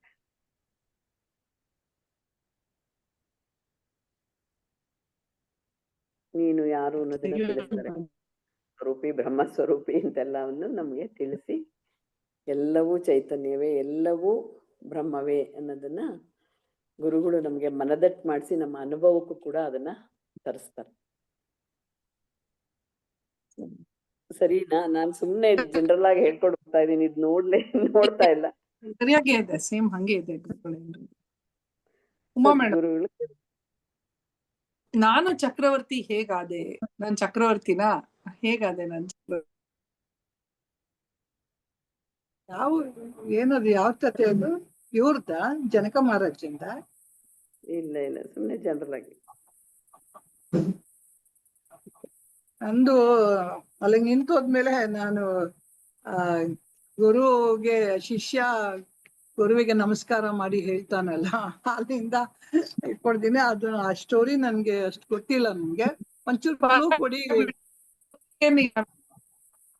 ಸ್ಟೋರಿ ಏನೇನು ಮೇಡಮ್, ಸುಮ್ಮನೆ ಚಕ್ರವರ್ತಿ ಸುಮ್ಮನೆ ಭಿಕ್ಷುಕನಿಂದ ಚಕ್ರವರ್ತಿ ಆಗೋದು, ಸಾಮ್ರಾಟ್ ಆಗೋದು. ಭಿಕ್ಷುಕನ್ ಪದವಿ ಹೋಗ್ಬಿಟ್ಟು ಜ್ಞಾನ ಬಂದ್ಮೇಲೆ ಸಾಮ್ರಾಟ್ ಆಗೋದು, ಚಕ್ರವರ್ತಿ ನಾನೇ, ನನ್ನ ಆತ್ಮ ಸಾಮ್ರಾಜ್ಯದಲ್ಲಿ ನಾನೇ ಚಕ್ರವರ್ತಿ. Okay okay. ಇಡೀ ವಿಶ್ವ ಏನಾಗುತ್ತೆ, ಎಲ್ಲಿವರೆಗೂ ನಾನು ದ್ವೈತದಲ್ಲಿ ಇರ್ತೀನಿ, ರೈತರಲ್ಲಿ ಬೇರೆ ಮಾಡ್ಕೊಂಡಿರ್ತೀನೋ ಅಲ್ಲಿವರೆಗೂ ನಾನು ಭಿಕ್ಷುಕ ಆಗೇ ಇರ್ತೀನಿ. ಯಾವಾಗ ನಾನು ಆ ದ್ವೈತ ಬಿಟ್ಬಿಟ್ಟು ಅದ್ವೈತದಲ್ಲಿ ನಿಂತ್ಕೊಳ್ತೀನೋ, ನಾನೇ ಸಾಮ್ರಾಟ, ನಾನೇ ಬ್ರಹ್ಮ, ನನ್ನದೇ ಸೃಷ್ಟಿ ಅಂತ ಆದಾಗ ಎಲ್ಲವೂ ಸಮಸ್ತವೂ ನಾನೇ ಆಗಿರ್ತೀನಿ. ನನಗೆ ನಾನೇ ಚಕ್ರವರ್ತಿ, ನನಗೆ ನಾನೇ ಮಹಾರಾಜ. ಇನ್ ಡೀಟೇಲ್ ಏನ್ ಗೊತ್ತಿಲ್ಲ ನಂಗೆ. 2 ಸ್ಟೆಪ್ ದ್ವೈತ ಮತ್ತೆ ಅದ್ವೈತ, 2 ಸ್ಟೆಪ್ ಅಷ್ಟೇ. ಹಂಗೆ ಮುಂದುವರಿಸ್ಬಿಟ್ಟು ಗುರುಗಳಿಗೆ ನಾವು ಏನ್ ಕೊಡ್ಬಹುದು, ಗುರು ಕಾಣಿಕೆ ಅಂತ ಏನ್ ಕೊಡ್ಬಹುದು ಅಂತ ಹೇಳ್ತಾರಲ್ಲ ಗುರುಗಳು, ಹಂಗೆ ಅಂದ್ರೆ ಇದ್ರೊಳಗೆ ನನ್ಗೆ ಒಂದು ಇದು ಗುರು ಕಾಣಿಕೆ ಅಂತಂದ್ರೆ, ಗುರಿಗೆ ಯಾವಾಗ ಸಂತೋಷ ಆಗತ್ತೆ ಅಂತಂದ್ರೆ, ಗುರು ಏನು ಹೇಳಿರ್ತಾನೆ ಅದು ಶಿಷ್ಯ ಸಂಪೂರ್ಣವಾಗಿ ಅರ್ಥ ಮಾಡ್ಕೊಂಡಿರ್ತಾನೆ. ಅವನು ಅದ್ವೈತ ಬಿಟ್ಟು ಅವನು ಅದ್ವೈತಕ್ಕೆ ಬಂದಾಗ, ಅಂದ್ರೆ ಏನಾದ್ರು ಅರ್ಥ ಇರೋದು ಒಂದೇ, 2 ಇಲ್ಲ. ಒಂದು ಏಕಮೇವನ ದ್ವಿತೀಯಂ, ಇರೋದೇ ಒಂದೇ ಒಂದು, 2 ಇಲ್ಲ ಅಂತದ್ದು. ಅವಾಗ ಏನಾಗುತ್ತೆ, ಗುರು ಮತ್ತು ಶಿಷ್ಯ ಇಬ್ರು ಒಂದಾಗ್ಬಿಡ್ತಾರೆ. ಅದು ನಮ್ಗೆ ಅದು ಪಾಯಿಂಟ್ ತುಂಬಾ ಟಚ್ ಆಗೋ ಲಾಸ್ಟ್ ಪಾಯಿಂಟ್ ಅದು. ಇಲ್ಲಿ ಏನಾಗತ್ತೆ, ಅವನು ಏನೇನ್ ಅರ್ಥ ಮಾಡ್ಕೊಂಡಿದ್ದಾನೆ ಅನ್ನೋದು ಒಂದನ್ನ ವಿವರಿಸ್ತಾ ಹೋಗ್ತಾನೆ ಆ ಶಿಷ್ಯ. ವಿವೇಕ ಚೂಡಾಮಣಿಯಲ್ಲಿ ನಿಜವಾಗ್ಲೂ ಓದ್ರೆ 489ನೇ ಶ್ಲೋಕ ಇಂದ 520ನೇ ಶ್ಲೋಕದವರೆಗೆ ಅವನು ವಿವರಿಸ್ತಾನೆ. ಏನು ಅಂದ್ರೆ, ಈಗ ನಾನ್ ಬ್ರಹ್ಮಾನಂದವಲ್ಲಿ ಹೇಳಿದ್ನಲ್ಲ, ಅದ್ರೊಳಗಿರೋ ಅಷ್ಟು ಪಾಯಿಂಟ್ಸ್ಗಳು ಆ ಶಿಷ್ಯ ಗುರುಗೆ ಹೇಳಿ ನಾನ್ ಧನ್ಯ ಆದೆ, ನಾನು ಯಾರು ಅಂತ ತಿಳ್ಕೊಂಡೆ, ನಾನು ಯಾರು ಅಲ್ಲ ಅಂತ, ನಾನು ಯಾರು ಅಲ್ಲ ಅಂತ ತಿಳ್ಕೊಂಡೆ ಅನ್ನೋದು ಒಂದು ತುಂಬಾ ಚೆನ್ನಾಗಿದೆ. ನಾನು ಒಂದು ಇವತ್ತು ಎಂಡಿಂಗ್ ಇದೆ, ನಾವು ನಮ್ಮ ಗುರುಗೆ ಇದನ್ನ ಒಂದು ಓದ್ಬಿಟ್ಟು ಸಮರ್ಪಣೆ ಮಾಡ್ಬಿಡೋಣ ಇವತ್ತು. ಇದು ನಾವ್ ಏನೇನ್ ಅರ್ಥ ಮಾಡ್ಕೊಂಡ್ವಿ ಇದ್ರೊಳಗೆ ಅಂತ ಶಂಕರಾಚಾರ್ಯ ಹೇಳಿದ್ದಾರೆ. ನಾವು ಇವಾಗ ಶಿಷ್ಯನಾಗಿ ನಾವು ಗುರಿಗೆ ನಮ್ಮ ಒಂದು ಇದನ್ನ ನಾವು ಅರ್ಥ ಮಾಡ್ಕೊಂಡಿರೋದನ್ನ ಸಮರ್ಪಣೆ ಮಾಡೋಣ. ನಾವು ಇದನ್ನ ನಾನು ಓದ್ತೀನಿ ಇವಾಗ, ಒಂದು ಏನ್ ಜಸ್ಟ್ ಓದ್ತೀನಿ, ಶ್ಲೋಕ ಏನು ಓದಕ್ ಹೋಗಲ್ಲ, ಬರೀ ಅರ್ಥ ಮಾತ್ರ ಓದ್ತಾ ಹೋಗ್ತೀನಿ. ನಾನು 1 ಶ್ಲೋಕ ಮಾತ್ರ ಓದ್ತೀನಿ, 489 ಓದ್ತೀನಿ. ಮಿಕ್ಕಿದೆಲ್ಲ ಬೇರೆ ಶ್ಲೋಕಗಳಲ್ಲಿ ಏನ್ ಹೇಳ್ತಾನೆ ಶಿಷ್ಯ ಅನ್ನೋಂಥದನ್ನ ಹೇಳಕ್ಕೆ ಚೆನ್ನಾಗದು. ನೀವ್ ಏನು ಗುರುಗೆ ಏನ್ ಕೊಡ್ಬೋದು, ನಾವೇನು ಕೊಡಕ್ ಸಾಧ್ಯ ಇಲ್ಲ. ಧನ್ಯೋಹಂ ಕೃತಕೃತ್ಯೋಹಂ ವಿಮುಕ್ತೋಹಂ ಭಗಗ್ರಹಾತ್ ಭವಗ್ರಹಾತ್ ನಿತ್ಯಾನಂದ ಸ್ವರೂಪೋಹಂ ಪೂರ್ಣೋಹಂ ತ್ವದನುಗ್ರಹಾತ್ ಅಂತ ಹೇಳ್ತಾನೆ.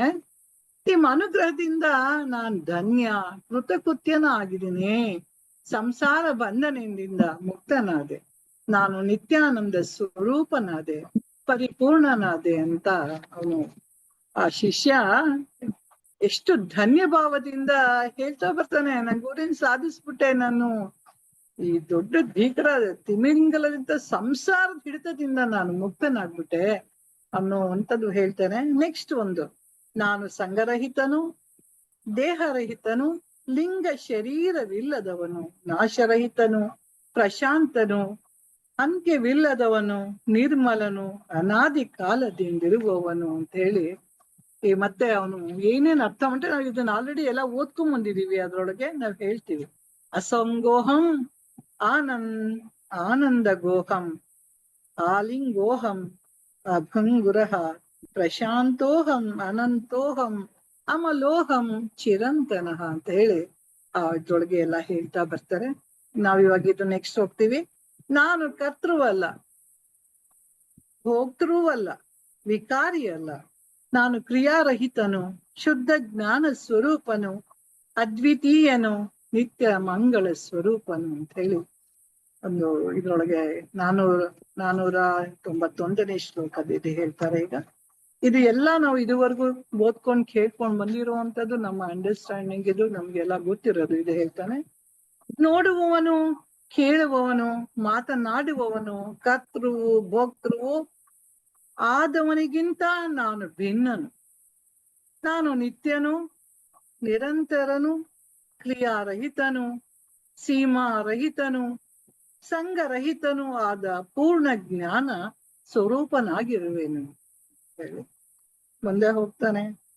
ನಾನು ಅದು ಅಲ್ಲ, ಇದು ಅಲ್ಲ, ನಾನು ಇದು ಅಲ್ಲ, ಅದೂ ಅಲ್ಲ, ಆದರೆ ಇವೆರಡನ್ನು ಪ್ರಕಾಶಗೊಳಿಸುವ ಶ್ರೇಷ್ಠವೂ ಶುದ್ಧವೂ ಆದ ಒಳಗೆ ಹೊರಗೆ ಎಂಬ ಭೇದವಿಲ್ಲದ ಪೂರ್ಣವಾದ ಅದ್ವಿತೀಯವಾದ ಬ್ರಹ್ಮನೇ ನಾನು. ಅಂದ್ರೆ ಆ ಬ್ರಹ್ಮನಿಗೆ ಯಾವ ಒಂದು ಹೋಲಿಕೆನೂ ಇಲ್ಲ, ಅದೂನು ಅಲ್ಲ, ಇದೂನು ಅಲ್ಲ ಅಂತ ಹೇಳ್ತಾರೆ. ಅಂದ್ರೆ ಎಲ್ಲ ಕಡೆ ಇದ ಪ್ರಕಾಶನೇ ನಾನು ಅಂತೇಳಿ ಪೂರ್ಣವಾಗಿರುವಂತದನ್ನ ಅವನ ಒಂದು ಎಷ್ಟು ಚೆನ್ನಾಗಿ ಅರ್ಥನ ಹೇಳ್ತಾ ಇದ್ದಾರೆ. ನೆಕ್ಸ್ಟ್ ಹೇಳ್ತಾರೆ, ಉಪಮಾನರಹಿತನಾದ, ಆದಿ ಇಲ್ಲದ, ನೀನು ನಾನು ಇದು ಅದು ಎಂಬ ಕಲ್ಪನೆಗಳಿಗೆ ದೂರವಾಗಿರುವ, ನಿತ್ಯಾನಂದೈಕ ರಸನಾಗಿರುವ ಸತ್ಯವಾದ ಅದ್ವಿತೀಯವಾದ ಬ್ರಹ್ಮನೇ ನಾನು. ಇಲ್ಲಿ 495ನೇ ಶ್ಲೋಕದಲ್ಲಿ ನಾನೇ ನಾರಾಯಣ, ನಾನೇ ನರಕಾಂತಕನಾದ ಕೃಷ್ಣ, ತ್ರಿಪುರಾಂತಕನಾದ ಶಿವನೂ ನಾನೇ, ನಾನೇ ಹೃದಯ ಗುಹೆಯಲ್ಲಿರುವ ಅಂತರ್ಯಾಮಿ ಮತ್ತು ಈಶ್ವರನು, ನಾನೇ ಅಖಂಡ ಜ್ಞಾನ ಸ್ವರೂಪನು ಮತ್ತು ಸರ್ವ ಸಾಕ್ಷಿ. ನನಗೆ ಮತ್ತೊಬ್ಬ ಈಶ್ವರನಿಲ್ಲ, ಅಹಂಕಾರ ಮಮಕಾರಗಳು ನನಗಿಲ್ಲ. ಹೇಳ್ತಾ ಇದ್ರೆ ತುಂಬಾ ಎಮೋಷನಲ್ ಆಗ್ತಾ ಇದೆ ನಾನು. ಓಕೆ, ಮುಂದೆ ನಾವು ಹೋಗ್ತಾ ಇದ್ದೀವಿ. ಜ್ಞಾನ ರೂಪದಿಂದ ಒಳಗೆ ಮತ್ತು ಹೊರಗೆ ಇರುವ ಸರ್ವಕ್ಕೂ ಆಶ್ರಯವಾಗಿ ಸರ್ವಭೂತಗಳಲ್ಲಿರುವವನು ನಾನೇ. ಭೋಕ್ತೃವೂ ನಾನೇ, ಭೋಗ್ಯವೂ ನಾನೇ. ಯಾವುದು ಇದು ಇದು ಎಂದು ಮೊದಲು ಬೇರೆಯಾಗಿ ಕಾಣುತ್ತಿತ್ತೋ ಅದೆಲ್ಲವೂ ನಾನೇ. ಜೀವ ಜಗತೀಶ್ವರ ಯಾವ ನಾವ್ ಹೆಂಗೆ ಬೇರೆ ಅನ್ಕೊಂಡಿದೀವೋ ಅದೆಲ್ಲವೂ ನಾನೇ ಅನ್ನುವಂಥದ್ದು ಶಿಷ್ಯ ಹೇಳ್ತಾ ಇದ್ದಾನೆ ಗುರುವಿಗೆ. ಅಖಂಡ ನಂದ ಸಮುದ್ರ ಸ್ವರೂಪನಾಗಿರುವ ನನ್ನಲ್ಲಿ ವಿಶ್ವಗಳೆಂಬ ತರಂಗಗಳು ಮಾಯೆ ಎಂಬ ಗಾಳಿಯಿಂದ ಅನೇಕ ವಿಧವಾಗಿ ಹುಟ್ಟುತ್ತವೆ ಮತ್ತು ನಾಶವಾಗುತ್ತವೆ. ಬಂಗಾರದ ಉದಾಹರಣೆ ನಾವು ನೋಡಿದ್ವಿ. ಕಾಲದಲ್ಲಿ ಕಲ್ಪ, ವರ್ಷ, ಆಯಸ, ಋತು ಮೊದಲಾದವು ಹೇಗೆ ಕಲ್ಪಿತವಾಗಿವೆಯೋ ಹಾಗೆ ನಿರಯವನು ನಿರ್ವಿಶೇಷನೂ ಆದ ನನ್ನಲ್ಲಿ ಸ್ಥೂಲ ದೇಹವೇ ಮುಂತಾದ ಭಾವನೆಗಳನ್ನು ಭ್ರಾಂತಿಯಿಂದ ಜನರು ಕಲ್ಪಿಸುತ್ತಾರೆ. ಅಂದ್ರೆ ಜ್ಞಾನಿ ಆದ್ಮೇಲೆ ಅವನಿಗೆ ಆ ದೇಹನೇ ಇಲ್ಲ ಅನ್ನುವಂಥದ್ದು ನಾವು ಹಿಂದೆ ವಿದೇಹ ಜನಕ್ಕಂದಲ್ರಿ. ಗುರುಗಳು ಜ್ಞಾನಿ ಆದವನು ಹೇಗೆ ಬೇರೆಯವ್ರಿಗೆ ಮಾತ್ರ ಈ ದೇಹ ಇದೆ ಕೆಲಸ ಮಾಡ್ತಾನೆ ಅಂತ ಕಾಣುತ್ತೆ, ಆದ್ರೆ ಅವನಿಗೆ ಯಾವುದು ಇಲ್ಲ ಅನ್ನೋದು ನಾವು ಸಾಕಷ್ಟು ರಮಣ ಮಹರ್ಷಿಗಳ ಎಲ್ಲಾ ಉದಾಹರಣೆಗಳನ್ನ ನೋಡಿದೀವಿ. ಈ ಇದ್ರೊಳಗೆ ಅದನ್ನ ಹೇಳ್ತಾ ಇದ್ವಿ. ಮತ್ತೆ ನೆಕ್ಸ್ಟ್ ಮುಂದೆ ಹೋಗ್ತೇವೆ. ಹೇಗೆ ಬಿಸಿಲ್ಗುದರೆಯ ನೀರಿನ ಪ್ರವಾಹವು ಮರುಭೂಮಿಯನ್ನು ಎಂದಿಗೂ ನೆನೆಯಿಸಲಾರದೋ ಹಾಗೆಯೇ ಬುದ್ಧಿಯ ದೋಷದಿಂದ ಕಲುಷಿತವಾದದ್ದು ಹಾಗೂ ಮೂಢರಿಂದ ಆರೋಪಿತವಾದದ್ದು ಅಧಿಷ್ಠಾನವಾದ ವಸ್ತುವಿಗೆ ಎಂದಿಗೂ ಯಾವ ದೋಷವನ್ನು ಉಂಟು ಮಾಡುವುದಿಲ್ಲ. ಮುಂದಿನ ಶ್ಲೋಕಕ್ಕೆ ಹೋಗ್ತೀವಿ. ಆಕಾಶದಂತೆ ನಾನು ನಿರ್ಲಿಪ್ತ, ಯಾವ ದೋಷವೂ ನನ್ನನ್ನು ಸೋಕಲಾರದು. ಮೇಲ್ಗಡೆ ಇನ್ನೊಂದಿದೆ. ನಾನು ಆಕಾಶದಂತೆ ನಿರ್ಲಿಪ್ತನು, ಸೂರ್ಯನಂತೆ ಬೆಳಗಲ್ಪಡುವ ವಸ್ತುಗಳಿಗಿಂತ ಅತ್ಯಂತ ಭಿನ್ನನು, ಪರ್ವತದಂತೆ ಯಾವಾಗಲೂ ಅಚಲನು, ಸಮುದ್ರದಂತೆ ಪಾರವಿಲ್ಲದವನು. ಮತ್ತೆ 501ನೇ ಶ್ಲೋಕಕ್ಕೆ ಹೋಗ್ತಾ ಇದ್ದೀವಿ. ಆಕಾಶಕ್ಕೆ ಹೇಗೆ ಮೋಡದ ಸಂಬಂಧವಿರುವುದಿಲ್ಲವೋ ಹಾಗೆ ನನಗೆ ದೇಹದ ಸಂಬಂಧವಿರುವುದಿಲ್ಲ. ಆದ್ದರಿಂದ ದೇಹದ ಧರ್ಮಗಳಾದ ಜಾಗ್ರತ್, ಸ್ವಪ್ನ, ಸುಷುಪ್ತಿಗಳು ನನಗೆ ಎಲ್ಲಿಂದ ಬಂದಾವು?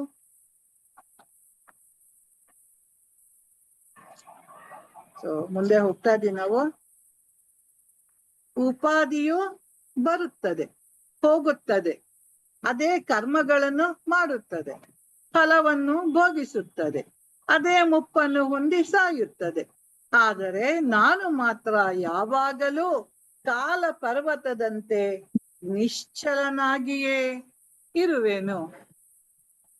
ಮತ್ತೆ ಹೋಗ್ತಾ ಇದ್ದೀವಿ ನಾವು.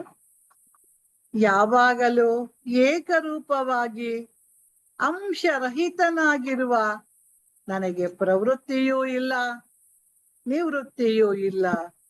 ಯಾವನು ಒಂದೇ ಸ್ವಭಾವದವನು, ಎಲ್ಲೆಲ್ಲಿಯೂ ಹರಡಿರುವನು, ಅಖಂಡನಾದ ಆಕಾಶದಂತೆ ಪೂರ್ಣನು, ಅವನು ಹೇಗೆ ತಾನೇ ಕರ್ಮವನ್ನು ಮಾಡಿಯಾನು? ಯಾವಾಗ ಜ್ಞಾನ ಬರುತ್ತೆ ಅಲ್ಲಿ ಕರ್ತೃತ್ವ ಭೋಕ್ತೃತ್ವ, ಕರ್ತೃನೇ ಇಲ್ಲ ಅಂದ್ಮೇಲೆ ಇನ್ನು ಭೋಗ್ತಾ ಆಗ್ತೀವಿ, ಜ್ಞಾತೃತ್ವ ಯಾವುದು ಇಲ್ಲ. ಹಾಗೆ ನಾನು ಅಂತ ಹೇಳ್ತಾ ಇದ್ದಾನೆ ಶಿಷ್ಯ. ಮತ್ತೆ ಮುಂದೆ ಹೋಗ್ತಾನೆ.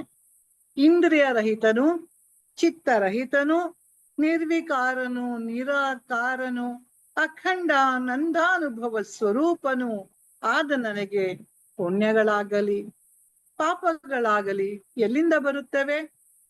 ಪುಣ್ಯವಾಗಲಿ ಪಾಪವಾಗಲಿ ನನಗೆ ಲೇಪವಾಗುವುದಿಲ್ಲ ಎಂದೇ ಶ್ರುತಿಯು ಹೇಳುತ್ತದೆ.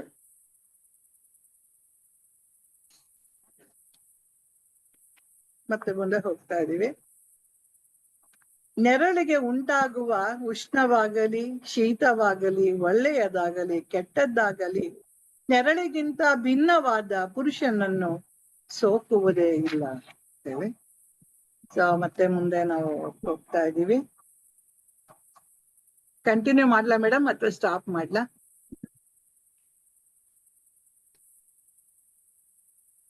ಮಾಡಿ ಮಾಡಿ ಮಾಡಿ ಚೆನ್ನಾಗಿ. ಮುಂದೆ ಹೋಗ್ತಾ ಇದೀವಿ. ಮನೆಯ ಧರ್ಮಗಳು ಮನೆಯನ್ನು ಬೆಳಗುವ ದೀಪಕ್ಕೆ ಅಂಟದಿರುವಂತೆ ವಿಕಾರರಹಿತನು, ಉದಾಸೀನನು, ವಿಲಕ್ಷಣನೂ ಆದ ಸಾಕ್ಷಿಯನ್ನು ದೃಶ್ಯ ವಸ್ತುಗಳ ಧರ್ಮಗಳು ಸೋಕುವುದಿಲ್ಲ.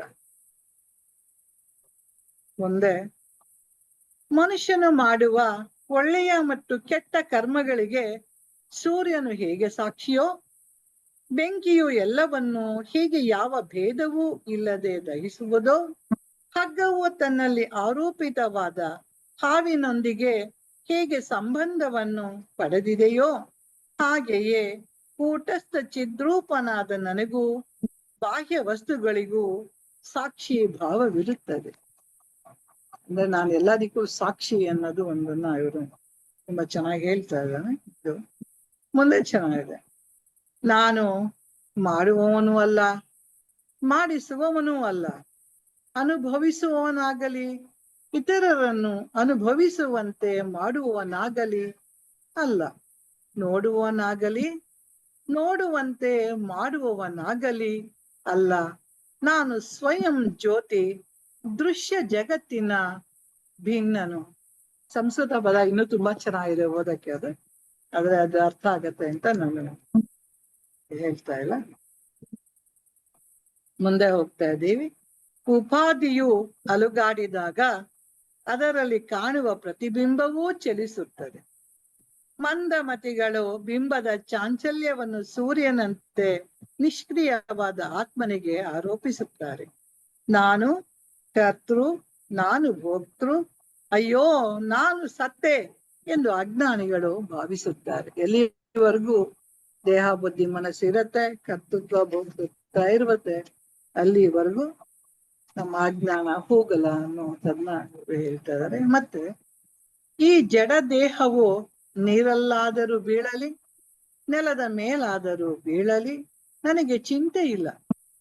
ಗಡಿಗೆಯ ಧರ್ಮಗಳು ಗಡಿಗೆಯೊಳಗಿರುವ ಆಕಾಶಕ್ಕೆ ಹೇಗೆ ಅಂಟುವುದಿಲ್ಲವೋ ಹಾಗೆ ಶರೀರ ಧರ್ಮಗಳು ನನಗೆ ಅಂಟುವುದಿಲ್ಲ.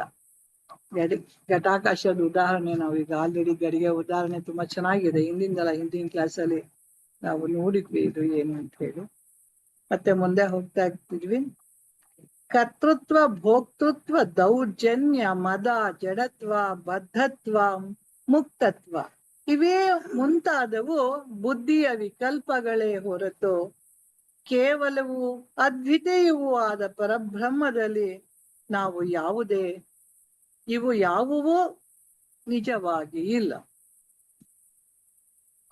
ಪ್ರಕೃತಿಯ ವಿಕಾರಗಳು 10 ಬಗೆಯಾಗಿರಲಿ, 100 ಬಗೆಯಾಗಿರಲಿ, ಅಥವಾ 1000 ಬಗೆಯಾಗಿರಲಿ, ಅಸಂಗ ಚಿದ್ರೂಪನಾಗಿರುವ ನನಗೆ ಅವುಗಳಿಂದ ಆಗಬೇಕಾದದ್ದೇನು? ಮೋಡವು ಎಂದಿಗೂ ಆಕಾಶವನ್ನು ಸೋಕುವುದಿಲ್ಲವಷ್ಟೇ. ಅವ್ಯಕ್ತನೇ ಮೊದಲಾಗಿ ಸ್ಥೂಲ ಶರೀರದವರೆಗಿನ ಶರೀರವರೆಗಿರುವ ಪ್ರಪಂಚವು ಯಾವುದರಲ್ಲಿ ಕೇವಲ ತೋರಿಕೆಯಾಗಿ ಕಾಣುತ್ತಿರುವುದೋ, ಯಾವುದು ಆಕಾಶದಂತೆ ಸೂಕ್ಷ್ಮವಾದ ಕೊನೆ ಮೊದಲಿಲ್ಲದ ಅದ್ವಿತೀಯವಾದ ಬ್ರಹ್ಮವೋ ಅದೇ ನಾನು.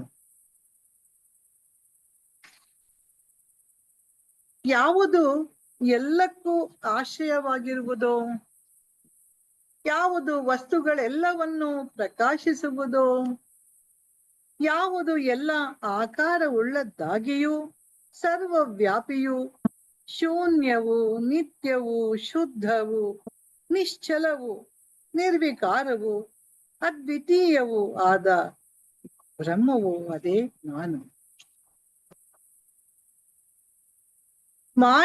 ಮಾಯೆಯ ಪ್ರಭಾವವನ್ನು ವಿಶೇಷಗಳನ್ನು ಸಂಪೂರ್ಣವಾಗಿ ಹೋಗಲಾಡಿಸಿಕೊಂಡಿರುವ ಸರ್ವಾಂತರ್ಯಾಮಿಯೂ ಮನಸ್ಸಿಗೆ ಅಗೋಚರವೂ ಸತ್ಯ ಜ್ಞಾನಾನಂತವೂ ಆನಂದ ಸ್ವರೂಪವೂ ಅದ್ವಿತೀಯವೂ ಆದ ಬ್ರಹ್ಮನೇ ನಾನೇ. ನಾನು ನಿಷ್ಕ್ರಿಯನು, ವಿಕಾರರಹಿತನು, ನಿಷ್ಕಲನು, ಆಕಾರವಿಲ್ಲದವನು, ವಿಕಲ್ಪರಹಿತನು, ನಿತ್ಯನು, ನಿರಾಶ್ರಯನು, ಅದ್ವಿತೀಯನು ಆಗಿರುವೆನು. ನಾನು ಸರ್ವರಲ್ಲಿಯೂ ಇರುವ ಆತ್ಮನು, ನಾನು ಸರ್ವವೂ ಆಗಿರುವೆನು. ನಾನು ಎಲ್ಲವನ್ನು ಮೀರಿದವನು, ಅದ್ವಿತೀಯನು ಆಗಿರುತ್ತೇನೆ. ನಾನು ಕೇವಲ ಅಖಂಡ ಜ್ಞಾನಾನಂದ ಸ್ವರೂಪನೂ ಶಾಶ್ವತನೂ ಆಗಿದ್ದೇನೆ. ತಮ್ಮ ಕೃಪಾಲಕ್ಷ್ಮಿಯ ಮಹಿಮೆಯ ಪ್ರಭಾವದಿಂದ ಈ ಸ್ವರಾಜ್ಯ ಸಾಮ್ರಾಜ್ಯದ ವೈಭವವು ನನಗೆ ಪ್ರಾಪ್ತವಾಯಿತು. ಮಹಾತ್ಮನಾದ ಶ್ರೀ ಗುರುವೇ, ನಿನಗೆ ಪುನಃ ನಮಸ್ಕಾರಗಳು. ಗುರುವೇ, ಮಹಾ ಸ್ವಪ್ನದಂತಿರುವ ಮಾಯೆಯಿಂದುಂಟಾದ ಹುಟ್ಟು ಮುಪ್ಪು ಸಾವುಗಳೆಂಬ ಕಾಡಿನಲ್ಲಿ ಅಲಿಯುತ್ತಿರುವ ಬಗೆ ಬಗೆಯ ತಾಪಗಳಿಂದ ದಿನದಿನವೂ ಕ್ಲೇಶ ಪಡುತ್ತಿರುವ ಅಹಂಕಾರವೆಂಬ ಹುಲಿಯ ಉಪಟಳಕ್ಕೆ ಸಿಕ್ಕಿದ್ದ ಈ ನನ್ನನ್ನು ಅತ್ಯಂತ ಕೃಪೆಯಿಟ್ಟು ಅವಿದ್ಯೆ ಎಂಬ ನಿದ್ರೆಯಿಂದ ಎಚ್ಚರಗೊಳಿಸಿ ಕಾಪಾಡಿರುತ್ತೀರಿ. ಓ ಗುರುರಾಜನೇ, ವಿಶ್ವರೂಪದಿಂದ ಪ್ರಕಾಶಿಸುತ್ತಿರುವ ತೇಜಸ್ಸಿನಿಂದ ಕೂಡಿದ ಸದ್ರೂಪನಾದ ಮನೋವಾಕುಗಳಿಗೆ ಅಗೋಚರನಾದ ನಿನಗೆ ಪುನಃ ನಮಸ್ಕಾರಗಳು ಅಂತ ಹೇಳಿ ಇಲ್ಲಿವರೆಗೂ ಆ ಶಿಷ್ಯ ತನ್ನ ಏನು ಅರ್ಥ ಮಾಡ್ಕೊಡ್ತೀನಿ ಆ ಒಂದು ಇದ್ರೊಳಗೆ ಅಂತ ಹೇಳಿ ಗುರುವಿಗೆ ಅದನ್ನ ಸಮರ್ಪಣೆ ಮಾಡ್ತಾನೆ. ಪುನಃ ನಮಸ್ಕಾರ ಮಾಡ್ತಾನೆ ಅವನು ಆ ಗುರುವಿಗೆ. ಮುಂದೆ ಇಲ್ಲಿ ಉಪಸಂಹಾರ ಆಗತ್ತೆ, ಗುರು ಶಿಷ್ಯನಿಗೆ ಇದ್ ಮಾಡ್ತಾನೆ ಅಂತ ಮುಂದಿನ ಒಂದು ಟಾಕಲ್ಲಿ ಬರುತ್ತೆ. ಇದು ನಾವು ನಮ್ಮ ಇವತ್ತು ಏನು ಅರ್ಥ ಮಾಡ್ಕೊಂಡಿದೀವಿ ಅಂತ ನಾವು ಆ ಗುರುಗಳಿಗೆ ಇದನ್ನ ಸಮರ್ಪಣೆ ಮಾಡ್ತಾ ಇದೀವಿ. ಅರಿವ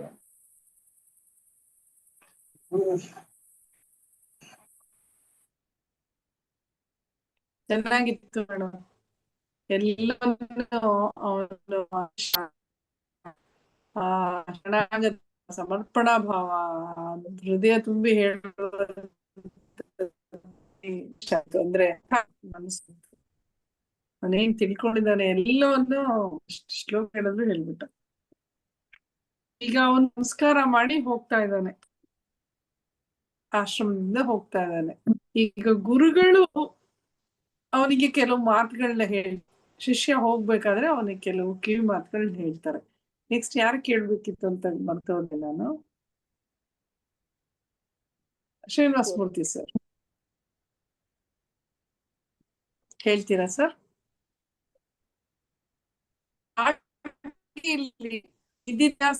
ಸ್ವಲ್ಪ ಡೀಟೇಲ್ ಆಗಿ ಹೋಗುತ್ತೆ, ಯಾಕೆಂದ್ರೆ ಸ್ವಲ್ಪನೇ ಶಾರ್ಟ್ ಕ್ವಶನ್ಸ್ ಕಷ್ಟ.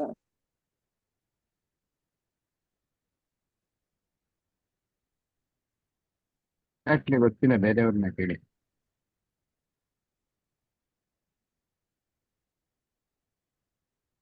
ಸರಿ ಸರ್, ಮತ್ತೆ ಹೇಳ್ತೀರಾ? ನಾನು ಹಾ, ಗುರುಗಳು ಕೆಲವು ಮಾತುಗಳನ್ನ ಹೇಳಿ ಕಳಿಸ್ತಾರೆ ಶಿಷ್ಯನ್ಗೆ ಹೊರಗೆ ಹೋಗ್ಬೇಕಾದ್ರೆ. ನಾನು ಪರಿಪೂರ್ಣವಾಗಿ ಅವನು ಹೋಗ್ಬೇಕಾದ್ರೆ ಹಾಗೆ ನಿಧಿಧ್ಯಾಸದ ಬಗ್ಗೆನೂ ಅಲ್ಲಿ ಡೀಟೇಲ್ ಆಗಿ ಒಂಚೂರು ಎಲಾಬ್ರೇಟ್ ಮಾಡಿ. ಅದೇ ಶಿಷ್ಯನ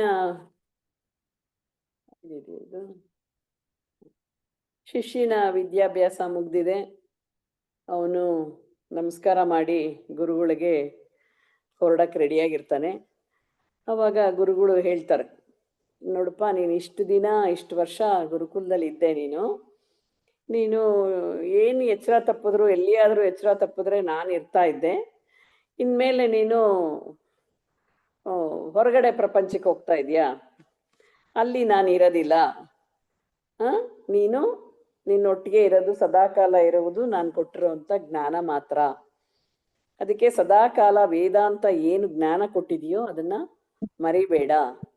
ಏನನ್ನು ಮರಿಬೇಡ ಅಂದರೆ ಗುರುಗಳು ಅದನ್ನು ಹೇಳ್ತಾರೆ, ನಾನೆಂಬುದು ನಾನಲ್ಲ, ಈ ದೇಹ ಮನ ಬುದ್ಧಿ ನಾನಲ್ಲ, ಸಚ್ಚಿದಾನಂದ ಶಿವಾತ್ಮನು ನಾನು, ಶಿವೋಹಂ ಶಿವೋಹಂ. ಇದನ್ನ ನಾನು ಯಾರು ಅನ್ನೋದನ್ನ ಮರಿಬೇಡ, ವೇದಾಂತ ಜ್ಞಾನನ ಮರಿಬೇಡ ಅಂತ, ನೀನು ಆತ್ಮಸ್ವರೂಪಿ ಅನ್ನೋದನ್ನ ಸದಾ ನೆನಪಿನಲ್ಲಿಟ್ಕೋ ಅಂತ ಗುರುಗಳು ಶಿಷ್ಯನಿಗೆ ಹೇಳ್ತಾರೆ. ಸದಾಕಾಲ ಆತ್ಮಚಿಂತನೆ ಮಾಡ್ತಾ ಇರು. ಇಷ್ಟು ದಿನ ಶ್ರವಣ ಮನನ ಎಲ್ಲ ಮಾಡಿದ್ಯಾ, ಇನ್ಮೇಲೆ ನಿಧಿಧ್ಯಾಸನ ಮಾಡ್ತಾ ಇರಬೇಕು. ನೀನು ಸದಾ ಆತ್ಮಚಿಂತನೆ ಮಾಡು. ವೇದಾಂತ ಜ್ಞಾನ ಬಂದ ಮೇಲೆ ಸಂಸಾರದಿಂದ ಯಾವಾಗಲೂ ಮುಕ್ತರಾಗ್ತಾರೆ. ಹಾಗೆ ವೇದಾಂತ ಜ್ಞಾನ ಏನಾದರೂ ಮರೆತರೆ ಮತ್ತೆ ಸಂಸಾರದಲ್ಲಿ ಬಂಧನಕ್ಕೊಳಗಾಗ್ತಾರೆ. ಅದರಿಂದ ನೀನು ಯಾವಾಗಲೂ ಆತ್ಮಚಿಂತನೆಯನ್ನು ಮಾಡಿ ನಿಧಿಧ್ಯಾಸ ಮಾಡಬೇಕು ಅಂತ ಹೇಳ್ತಾರೆ. ನಿಧಿಧ್ಯಾಸ ಅಂದರೆ ಏನು ಅಂತ ಕೂಡ ತಿಳಿಸ್ಕೊಡ್ತಾರೆ ಗುರುಗಳು. ನಿಧಿ ಅಂದರೆ ಸಂಪತ್ತು, ಎಲ್ಲ ಗೊತ್ತಿರೋ ಹಾಗೇನೆ. ನಿಧಿ ಅಂದರೆ ಸಂಪತ್ತು. ಅಂದರೆ ಯಾವ ಸಂಪತ್ತು ಅಂದರೆ ಆತ್ಮ ಸಂಪತ್ತು. ಈ ಆತ್ಮ ಸಂಪತ್ತನ್ನ ಯಾವತ್ತೂ ಮರಿಬಾರ್ದು ಅಂತ ಅದಕ್ಕೊಂದು ಚಿಕ್ಕ ಎಕ್ಸಾಂಪಲ್ ಕೂಡ ಕೊಡ್ತಾರೆ. ಅದೇ ಹೆಂಗಸು ಆಫೀಸ್ಗೆ, ಯಾವುದೋ ಒಂದು ಲೇಡಿ ಆಫೀಸ್ಗೆ ಹೋಗಿರ್ತಾಳೆ ಕೆಲಸ ಮಾಡೋಕ್ಕೆ, ಆದರೆ ಮಗುನ ಮನೇಲಿ ಬಿಟ್ಟು ಹೋಗಿರ್ತಾಳೆ. ಅವಳು ನಾನು ಹೆಂಗಸು ಅನ್ನೋದನ್ನಾಗಲಿ ಅಥವಾ ಮಗುನ ಆಗಲಿ ಅವಳು ಮರೆಯೋದೇ ಇಲ್ಲ. ಅದು ಯಾವಾಗಲೂ ಅದು ನ್ಯಾಚುರಲ್ ಆಗಿ ಅವಳಿಗೆ, ಸಹಜವಾಗಿ ಅವಳಿಗೆ ಅದರ ನೆನಪು ಇದ್ದೇ ಇರ್ತದೆ. ಆ ಮಗು ಅವಳಿಗೆ ನಿಧಿ ಇದ್ದ ಹಾಗೆ, ಅದನ್ನು ಮರೆಯಲ್ಲ ಅವಳು. ಈವನ್ ವ್ಯಾಪಾರಿಗಳಿಗೂ ಅಷ್ಟೇ, ಹಣ ಅನ್ನೋದು ಅವ್ರಿಗೊಂದು ನಿಧಿ ಇದ್ದ ಹಾಗೆ, ಅದನ್ನು ಅವರು ಯಾವತ್ತೂ ಮರೆಯೋದಿಲ್ಲ. ಹಾಗೆ ಆತ್ಮಚಿಂತನೆ ಅನ್ನೋದು, ನೀನು ಆತ್ಮಸ್ವರೂಪಿ ಅನ್ನೋದು ನಮಗೆ ಆತ್ಮ ಸಂಪತ್ತದು, ಅದನ್ನು ಮರಿಬಾರ್ದು ಅಂತ ಗುರುಗಳು ಶಿಷ್ಯನಿಗೆ ಹೇಳ್ಕೊಡ್ತಾರೆ. ಸದಾ ಕಾಲ ನಾನು ಆತ್ಮಸ್ವರೂಪಿ ಅನ್ನೋದನ್ನ ನೀನು ನಿಧಿಧ್ಯಾಸನ ಕಣ್ಣು ಮುಚ್ಚಿಯಾದರೂ ಮಾಡು, ಕಣ್ಣು ತೆರೆದಾದರೂ ಮಾಡಬಹುದು, ಆದರೆ ಸದಾ ಕಾಲ ಮಾಡ್ತಾ ಇರಬೇಕು. ನೀನು ಆನಂದ ಸ್ವರೂಪಿ ಅನ್ನೋದನ್ನ ನೆನಪು ಮಾಡ್ಕೋತಾ ಇರಬೇಕು ಅಂತ ಶಿಷ್ಯನನ್ನ ಗ್ರೇಟ್ ಒನ್ ಅಂದರೆ ಬ್ರಹ್ಮಸ್ವರೂಪಿ, ನೀನು ಬ್ರಹ್ಮಸ್ವರೂಪಿಯಾಗಿದೀಯಾ ಅಂತ ಹೇಳ್ತಾರೆ. ಆಮೇಲೆ ಎಷ್ಟು ದಿವಸ ನಿಧಿಧ್ಯಾಸ ಮಾಡಬೇಕು ಅಂತ ಕೂಡ ಹೇಳ್ತಾರೆ. ಸದಾ ಕಾಲ ಮಾಡ್ತಾ ಇರಬೇಕು. ಜೀವನ ಇರೋವಷ್ಟು ಕಾಲ, ನಾವೆಷ್ಟು ದಿನ ಬದುಕಿರ್ತೀವೋ ಅಷ್ಟು ದಿನನೂ ನಾವು ನಿಧಿಧ್ಯಾಸನ ಮಾಡ್ತಾ ಇರಬೇಕು. ನಾನು ಆನಂದ ಸ್ವರೂಪಿ ಅಂತ ಜೀವನ ಮಾಡಬೇಕು ಅಂತ ಹೇಳ್ತಾ ಇರ್ತಾರೆ. ಪ್ರಪಂಚ ಅನ್ನೋದು ಕೇವಲ ನಾಮರೂಪಗಳಿಂದ ಕೂಡಿರೋಂಥ ಇದು ಅನಾತ್ಮಪೂರ್ವಕವಾದಂಥ ಇದು ಪ್ರಪಂಚ. ಬ್ರಹ್ಮ ಅನ್ನುವುದು ಚೈತನ್ಯ. ನಾಮರೂಪಗಳು ಚೈತನ್ಯಕ್ಕೆ ಸೇರಿ ಪ್ರಪಂಚ ಆಗುತ್ತೆ. ಹಾಗೆ ಹೇಗೆ ಬಂಗಾರದಿಂದ ಚೈನು, ರಿಂಗು, ವಾಚು ಅಂತ ಏನೇನು ಒಡವೆಗಳ ಆಗುತ್ತೋ ಆದ್ರೆ ಇರೋದು ಬಂಗಾರ ಒಂದೇ ಅಲ್ವಾ. ಹಾಗೆ ಆತ್ಮಕ್ಕೆ ಈ ನಾಮರೂಪ ಸೇರಿ ಪ್ರಪಂಚ ಆಗುತ್ತೆ ಅಂತ ಹೇಳ್ತಾರೆ. ಇಡೀ ವಿಶ್ವ ಬ್ರಹ್ಮ ಸ್ವರೂಪಿಯಾಗೇ ಇರ್ತದೆ. ನಾನು ಬ್ರಹ್ಮ, ನಾನು ಈಶ್ವರ ಸ್ವರೂಪಿ, ನಾನು ಬ್ರಹ್ಮ ಸ್ವರೂಪಿ, ನಿಜವಾದ ನಾನು ಬ್ರಹ್ಮ ಸ್ವರೂಪಿ ಅಂತ ಯಾವಾಗ್ಲೂ ನಿನಗೆ ಆ ಭಾವನೆ ಇರಬೇಕು ಅಂತ ಹೇಳ್ತಾರೆ. ಇದಿದ್ದಾಗ್ಲೇನೆ ಅಹಂಕಾರ ಕೂಡ ಇರ್ತದೆ. ಆತ್ಮಜ್ಞಾನ ಬಂದ್ಮೇಲೂ ಕೂಡ ಅಹಂಕಾರ ಅನ್ನೋದು ಇರುತ್ತೆ. ಅದು ಪರಿಶುದ್ಧವಾದ ಅಹಂಕಾರ. ಯಾಕೆ ಅಂದ್ರೆ ಪ್ರಾರಬ್ಧ ಕರ್ಮ ಇರುತ್ತೆ. ಆ ಪ್ರಾರಬ್ಧ ಕರ್ಮ ಅನುಭವಿಸ್ಬೇಕಾದ್ರೆ ಈ ದೇಹ ಪಡ್ಕೋಬೇಕಾಗುತ್ತದೆ. ಈ ದೇಹ ಬೇಕು ಪ್ರಪಂಚದ ವ್ಯವಹಾರ ಮಾಡಕ್ಕೆ. ನಾನು ಬ್ರಹ್ಮ ಸ್ವರೂಪಿ, ನನಗೆ ಯಾವ ಸುಖ ದುಃಖ ಏನೂ ಇಲ್ಲ. ಆತ್ಮಜ್ಞಾನ ಬಂದ ಕೂಡಲೇ ಶರೀರ ಬಿದ್ದೋಗಲಿಲ್ಲ. ಅದು ಲೋಕ ಕಲ್ಯಾಣಕ್ಕೋಸ್ಕರ ಈ ಪ್ರಾರಬ್ಧ ಇರುತ್ತಲ್ಲ, ಅದರಿಂದ ಈ ಶರೀರನೂ ಇರುತ್ತೆ. ಅದನ್ನ ನಾವು ಲೋಕ ಕಲ್ಯಾಣಕ್ಕೆ ಸೇವೆ ಮಾಡ್ಲಿಕ್ಕೋಸ್ಕರ ಆ ದೇಹ ಬೇಕಾಗತ್ತೆ ಅಂತ ಹೇಳ್ತಾರೆ. ಆತ್ಮನೋ ಮೋಕ್ಷಾರ್ಥಂ ಜಗದಿತಾಯ ಅಂತ ಲೋಕ ಕಲ್ಯಾಣ ಸೇವೆಗಳನ್ನ ಮಾಡ್ಬೇಕು ಅಂತ ಸದಾಕಾಲ ಆತ್ಮಚಿಂತನೆನ ಮಾಡ್ತಾ ಇರ್ಬೇಕು. ಈ ಅಹಂಕಾರ ಅನ್ನೋದು ಶುದ್ಧವಾದ ಅಹಂಕಾರ ಅಂತ ಕೂಡ ಅದು ಹೇಳ್ತಾ ಇರ್ತಾರೆ. ಪ್ರಾರಬ್ಧ ಕರ್ಮ ಅನ್ನೋದು ಇದ್ದೇ ಇದೆ. ಒಬ್ಬ ಜ್ಞಾನಿಗೆ ಶರೀರ ಮುಂದುವರಿಬೇಕು ಅಂದ್ರೆ ಆ ಪ್ರಾರಬ್ಧ ಕರ್ಮದಿಂದನೇ ಆ ಶರೀರ ಮುಂದುವರಿಬೇಕಾಗತ್ತೆ. ಯಾಕೆಂದ್ರೆ ಅವನಿಂದ ಹಲವಾರು ಕಾರ್ಯಗಳಾಗಬೇಕಾಗಿರುತ್ತೆ. ಅದರಿಂದ ಅವನಿಗೆ ಆ ಶರೀರ ಮುಂದುವರಿಬೇಕಾಗತ್ತೆ. ಆ ಜ್ಞಾನಿಗೆ ಒಳ್ಳೆ ಕರ್ಮ ಆದರೆ ಒಳ್ಳೆ ಫಲ ಅಥವಾ ಕೀರ್ತಿ ಬರಬಹುದು. ಕೆಟ್ಟ ಕರ್ಮದ ಫಲ ಆದರೆ ದುಃಖ ಅಥವಾ ನೋವು ಅಥವಾ ರೋಗ ಈ ತರ ಬರಬಹುದು. ಅಥವಾ ಪ್ರಾರಬ್ಧ ಕರ್ಮ ಹೇಗಿರುತ್ತೋ ಹಾಗೆ ಬರ್ತದೆ. ಅದನ್ನ ಸ್ವೀಕಾರ ಮಾಡಬೇಕು ಅಂತ ಕೂಡ ಹೇಳ್ತಾರೆ. ಸದಾಕಾಲ ನಿಧಿಧ್ಯಾಸ ಮಾಡು. ಅದು ಕಣ್ಣು ತೆರೆದಾದ್ರೂ ಮಾಡು ಅಥವಾ ಕಣ್ಣು ಮುಚ್ಚಿಯಾದ್ರೂ ಮಾಡು ಅಂತ ಹೇಳ್ತಾರೆ.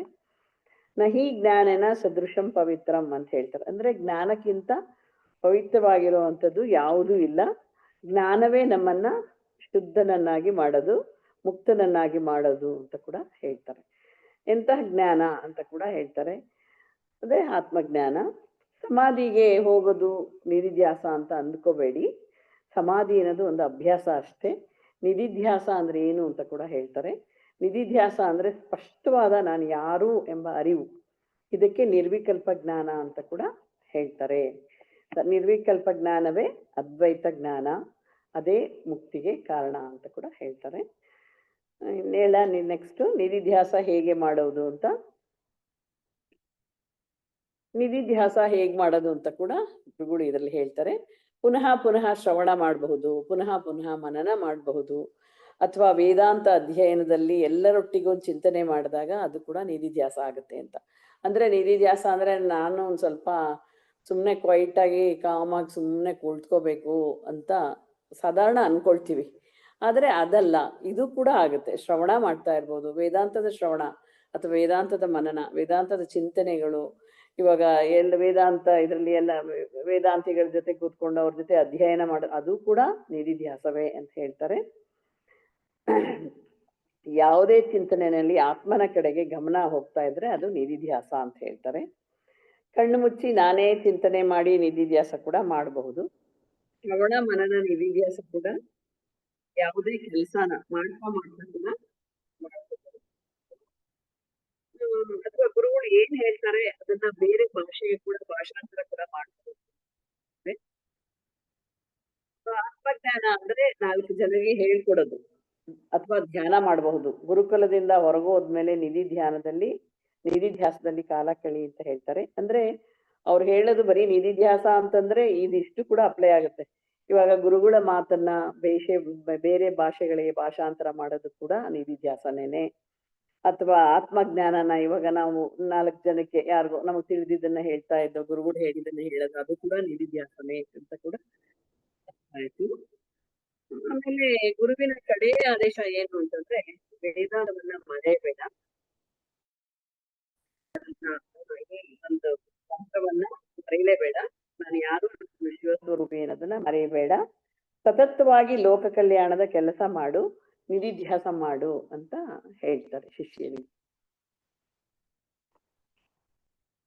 ಇನ್ನು ಹೇಳ್ಬೇಕಾ? ಎಲ್ಲಿ ಹೋಗ್ತಾನೆ ಇದೆ? ಸಾಕುತ್ತೆ. ಒಂದ್ ಸಣ್ಣ ಪ್ರಶ್ನೆಯಲ್ಲಿ ಕೊನೆ ಮಾಡೋಣ. ಈಗ ಗುರುಗಳು ಇವಾಗ ನೀವ್ ಹೇಳಿದ್ದೆಲ್ಲವನ್ನು ಎಲ್ಲ ಕೈಂಕರ್ಯಗಳು ಅಂದ್ರೆ ಆತ್ಮಜ್ಞಾನವನ್ನ ನಮ್ಮ ಬೋಧಿಸೋದು ಅಲ್ಲದೆ ಶ್ರವಣ ಮದನ ವಿಧಿಧ್ಯಾಸ ಸಂಪೂರ್ಣವಾಗಿ ಯಾವಾಗ್ಲೂ ಕೇಳೋ ಹಾಗೆ ಕಂಟಿನ್ಯೂಸ್ ಕ್ಲಾಸಸ್ ಮುಂಚೆ ಮಾಡ್ತಾ ಇದ್ವಿ. ಈ ವಿಡಿಯೋಸ್ ನಾವು ಕೇಳಕ್ಕೆ ಎಷ್ಟು ಕೇಳಿದ್ರು ಅಷ್ಟಿದಾವೆ, ಅಷ್ಟು ರಾಶಿ ರಾಶಿ ಅವರು ನಮ್ಮ ಸಂದೇಶಗಳು ಕೊಡ್ತಿದ್ದಾರೆ. ಜೊತೆಗೆ ಅವ್ರು ಎಷ್ಟು ಗುಂಪುಗಳು ಮಾಡಿದಾರಲ್ಲ, ನಮ್ಗೆ ಅಷ್ಟು ಪರಿಚಯ ಇಲ್ಲ. ಅತ್ತೆ ಕಾತ್ಯಾನಿ ಮೇಡಮ್, ರಚಿತಾ, ಉಮಾ ಮೇಡಮ್ ಎಲ್ಲ ಇರೋದ್ರಿಂದ ಗೊತ್ತಾಗ್ತಿದೆ. ನಾವು ಕೆಲವರು ಸ್ವಲ್ಪ ಡಮ್ಮಿ ಕ್ಯಾಂಡಿಡೇಟ್ಸ್ ಇದೀವಿ ಈ ಗುಂಪಲ್ಲಿ. ಬರೀ AVC ಗ್ರೂಪ್ ಯಾವ್ದೋ ಒಂದೆರಡು ಗುಂಪಲ್ಲಿ ಸ್ವಲ್ಪ ಸಕ್ರಿಯವಾಗಿದ್ದೀವಿ ಅಷ್ಟೇ. ಎಷ್ಟೊಂದು ಸಕ್ರಿಯವಾಗಿ ಎಷ್ಟೊಂದು ಜನಕ್ಕೆ ಎಲ್ಲಾ ರೀತಿ, ಈಗ ಈ AI ಕೂಡ ಇಂಟ್ರೊಡ್ಯೂಸ್ ಮಾಡಿ ಸಣ್ಣ ಮಕ್ಕಳಿಗೆ ಐಲಿಡ್ಸ್ದು ಸಿಕ್ಕಾಪಟ್ಟೆ ಜ್ಞಾನವನ್ನ ದಾನ ಮಾಡುವಂತಹ ಅಥವಾ ಬೋಧಿಸುವಂತ ಪ್ರಕ್ರಿಯೆಯಲ್ಲಿ ಗುರುಗಳು ತೊಡ್ಕೊಂಡಿದ್ದಾರೆ. ಕೊನೆಯ ಪ್ರಶ್ನೆ ಮೇಡಮ್ ಒಂದ್ ಸಣ್ಣದಾಗಿ. ಗುರುಗಳದ್ದು ವಿಡಿಯೋಸ್ ಎಲ್ಲಾನು ನಿಜವಾಗ್ಲೂ ಹಿಮಾಲಯದಷ್ಟಿದೆ. ನಾವು ಪೂರ್ತಿ ಕೇಳೇ ಇಲ್ಲ, ಎಲ್ಲೋ ಒಂದು ಇಷ್ಟೆಷ್ಟು ಕೇಳಿದೀವಿ ಅಷ್ಟೇ, ಕೇಳೇ ಇಲ್ಲ ನಾನಂತೂ. ತುಂಬಾ ಇದೆ, ಅದು ಕೂಡ ಹಿಮಾಲಯದಷ್ಟೇ ಇದೆ. ಹೌದು ಇದೆ. ಆಮೇಲೆ ನಮ್ಗೆ ಈಗ ಕ್ಲಾಸ್ಗೋಸ್ಕರ ಒಂದು ಕ್ಲಾಸ್ ಪ್ರಿಪೇರ್ ಆಗ್ಬೇಕಂದ್ರೆ ತೀರಾ ಇದನ್ನೇ ನಿಜವಾಗ್ಲೂ ಶ್ರವಣ ಅಂದ್ರೆ ಪರ್ಫೆಕ್ಟ್ ಶ್ರವಣ ನಮ್ದು. ಒಂದ್ 10 ಸತಿನಾದ್ರೂ ವಿಡಿಯೋನ ಹಾಕೊಂಡು ಸ್ಲೋ ಸ್ಪೀಡ್ಗೆ ಹಾಕೊಂಡು ನಿಧಾನ ಕೇಳಿ ನೋಟ್ಸ್ ಬರೀತೀವಿ. ಅಂದ್ರೆ second time thought to second time understanding is completely different. Third time understanding is different. Each time it is different. ಅದು ಏನೇನೋ ಹೊಳಹು ಬಂದು ಹೊಡಿತಾ ಇರ್ತದೆ ತಲೆಗೆ. ಚೆನ್ನಾಗಿರ್ತದೆ ಇದು. ಈಗ ಹಿಂಗ್ ಕ್ಲಾಸ್ ಅದಕ್ಕೆ ಕಥೆಯನ್ನು ನಮ್ಗೆ ಒಂದು ನಿಮಿಷ ಹೇಳೋದ್ ಮರ್ತ್ಬಿಟ್ಟೆ. ಗುರುಗಳು ಎಷ್ಟು ಚೆನ್ನಾಗಿ ಈ ಪ್ರಪಂಚನ ಹೇಳಿದಾರೆ ಗೊತ್ತಾ? ನಾನು ಅದು ಹೇಳಲೇ ಇಲ್ಲ. ಆಕ್ಚುಲಿ ಈ ಪ್ರಪಂಚ ಅನ್ನೋದೇ ಒಂದು ಯೂನಿವರ್ಸಿಟಿ. ಅದು ಎಷ್ಟು ಚೆನ್ನಾಗಿದೆ ಅನ್ನಿಸ್ತು. ಏನ್ ಪ್ರಪಂಚ ನಾನು ಮಜಾ ಮಾಡಕ್ಕಲ್ಲಪ್ಪ ಇರೋದು.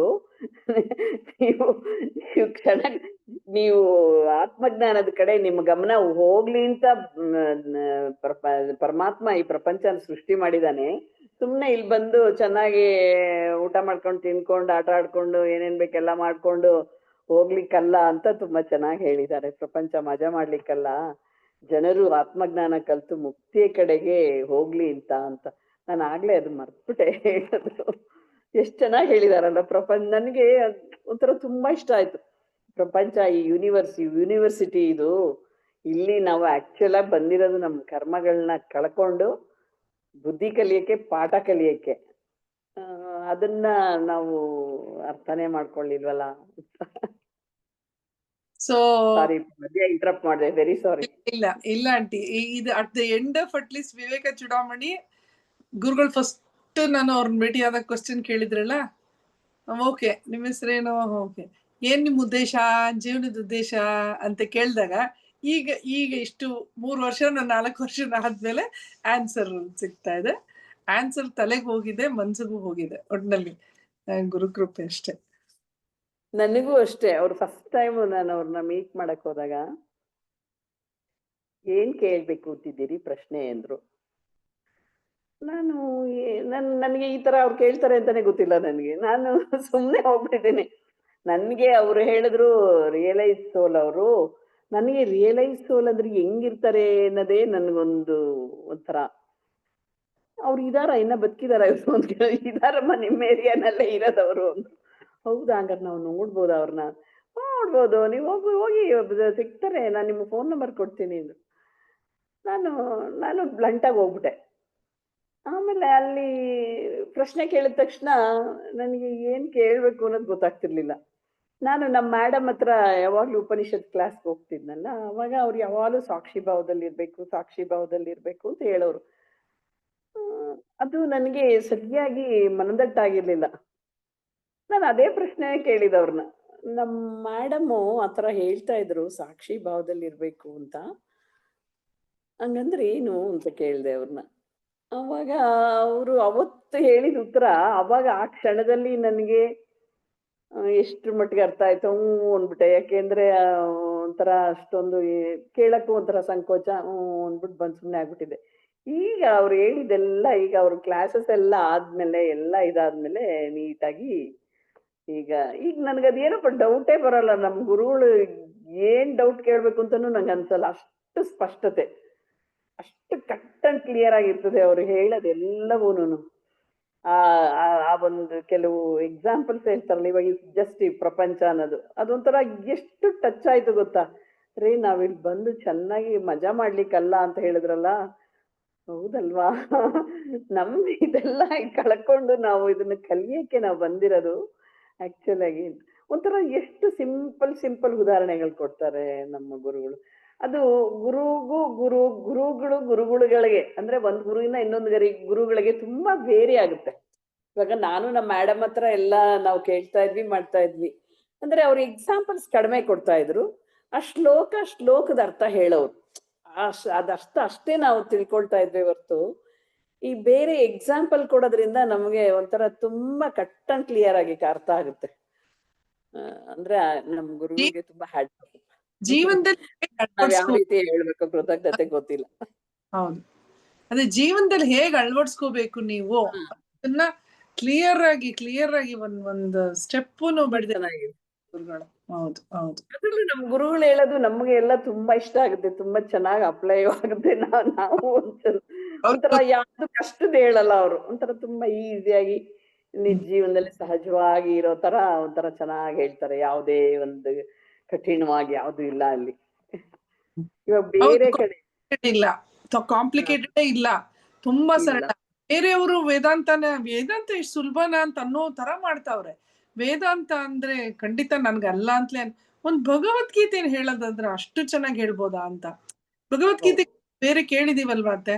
ಆಮೇಲೆ ನಮ್ಮ ಗುರುಗಳು ಹೇಳಿರೋದನ್ನ ಅಪ್ಪ ಅದ್ ನಿಜವಾಗ್ಲೂ ಎಷ್ಟು ಚೆನ್ನಾಗಿ ಹೇಳಿದ್ದಾರೆ ಅಂದ್ರೆ, ನಾವೇ ಭಗವದ್ಗೀತೆ ಶ್ಲೋಕನ ಕೇಳಿ ಅದ್ರ ಅರ್ಥ ಕೇಳಿ ಏನ್ ಹೇಳಿದ್ರು ನಮ್ಗೆ ಅದಷ್ಟು ಚೆನ್ನಾಗಿ ಮನದಟ್ಟಾಗ್ತಿರ್ಲಿಲ್ಲ.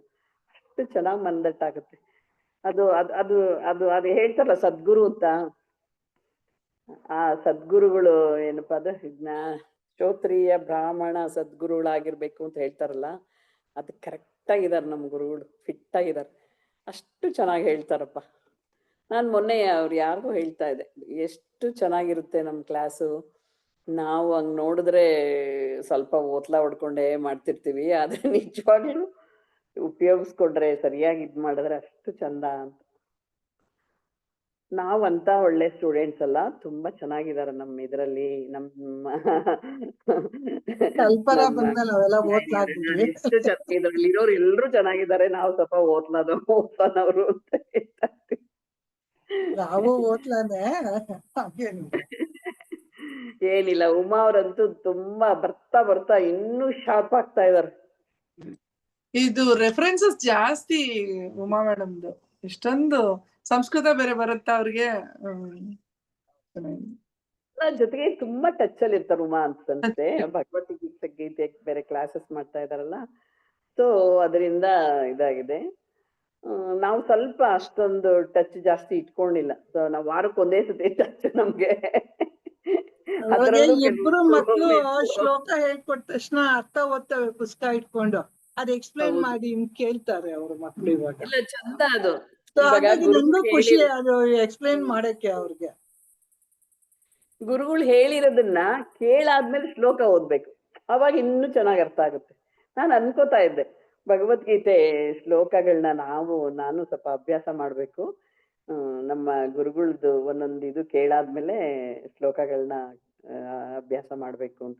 ಏನ್ ಅಭ್ಯಾಸ ಏನ್ ಕಷ್ಟ ಏನಲ್ಲ, ಅದು ತುಂಬಾ ಚೆನ್ನಾಗಿರುತ್ತೆ. ವಿಜಯ್ ಅವರು ಗೀತಾ ಜ್ಯೋತಿ ಅಂತ ಏನೋ ಮಾಡ್ಬಿಟ್ಟು ಗುರುವಾರ 2 ಶ್ಲೋಕ ಹಾಕೋರಲ್ವಾ? ಇರುತ್ತಾ ಮೇಡಮ್? ಇದೆ, ಎಲ್ಲ ರೆಕಾರ್ಡಿಂಗ್ಸ್ ಇದೆ. ಅವರು ಯಾರು ಹೇಳ್ತಾ ಇದ್ದಿದ್ದು, ಯಾರೋ ಒಬ್ರು ಹೇಳೋರು ಮೀನಿಂಗ್ ಎಲ್ಲ. ಪ್ರತಿ ಗುರುವಾರ 2 ಶ್ಲೋಕ ಇತ್ತಪ್ಪ. ಇವಾಗಿದ್ಯೋ ಇಲ್ವೋ ನಂಗೆ ಗೊತ್ತಿಲ್ಲ, ಅಂತೂ ಅವರು ನಡ್ಸೋರು. ಅವ್ರು ಇದೆ, ತುಂಬಾ ಚೆನ್ನಾಗಿ ಹೇಳ್ಕೊಡ್ತಾರೆ ಹೇಗ್ ಹೇಳ್ಬೇಕು ಅಂತ. ಇದೆ, ಅದಿಲ್ಲ ಅಂದ್ರೆ ನನ್ನ ಹತ್ರ ಒಂದ್ ಬೇರೆ ಲಿಂಕ್ ಇದೆ, ಬೇಕಾದ್ರೆ ಅದನ್ನ ಕಳಿಸ್ತೀನಿ. ಅದ್ ನೀವ್ ಎನಿ ಟೈಮ್ ಫ್ರೀ ಟೈಮಲ್ಲಿ ನೀವ್ ಯಾವಾಗ ಬೇಕಾದ್ರೂ ಅದನ್ನ ಟೈಮ್ ಸೆಲೆಕ್ಟ್ ಮಾಡ್ಕೋಬಹುದು. ಅದು 18 ಅಧ್ಯಾಯ ಆಗೋಷ್ಟೊತ್ತಿಗೆ 1 ವರ್ಷನಾದ್ರು ಬೇಕು ಅದಕ್ಕೆ. 40 ಮಿನಿಟ್ಸ್ ಇರುತ್ತೆ. 40 ಮಿನಿಟ್ಸ್ ತುಂಬಾ ಚೆನ್ನಾಗಿ ಹೇಳ್ಕೊಡ್ತಾರೋ. ಅವ್ರು ಹೇಳ್ಕೊಟ್ಟಾದ್ಮೇಲೆ ನಿಮ್ಮ ಹತ್ರ ರಿಪೀಟ್ ಮಾಡಿಸ್ತಾರೆ, ಆಮೇಲೆ ಇಂಡಿವಿಜುವಲ್ ಆಗಿ ನಿಮ್ಮ ಹತ್ರ ಹೇಳಿಸ್ತಾರೆ. ಅದು ನಾನು ಒಂದ್ಸಲಿ ಫುಲ್ ಕಲ್ತಾದ್ಮೇಲೆ ಆ ಪರ್ಫೆಕ್ಷನ್ ಬರ್ಬೇಕು ಅಂತ ಹೇಳಿ ಮತ್ತೆ ಈಗ 2ನೇ ಸಲಿನೂ ಮುಗಿಸ್ತಾ ಬರ್ತಾ ಇದ್ದೀನಿ. 700 ಶ್ಲೋಕಾಸ್ ಒಂದ್ಸಲಿ ಮುಗಿಸಾಯ್ತು. ಸೆಕೆಂಡ್ ಟೈಮು ಮತ್ತೆ ಕಂಟಿನ್ಯೂ ಮಾಡ್ಕೊಂಡು ಇದೇನು ಇನ್ನೊಂದು 2 ತಿಂಗಳಿಗೆ ಮುಗಿಯತ್ತೆ ಅದು. ಇನ್ ಸಾಕು ಅಂದ್ ಬಿಡ್ತೀನಿ ನಾನು ಅಷ್ಟೇ. ನಂಗೆ ಅದ್ ಇಲ್ಲ, ಕಿವಿ ಈಗ ಬೀಳ್ತಾ ಗುರುವಾರ ಇರ್ಬೇಕು ಅಂತ ಕಂಟಿನ್ಯೂ ಮಾಡ್ತಾನೆ ಇರ್ತೀನಿ. ನಮ್ಮ ಕ್ಲಾಸಲ್ಲಿ ನಾನು ಎಷ್ಟು ಗಮನಿಸ್ತೀನಿ, ಇವರು ನಮ್ಮ ಕಲ್ಯಾಣಿಯವರು ಅಷ್ಟೇ ಎಷ್ಟು ಚೆನ್ನಾಗಿ ಇಂಪ್ರೂವ್ ಆಗಿದಾರಲ್ವಾ, ಎಷ್ಟು ಚೆನ್ನಾಗಿ ಹೇಳ್ತಾರೆ ಈ ನಡುವೆ ಅಂತೂ. ಚೆನ್ನಾಗಿ ಇಲ್ಲ, ಗುರುವಾರ ವಿಜಯ್ ಅವ್ರು ಮಾಡ್ತಾರಲ್ವೇನ್ರಿ ಕ್ಲಾಸ್ ಬೆಳಗ್ಗೆ 6 ಗಂಟೆಗೆ. ಹೌದು. Almost- ನಿಮ್ಗೆ ಲಿಂಕ್ ಬೇಕಾದ್ರೆ ಕಳಿಸ್ತೀನಿ ನಾನು. ಜಾಯಿನ್ ಆಗೋದಾದ್ರೆ ಆಗಿ. ಮಾರ್ನಿಂಗ್ ಇರುತ್ತೆ. ಅವರು ಪದ್ಮ ಅಂತಾನೆ, ಪದ್ಮ ಅಂತ ಅವರು ಪದ್ಮ ಕಾರ್ತಿಕ್ ಅಂತ ಅಂದ್ಬಿಟ್ಟು 6 to ವಿಜಯ್ 6 ಅವರು ಕಳ್ಸಿ ಮೇಡಮ್, ಲಿಂಕ್ ಕಳ್ಸಿ. ಓಕೆ. ಇದು ಆಲ್ಮೋಸ್ಟ್ ಏನಿಲ್ಲ, ಈಶ್ವರನ ಕೃಪೆ ಎಲ್ಲರ ಮೇಲೂ ಇರುತ್ತೆ, ಅದನ್ನ ಕಳ್ಕೊಳಕ್ ಯೋಗ್ಯತೆ. ಈಶ್ವರನ ಕೃಪೆ ಪಡೆಯಕ್ಕೆ ನಾವ್ ಏನ್ ಮಾಡ್ಬೇಕು ಅಂತ ಅಂದ್ರೆ ಇವ್ರು ಹೇಳಿದ್ರು, ಉಮಾ ಮೇಡಮ್ ಫಸ್ಟೇ ಹೇಳ್ಬಿಟ್ರು, ಶಮಾದಮ್ಮ ಎಲ್ಲ. ಕಲ್ಯಾಣಿ ಮೇಡಮ್ ಹೇಳ್ಬಿಡ್ತೀರಾ ಇದನ್ನ ಹೇಳ್ಬಿಟ್ಟು ಎಂಡ್ ಮಾಡೋಣ, ಯಾಕೆಂದ್ರೆ ಇದು ನಮ್ಗೆ ಬೇಕೇ ಬೇಕು. ಈಶ್ವರನ ಕೃಪೆ ಪಡ್ಕೊಳ್ಳೋಕೆ ನನಗೆ ಯೋಗ್ಯತೆ ಇಲ್ಲ, ಆದ್ರೆ ಅದನ್ನ ಪಡೆಯೋದಕ್ಕೆ ನಾನು ಏನ್ ಮಾಡ್ಬೇಕು ಅಂತ ಗುರುಗಳು ಒಂದ್ ಸ್ವಲ್ಪ ಹೇಳಿದ್ರು. ಇದು ಸ್ಟಾರ್ಟಿಂಗ್ ಅಲ್ಲೇ ನಮ್ಗೆ ಬೇಕಾದಂತಹ ಒಂದು ಕ್ಯಾರೆಕ್ಟರ್ಸ್ ಅಂದ್ರೆ eligibility criterias to enter into ಅಂತ ಅದ್ ಹೇಳ್ತೀರಾ ಮೇಡಮ್? ಹೇಳ್ತೀನಿ. ಕಾಣದೇ ಇರುವ ಈಶ್ವರನಿಗೆ ಸೇವೆ ಮಾಡ್ತೀವಿ, ಆದ್ರೆ ಈಶ್ವರನ ಸೇವೆಯಿಂದ ಈಶ್ವರನ ಕೃಪೆ ನಮ್ಮಲ್ಲಿ ಆಗಿದೆ. ಅದರಿಂದ ಈಶ್ವರನೇ ನಮ್ಮ ಜೀವನದಲ್ಲಿ ಬರ್ತಾನೆ. ಈಶ್ವರನ ಕೃಪೆಯಿಂದ ಗುರು ಪ್ರಾಪ್ತಿ, ಗುರುವಿನ ಕೃಪೆಯಿಂದ ವೇದಾಂತ ಪ್ರಾಪ್ತಿನೂ ಆಗುತ್ತೆ. ಇದಕ್ಕೆ ಈಶ್ವರ ಗುರು ಆತ್ಮೇತಿ ಅಂತಾರೆ. ಈಶ್ವರ ಗುರು ರೂಪದಲ್ಲಿ ಬರ್ಬೇಕು, ಗುರು ಆತ್ಮನ ರೂಪದಲ್ಲಿ ಬರ್ಬೇಕು. ಅದಕ್ಕೆ ಈಶ್ವರ ಗುರು ಎಲ್ಲ ಒಂದೇ ಅಂತ ಗೊತ್ತಾಗುತ್ತೆ. ಈಶ್ವರನ ಕೃಪೆ, ಗುರು ಕೃಪೆ ಇದ್ದರೆ ಆತ್ಮಜ್ಞಾನ ಬರುತ್ತೆ. ಇದನ್ನು ರಾಮಕೃಷ್ಣ ಪರಮಹಂಸರ ಜೀವನದಲ್ಲಿ ಕಾಣುತ್ತೆ.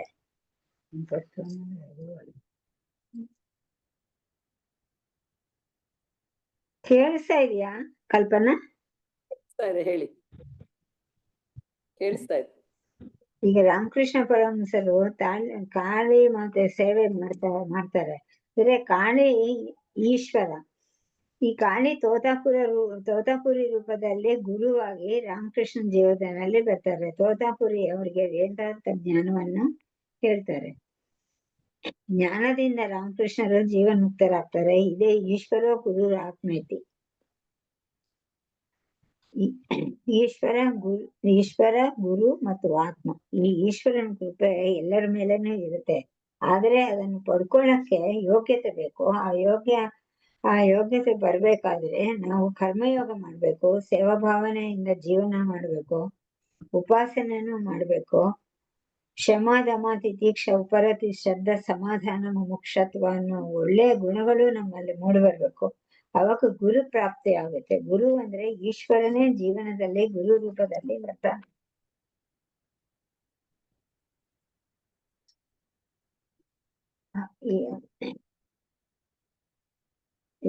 ವೇದಾಂತ ಯಾವಾಗ್ಲೂ ಇರುತ್ತೆ, ಆದ್ರೆ ನಮ್ಗೆ ಪ್ರಾಪ್ತಿ ಆಗಿರಲ್ಲ.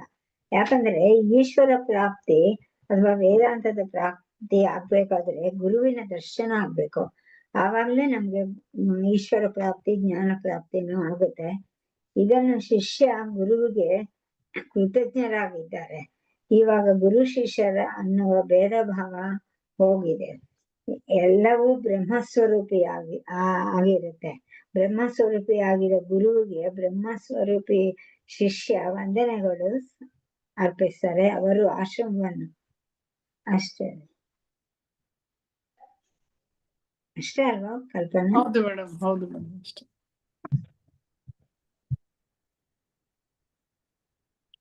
ಕಥೆನೆ ಮೇಡಮ್, ಮುಗೀತು ನಮ್ದು ವಿವೇಕ ಚೂಡಾಮಣಿ. ಅದು ಕೊನೆ ಪ್ರಶ್ನೆ ಕೇಳಲಿಲ್ವಲ್ಲ. ಆತ್ಮಜ್ಞಾನವನ್ನು ಪಡೆದುಕೊಂಡ ಶಿಷ್ಯನ ಮುಂದಿನ ಹಾದಿ ಏನು, ಗುರುವಿನ ಹಾದಿ ಏನು ಅಂತ ಕೊನೆಯಲ್ಲಿ ಒಂಚೂರು ಹೇಳಿದ. ಹಾ, ಅದೊಂದು. ಆಮೇಲೆ ನೀವ್ ಅವಾಗ್ಲೇ ಈ ಪ್ರಶ್ನೆ ಕೇಳಿದ್ರಿ, ಗುರುದಕ್ಷಿಣೆ ಅಂತಂದ್ರೆ ಏನು, ಹಾ ಯಾವ ರೀತಿ ಸಲ್ಲಿಸ್ಬೇಕು ಅಂತ ಪ್ರಶ್ನೆ ಕೇಳಿದ್ರಿ. ಬಟ್ ಉತ್ತರ ಹೇಳುವಾಗ ಅವ್ರು ಬೇರೆ ಏನೋ ಹೇಳುವಾಗ ಇದು ಬಿಟ್ಟೋಯ್ತು ಒಂಚೂರು. ಬಿಟ್ಟು ಇಲ್ಲ ಇಲ್ಲ, ಎರಡು ನಮಗ್ ಬಂದಿರೋ ಜ್ಞಾನ, ಶಿಷ್ಯನಿಗೆ ಬಂದಿರೋ ಜ್ಞಾನ 4 ಜನರಿಗೆ ಹಂಚಿಸ್ಬೇಕು. ಅದೇ ನಾವು ಗುರುಗೆ ಕೊಡುವ ದಕ್ಷಿಣೆ, ಗುರು ದಕ್ಷಿಣೆ ಅಂತ. ಕರೆಕ್ಟ್. ಅದನ್ನೇ. ಅಲ್ವಾ ಮೇಡಮ್? ಹೌದು ಹೌದು, ಸರಿಗಿದೆ. ಹೌದು, ಅದನ್ನೇ ನಮ್ಮ ಗುರುಗಳು ನಮ್ ಕೈಲಿ ಮಾಡಿಸ್ತಿದ್ದಾರೆ. ಹೌದು. ಆಮೇಲೆ ಇದು ಒಂದು ಆತ್ಮಜ್ಞಾನವನ್ನು ಪಡೆದುಕೊಂಡ ಶಿಷ್ಯನ ಮುಂದಿನ ಹಾದಿ ಏನು, ಇದನ್ನೇ ಸ್ವಲ್ಪ ಇಂಡೈರೆಕ್ಟ್. ಅದು ಗುರುವಿನ ಹಾದಿ ಏನು, ಅದೇ ಕೊನೆಯ ಪ್ರಶ್ನೆ. ಯಾರಾದ್ರೂ ಹೇಳ್ಬಿಡಿ. ಗುರುವಿನ ಹಾದಿ ಅಂತಂದ್ರೆ ಇಲ್ಲಿ ಏನಾಗತ್ತೆ, ಆ ಗುರು ಶಿಷ್ಯ ಸಂಪರ್ಕ ಹೊರಟೋಗುತ್ತೆ, ಆ ಶಿಷ್ಯನೇ ಗುರು ಆಗ್ತಾನೆ, ಅವನು ಆ ಗುರುವಿನ ಪರಂಪರೆನ ಮುಂದುವರ್ಸ್ಕೊಂಡು ಹೋಗ್ತಾನೆ. ಗುರು ಇನ್ನೊಬ್ಬ ಶಿಷ್ಯನ ತಯಾರು ಮಾಡ್ತಾ ಇರ್ತಾನೆ ಅಷ್ಟೇ, ಇನ್ನೊಬ್ಬ ಶಿಷ್ಯ ಬಂದಷ್ಟು ಅವನ್ ತಯಾರಿ ಮಾಡ್ತಾ ಇರ್ತಾನೆ. ಅದು ಹಾಗೆ ಪರಂಪರೆ ನಡೀತಾ ಇರುತ್ತೆ. ಕರೆಕ್ಟ್. ಗುರುನೇ ಶಿಷ್ಯ ಆಗ್ತಾ ಇರ್ತಾನೆ, ಶಿಷ್ಯನೇ ಗುರು ಆಗ್ತಾ ಇರ್ತದೆ, ಅದೇ. ಗುರು ಶಿಷ್ಯ ಅಂತ ಮುಂದುವರ್ಕೊಂಡು ಹೋಗ್ತಾ ಇರುತ್ತೆ.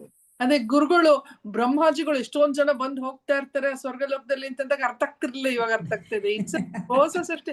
ಒಂದೇ ಬ್ರಹ್ಮ ಅಂತ ಅನ್ಕೊಂಡ್ಬಿಟ್ಟು ತಲೆಯಲ್ಲಿ ಇಟ್ಕೊಂಡ್ಬಿಟ್ಟಿದ್ದೆ. ಅದು ಎವ್ರಿ ಟೈಮ್ ಸ್ಟ್ಯಾಂಡಿಂಗ್. ಮೇಡಮ್, ಆ ಕಲ್ಪನೆ ಕೊನೆಯಲ್ಲಿ ಮಗ ಆಗಿದ್ಲು, ಯಾರೋ ಈಗ ಅಮ್ಮ ಹೇಳ್ತಾರೆ, ಆದ್ಲು, ಹಾಗೆ. ಏನ್ ಹೇಳಿ ಕಲ್ಯಾಣಿ ಅವ್ರೆ? ಲಾಸ್ಟ್ ಅಲ್ಲಿ ಯಾರು ಅವ್ರು ನನ್ಗೆ ಹೆಸರು ಗೊತ್ತಿಲ್ಲ, ನೀವೇ ಶಂಕರಾಚಾರ್ಯ ಹೌದು, ಅವ್ರು ಯಾರೋ ಹೇಳಿದ್ದಾರೆ. ಹೌದು. ಅಂತ ನನ್ಗ ಪ್ರಭುಜಿ ನೋಡಿದ ತಕ್ಷಣ ನನಗ ಶಂಕರರೇ ನನ್ ಕಣ್ಮುಂದೆ ಹೌದು. ಇದಾರೇನೋ. ನಿಜ, ಅವ್ರು ಯಾರು ಗೊತ್ತಿಲ್ಲ ನನಗೆ. ಬಹುಶಃ ರಾಜೇಶ್ವರಿ ಅಂತ ಅನ್ಸುತ್ತೆ, ಕರೆಕ್ಟ್ ಆಗಿ ನನಗೂ ಗೊತ್ತಿಲ್ಲ. ಈ ಚಿನ್ಮಯ ಗ್ರೂಪ್ ನೀವೇ ಅಂತಿತ್ತಲ್ಲ, ಅದ್ರಲ್ಲಿ ಇದ್ರು ಅವರು. ಬಹುಶಃ ನೀವೇ ಅವರೇ ಆ ವಾಯ್ಸ್. ಶಂಕರಾಚಾರ್ಯರು. ನೀವು ನಮ್ಗೆಲ್ಲ ಅದೇ ರೂಪದಲ್ಲಿ ನಮ್ಗಿದೆಲ್ಲ ಹೇಳಿದ್ದೀರ, ಹಾಗೆ ಖಂಡಿತ. ಕಾಣಿಸ್ತಾ ಇದೆ ನನ್ಗೆ. ಅಷ್ಟು ಸರಳವಾಗಿ ಹೇಳೋದು ಸಾಮಾನ್ಯವಾಗಿ ಸಿಗೋದು ಕಷ್ಟ. ಇನ್ನೂ ಕಠಿಣವಾಗಿರೋದನ್ನ ಇನ್ನೂ ಕಠಿಣ ಮಾಡ್ಬಿಟ್ಟು ಶಬ್ದ ಜಾಲದಲ್ಲಿ ಸಿಕ್ಕಿಸ್ಬಿಡೋರೆ ಹೆಚ್ಚು. ಅಂಥದ್ರಲ್ಲಿ ಇವರು ಪೂರ್ಣ ಸರಳ ಮಾಡಿ ಸರಳವಾಗಿ ನನ್ನಂತ ದೊಡ್ಡವರಿಗೆ, ನನಗಂತೂ ಏನು ಗೊತ್ತೇ ಇರ್ಲಿಲ್ಲ. ಏನೋ ಎಲ್ರೂ ಅಷ್ಟೇ ರೀ. ಅಷ್ಟೇ ಅಂತ ಎಷ್ಟು ಒಳಗ ಹೋಗೋವರೆಗೂ ಬಿಡದೇನೆ ಹೇಳಿ ಹೇಳಿ ಹೇಳಿ. ಅದನ್ನೇ ಅವರು ಎಕ್ಸಾಂಪಲ್ ಕೊಡ್ತಾರಲ್ಲ, ಹೆಬ್ಬಾವು ಕಚ್ಚಿಬಿಟ್ರೆ ನಾಗರಹಾವು ಅದು ಪೂರ್ಣ ವಿಷ ಇಳಿಯುತ್ತೆ, ಅದು ಬದುಕೋದೇ ಇಲ್ಲ ಅದು ಅಂತ. ಹಾಗೆ ಗುರು ಕೈಯಲ್ಲಿ ಸಿಕ್ಕಾಕೊಂಡ್ಮೇಲೆ ಅದು ಹುಲಿ ಬಾಯಿಗೆ ಸಿಕ್ಕಾಕೊಂಡಂಗೆ ಅಂತಾನು ಹೇಳ್ತಾರಲ್ಲ. ಅದಕ್ಕಿನ್ನು ಇಲ್ಲ, ಅದು ಹೊರಗೆ ಹೋಗಿ ಮತ್ತೆ ಅಜ್ಞಾನದಲ್ಲಿ ಸಿಕ್ಕೊಳ್ಳೋ ಹಂಗಿಲ್ವೇ ಇಲ್ಲ, ಜ್ಞಾನ ಪಡ್ಕೊಳ್ಳೇಬೇಕು ಅಂತ. ಆತರ. Very nice. ತುಂಬಾ ಚೆನ್ನಾಗಿತ್ತು. ಕಲ್ಪನಾ ಅವರನ್ನು ಬಹಳ ಆಸಕ್ತಿಯಿಂದ ನಾನೇ ಮಾಡ್ತೀನಿ ಅಂತ ಉತ್ಸಾಹವಾಗಿ ಮಾಡಿದೀರಾ. ನಿಜವಾಗ್ಲೂ ತುಂಬಾ ಖುಷಿ.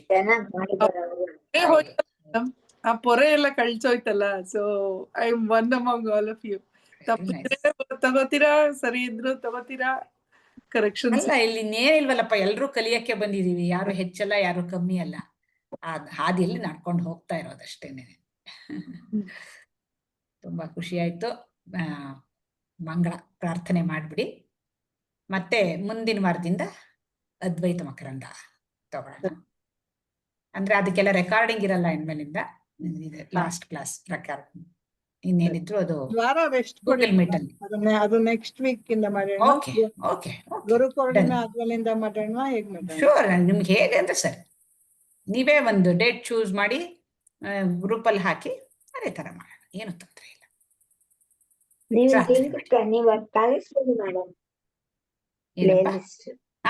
ಅದೆಲ್ಲ ಕಳಿಸ್ತೀನಿ.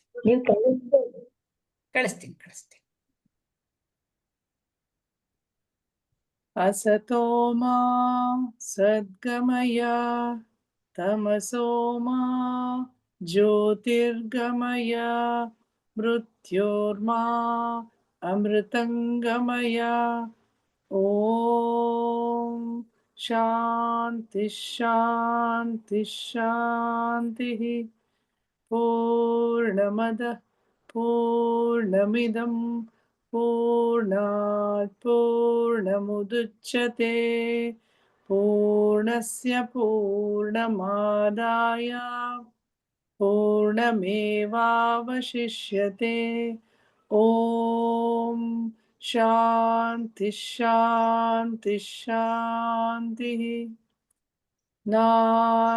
ನಾನೆಂಬುದು ನಾನಲ್ಲ, ಈ ದೇಹ ಮನಬುದ್ಧಿ ನಾನಲ್ಲ, ಸಚ್ಚಿದಾನಂದಾತ್ಮ ಶಿವನಾನು ನಾನೇ. ಶಿವೋಹಂ ಶಿವೋಹಂ ಶಿವೋಹಂ. ಆತ್ಮದರ್ಶನಂ ಬ್ರಹ್ಮದರ್ಶನಂ ಬ್ರಹ್ಮದರ್ಶನಂ ಸತ್ಯದರ್ಶನಂ ಸತ್ಯದರ್ಶನಂ. ಅಂತರ್ಜ್ಯೋತಿಃ ಬಹಿರ್ಜ್ಯೋತಿಃ ಪ್ರತ್ಯಜ್ಯೋತಿಃ ಪರಾತ್ಪರಾ. ಜ್ಯೋತಿರೇವ ಜ್ಯೋತಿಃ ಸ್ವಯಂ ಜ್ಯೋತಿಃ ಆತ್ಮಜ್ಯೋತಿಃ ಶಿವೋಸ್ಮ್ಯಹಂ.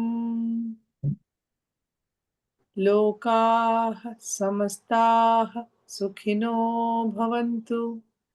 ಲೋಕಾಃ ಸಮಸ್ತಾಃ ಸುಖಿನೋ ಭವಂತು. ಲೋಕಾಃ ಸಮಸ್ತಾಃ ಸುಖಿನೋ ಭವಂತು. ಹರಿಃ ಓಂ ತತ್ಸತ್. ಶ್ರೀ ಗುರುಭ್ಯೋ ನಮಃ. ಎಲ್ರಿಗೂ ಧನ್ಯವಾದಗಳು. ಉಮಾ ಅವ್ರಿಗೆ ಸ್ಪೆಷಲ್ ಧನ್ಯವಾದಗಳು. ಇವತ್ತು ತುಂಬಾ ಚೆನ್ನಾಗಿ ಆ ಶಿಷ್ಯಂದು ಎಲ್ಲ ಏನೇನು ಇವನು ಪಡ್ಕೊಂಡ ಅನ್ನೋದನ್ನ ತುಂಬಾ ವಿವರವಾಗಿ ಆ ಶ್ಲೋಕಗಳನ್ನ ಹೇಳಿದ್ರಿ. ಬಹಳ ಚೆನ್ನಾಗಿತ್ತು ಅರ್ಥ, ಅದನ್ನೆಲ್ಲ ಹೇಳಿದ್ದು. ಆಮೇಲೆ ಇರೋದ್ ಓದ್ದೆ ಅಷ್ಟೇ. ಆಗ್ಲಿ, ಅದು ಆಕ್ಚುಲಿ ಬ್ರಹ್ಮಾನಂದವಲ್ಲಿ ಏನೇನ್ ಬರುತ್ತೋ ಅದಷ್ಟನ್ನು ಆ ಶಿಷ್ಯ ಹೇಳ್ತಾನೆ. ಹೌದು. ಅದು ತುಂಬಾನೇ ನೋಡ್ ತಕ್ಷಣ ತುಂಬಾ ಇಷ್ಟ ಆಯ್ತು. ಅದು ಹೇಳೋಣ, ನಾವಿನ್ನೇನೋ ಗುರುವಿಗೆ ನಾವಿನ್ನೇನ್ ಕಾಣಿಕೆ ಕೊಡಕ್ಕಾಗತ್ತೆ. ಆ ಪರಂಪರೆ ಅಲ್ಲ, ಮುಂದುವರ್ಸೋದಷ್ಟೇ ನಾವು ಕೊಡುವಂತ ಕಾಣಿಕೆ. ಹಾಗಾಗಿ ಅದನ್ನ ನಾವೇನ್ ಅರ್ಥ ಮಾಡ್ಕೊಂಡ್ವಿ ಇಷ್ಟು ಕ್ಲಾಸಲ್ಲಿ 49 ಇದ್ರೊಳಗೆ ನಾವೇನ್ ಅರ್ಥ ಮಾಡ್ಕೊಂಡ್ವಿ ಅನ್ನೋದು ಅದನ್ನ ಹೇಳೋಣ ಅನಿಸ್ತು. ಹಾಗಾಗಿ ಅದನ್ನ ಆಯ್ಕೆ ಮಾಡಿ. ಚೆನ್ನಾಗಾಯ್ತು. ನೀವೆಲ್ರಿಗೂ ಧನ್ಯವಾದಗಳು. ಎಲ್ರಿಗೂ ಧನ್ಯವಾದಗಳಪ್ಪ. ಮೇಡಮ್ಗೆ ಸ್ಪೆಷಲ್ ಥ್ಯಾಂಕ್ಸ್. ನಿಮ್ಗೆ ನಿಮ್ಮೆಲ್ಲಾ ಬಿಸಿ ಶೆಡ್ಯೂಲ್, ಅದು ನಿಮ್ ಸಿಸ್ಟರ್ ಬೇರೆ ಆಗಿದೆ ಕಾರಣಗಳು ಹಾಕೋರು, ಅದು ನೀವು ನಿಮ್ಮ ಸಿಸ್ಟರ್ ನೆನೆ ಹೋದ್ರು ಇವತ್ತು ಕೂತ್ಕೊಂಡು ನಮ್ಗೆ ಅದು ನಿಜವಾದ ಜ್ಞಾನಿ ಇದು. ಯಾಕೆ ಅಂತಂದ್ರೆ ಅವ್ರ ಮನೆಯಲ್ಲೇ ಮಾಡ್ತಾ ಇರೋದ್ರಿಂದ ಅವರಿಗೂ ಇದು ಒಂದು ಸಹಾಯ ಆಗತ್ತೆ, ಅವರ ಒಂದು ಸದ್ಗತಿಗೂ ಕೂಡ ಸಹಾಯ ಆಗತ್ತೆ. ಹೇಳ್ತಾರಲ್ಲ, ಸನ್ಯಾಸಿ, ಸಾಧಕ ಮತ್ತೆ ಸಂಸಾರಿ, ಇದ್ರೊಳಗೆ ನೀವು ಫಸ್ಟ್ ಕ್ಯಾಟಗರಿಗೆ ಬಂದ್ಬಿಟ್ರಿ ಇವಾಗ. ಇದ್ರೊಳಗೆ ಘಟನೆಗಳು ಅದೆಲ್ಲ ದಿನನಿತ್ಯದಲ್ಲಿ ನಮ್ ಜೊತೆ ಸಂಸಾರ ಅಂದ್ಮೇಲೆ ಇವೆಲ್ಲ ಬರ್ತಾ ಇರುತ್ತೆ. ನಾವ್ ಅದರಿಂದ ಹೇಗ್ ಹೊರಗ್ ಬರ್ತೀವಿ, ಎಷ್ಟು ಹೊರಗ್ ಬಂದು ಎಷ್ಟು ವೈಸ್ ಪರ್ಸನ್ ಆಗಿ ನಾವ್ ಅದನ್ನ ನಿಭಾಯಿಸ್ತೀವಿ ಅನ್ನೋದು ಆ ನಿಜವಾದ ಒಂದು ಇದಾಗಿರುತ್ತೆ, ಜ್ಞಾನಿಯ ಒಂದು ಸ್ಥಿತಿ ಆಗಿರುತ್ತೆ. ತಾವಿವಾಗ ತಮ್ಮ ನೋಡ್ತಾ ಇದ್ದೀವಿ ನಾವು ಆ ಸ್ಥಿತಿ. ಭಗವಂತನ ಕೃಪೆ ಎಲ್ರಿಗೂ ಆ ಜ್ಞಾನದಲ್ಲಿ ನಾವು ನೆಲೆ ನಿಲ್ಲೋ ಹಾಗಾಗ್ಲಿಪ್ಪ. ಗುರುಗಳ ಸದ್ಗುರುಗಳ ಕೃಪೆ ಆಗ್ಲಿ. ಕೃಷ್ಣಾನಿ ಮೇಡಮ್ಗೆ, ಕಲ್ಪನಾ ಮೇಡಮ್ಗೆ ಹಾಗೂ ಎಲ್ಲರೂ ತುಂಬಾ ಚೆನ್ನಾಗಿ ತಿಳಿಸ್ಕೊಡ್ತಾ ಇದ್ದೀರಿ. ನಾವು ಅಟ್ಲೀಸ್ಟ್ ಸ್ವಲ್ಪ ತಿಳ್ಕೊಂಡು ಅದರಲ್ಲಿ ಸ್ವಲ್ಪ ನೆಲೆ ನಿಲ್ಬೋದು ಅಂತ ನಾವು ಪ್ರಯತ್ನ ಮಾಡ್ತಾ ಇದ್ದೀವಿ. ಉಮಾ ಅವರು ಬಹಳಷ್ಟು ಇದ್ರ ಬಗ್ಗೆ ಸ್ಟಡಿ ಮಾಡ್ತಾರೆ. ಅವ್ರು ಮಾಡೋದಕ್ಕೆ ನಾವು ಮಾಡಲ್ಲ, ನಾವು ಬೇರೆ ಕೆಲಸ ಮಾಡ್ತಾ ಇರ್ತೀವಿ. ಆದ್ರೆ ಅವರು ಸ್ಟಡಿ ಮಾಡೋದೆಲ್ಲ ಕೇಳಿ ಒಂದು ಸ್ವಲ್ಪ ಏನಾದ್ರು ಒಂದು ಸ್ವಲ್ಪ ಅಂತರ್ಮುಖ ಹೋಗ್ಬಹುದು ಅಂತ ಪ್ರಯತ್ನ ಮಾಡ್ತಾ ಇದ್ದೀವಿ. ಸೊ ಇದಕ್ಕೆ ಪೂರಕವಾಗ್ತ ನಿಮ್ಗೆಲ್ಲರಿಗೂ ನನ್ನ ನಮಸ್ಕಾರಗಳು. ಯಾವಾಗ್ಲೂ ಅವ್ರ ಜೊತೆಲೇ ಇರ್ತಿರಲ್ಲ, ಅದರಿಂದ ಯೋಚನೆ ಇಲ್ಲ ಬಿಡಿ.